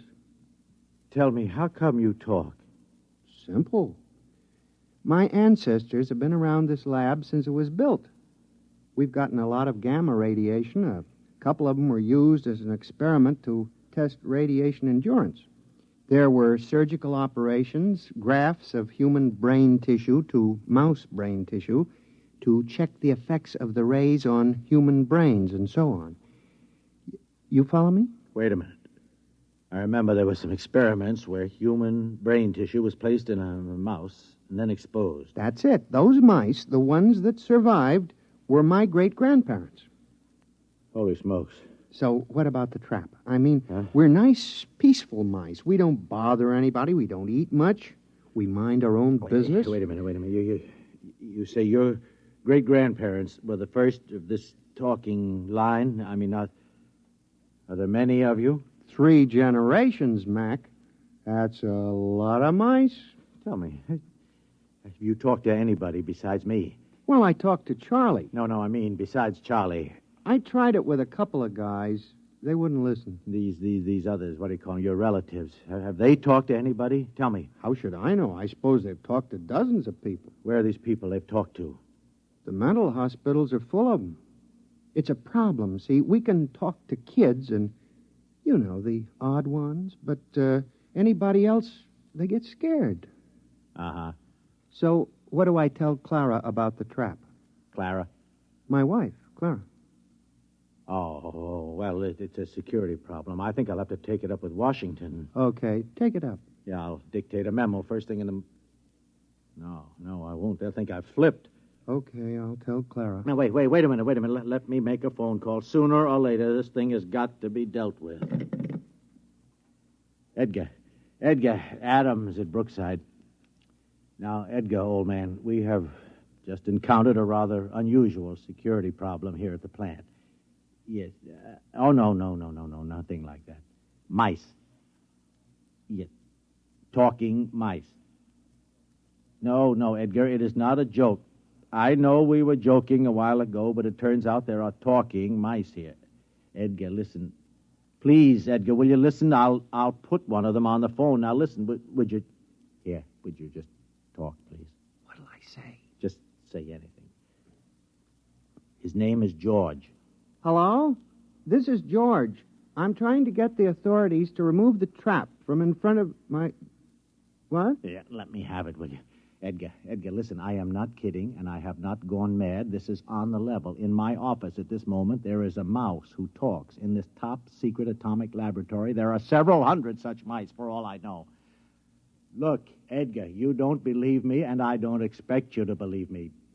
No, I don't want a vacation. Good night, Edgar.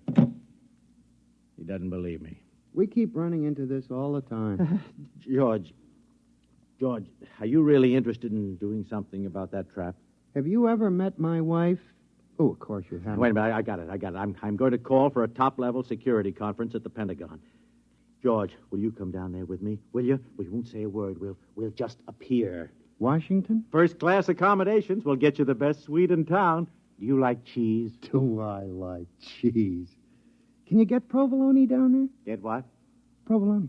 We'll get it. All the provolone you can eat. I've never traveled before. George, you'll love it. You'll love it. Chance to get away from the wife for a while, huh? What do you say, boy? You and me, huh? We'll live it up down there. Look, I know a couple of girls. I seem to recall they had mice in their pantry. I don't know. I'll have to talk to Clara. Look, tell her it's the only way to get action on the trap. Make it sound big, you know. You hate to go away from her, but it's for the kids. What do you say, pal, huh? Well, okay. Attaboy. Operator, get me chief of security at the Pentagon. Make it fast. This is an emergency.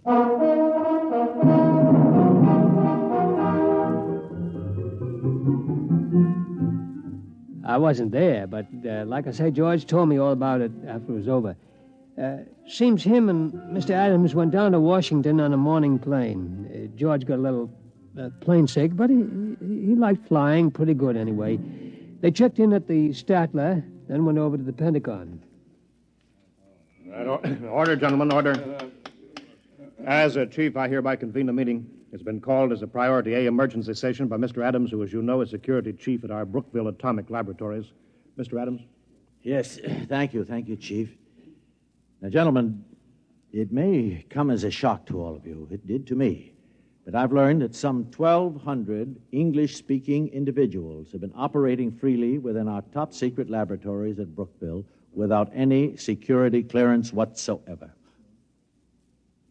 You did say 1,200? Actually, sir, 1,207. Who are these people, sir? Mice, Chief. Mice? Yes, sir, mice. I have one of them here with me. Somewhere. George. Here. Oh, there you are. George, would you just mind stepping to the center of the table? Right. Gentlemen, this is George. How do you do? Well, this is most remarkable. George is the result of an experiment conducted some years ago in which bits of human brain tissue were grafted into live mice to test radiation effects. And there are 1,200 of these inside the lab? 1,207. Without security clearance? Without security clearance. Oh.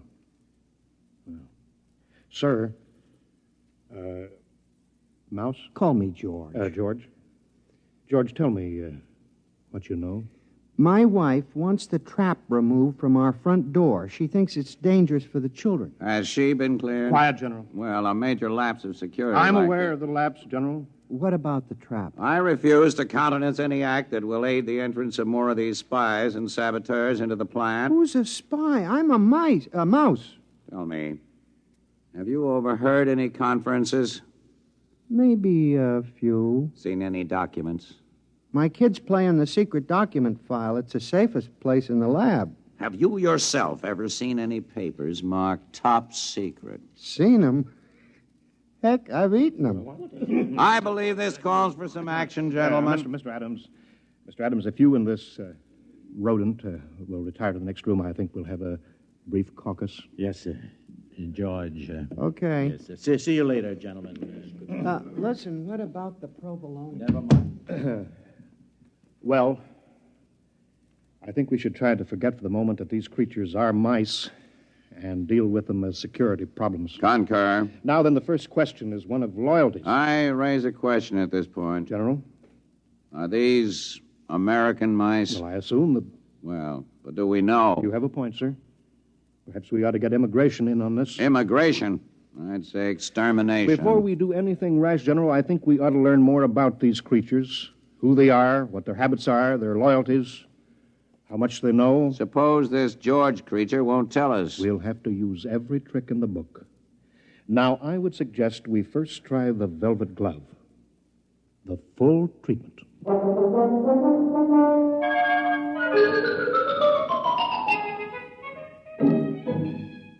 George told me about the velvet glove later. He said he didn't really suspect anything at first, what with all the excitement of being in Washington and so on, but after a while he got wind of what they were doing.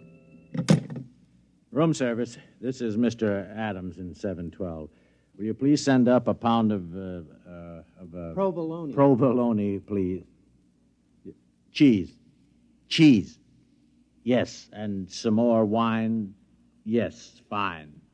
Right away, please. They'll have some more right away, George. Can't get enough of this stuff. Really delicious. George, have a little more wine. I don't mind if I do. This is the life, all right. It's a great town, isn't it, George? Stupendous. By the way, George, those documents you mentioned eating, do you remember what they said? Something about nuclear weapons. Listen, Adam, what about those girls you mentioned, the ones who had mice in their pantry? Oh, yes. How about giving them a call? Well, George, a little late, don't you think? Oh, the night's just beginning. All right, George, I'll give him a little call. 6. Yeah, if my memory serves. Hello, Gail. My memory serves. Bob Adams. Hi, just down on a quick business trip. How tricks, Gail? No, not a thing. By the way, did you still have mice? Mice. Yeah, but... You exterminated... Oh, I see. No, I don't think I'll have time this trip. I just wanted to call you up, say hello. Yeah, maybe next trip. Fine, my dear. So long. What'd she say? Unfortunately, the superintendent has a cat. I see. Wiped out? Wiped out. That's something I want to take up with my congressman before we leave town. We'll do that, George. George, have another sip of wine. You won't mind if I do. That's it. Now then, George, about those documents. Oh, you stop about documents. I thought we were in town for a good time. We are. Well, round up a couple of mice, man, and let's get with it. Mice, I'll tell you what, George. You wait here. I'll go out and I'll see what I can do. Okay? Okay, but make it snappy, huh? I'm raring to go.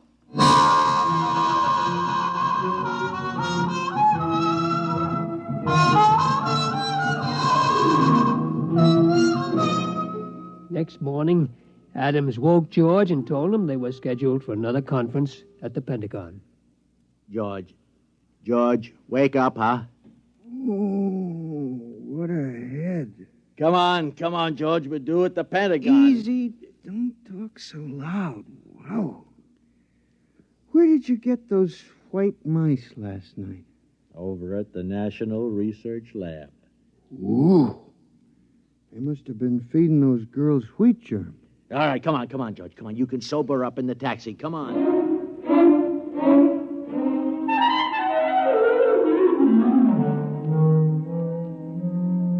All right, George, we've been beating around the bush long enough. Who are you?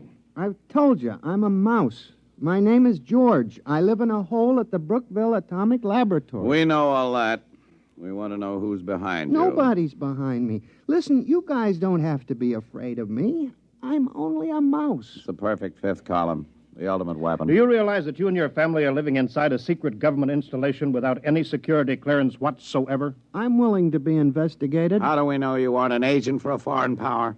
How do we know you aren't an agent for a foreign power? Preposterous. It'd be the perfect fifth column. Gentlemen, I will not remain here to be insulted by this creature. And I will not be insulted by you, sir. Gentlemen, good day. No, George, wait, come back. George, he went that way. Get him off. George! He's going into the wall. Grab him. Too late. He's gone. Well, men, this is it. We'll have to decide on a course of action. We've got to recapture him. Look, I think the first thing to do is get a cat. He's too smart for a cat. Well, something's got to be done. Something's got to be done. After all, these creatures have access to every secret file in the country. Not to mention eavesdropping on our private lives. The thing that bothers me is, gentlemen, they multiply in another 3 generations. There will be some 12 billion talking mice, 6 times the human population of the Earth. It's no matter for fooling around. Kill or be killed, gentlemen. The problem there is how. We have reason to believe they're concentrated in Brookville. I say evacuate all humans and blow up the plant. Use the H-bomb if necessary. I'm afraid you're right, General. We must exterminate. I'll phone Strategic Air Command and alert them. SAC, please. Hello, Bill. This is Ed. Listen, fuel up a couple of big ones. No, nothing serious, but we may want to use them in the near future. Just stand by, that's all. I'll call chemical warfare, get the best information on exterminating rodents. Hello? Hello?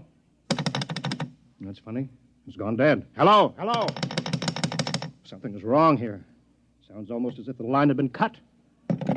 Adams, got an alarm for that mouse.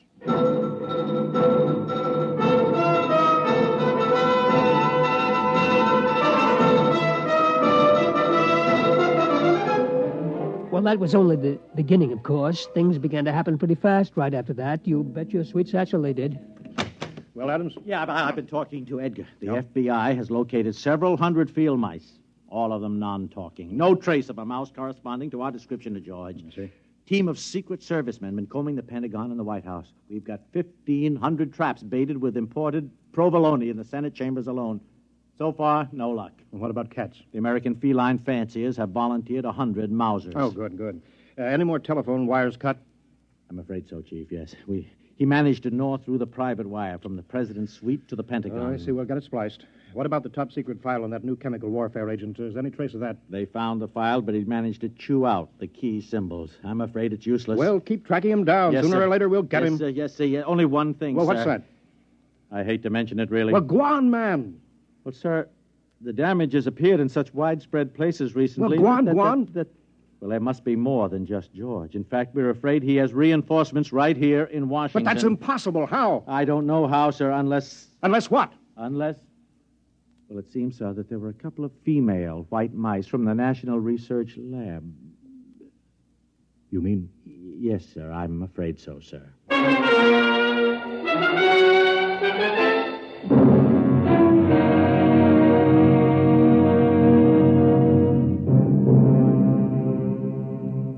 I guess maybe you know the rest. Within a couple of weeks, every cable, telephone line, power line, every telegraph line in the United States had been cut. Also the wires on every plane, tank, train, and ship. They'd also destroyed every file in the country. That was only a month ago.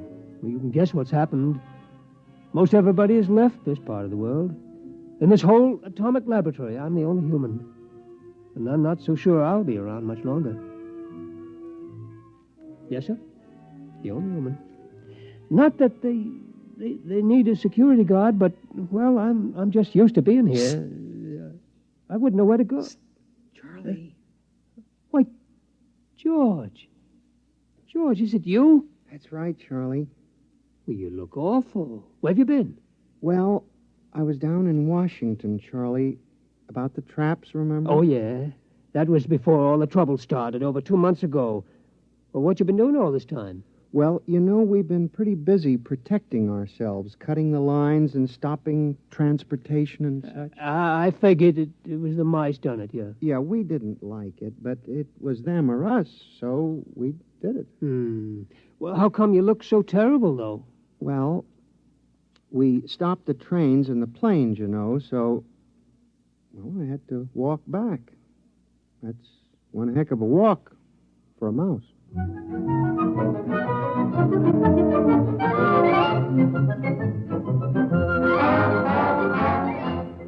like I said, this is about George.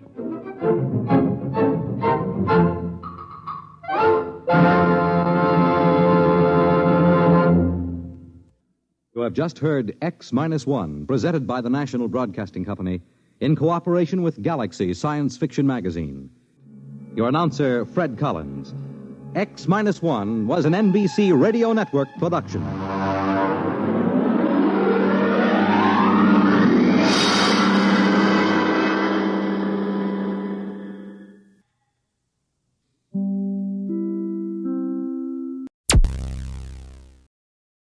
Thank you for listening. Please like and subscribe.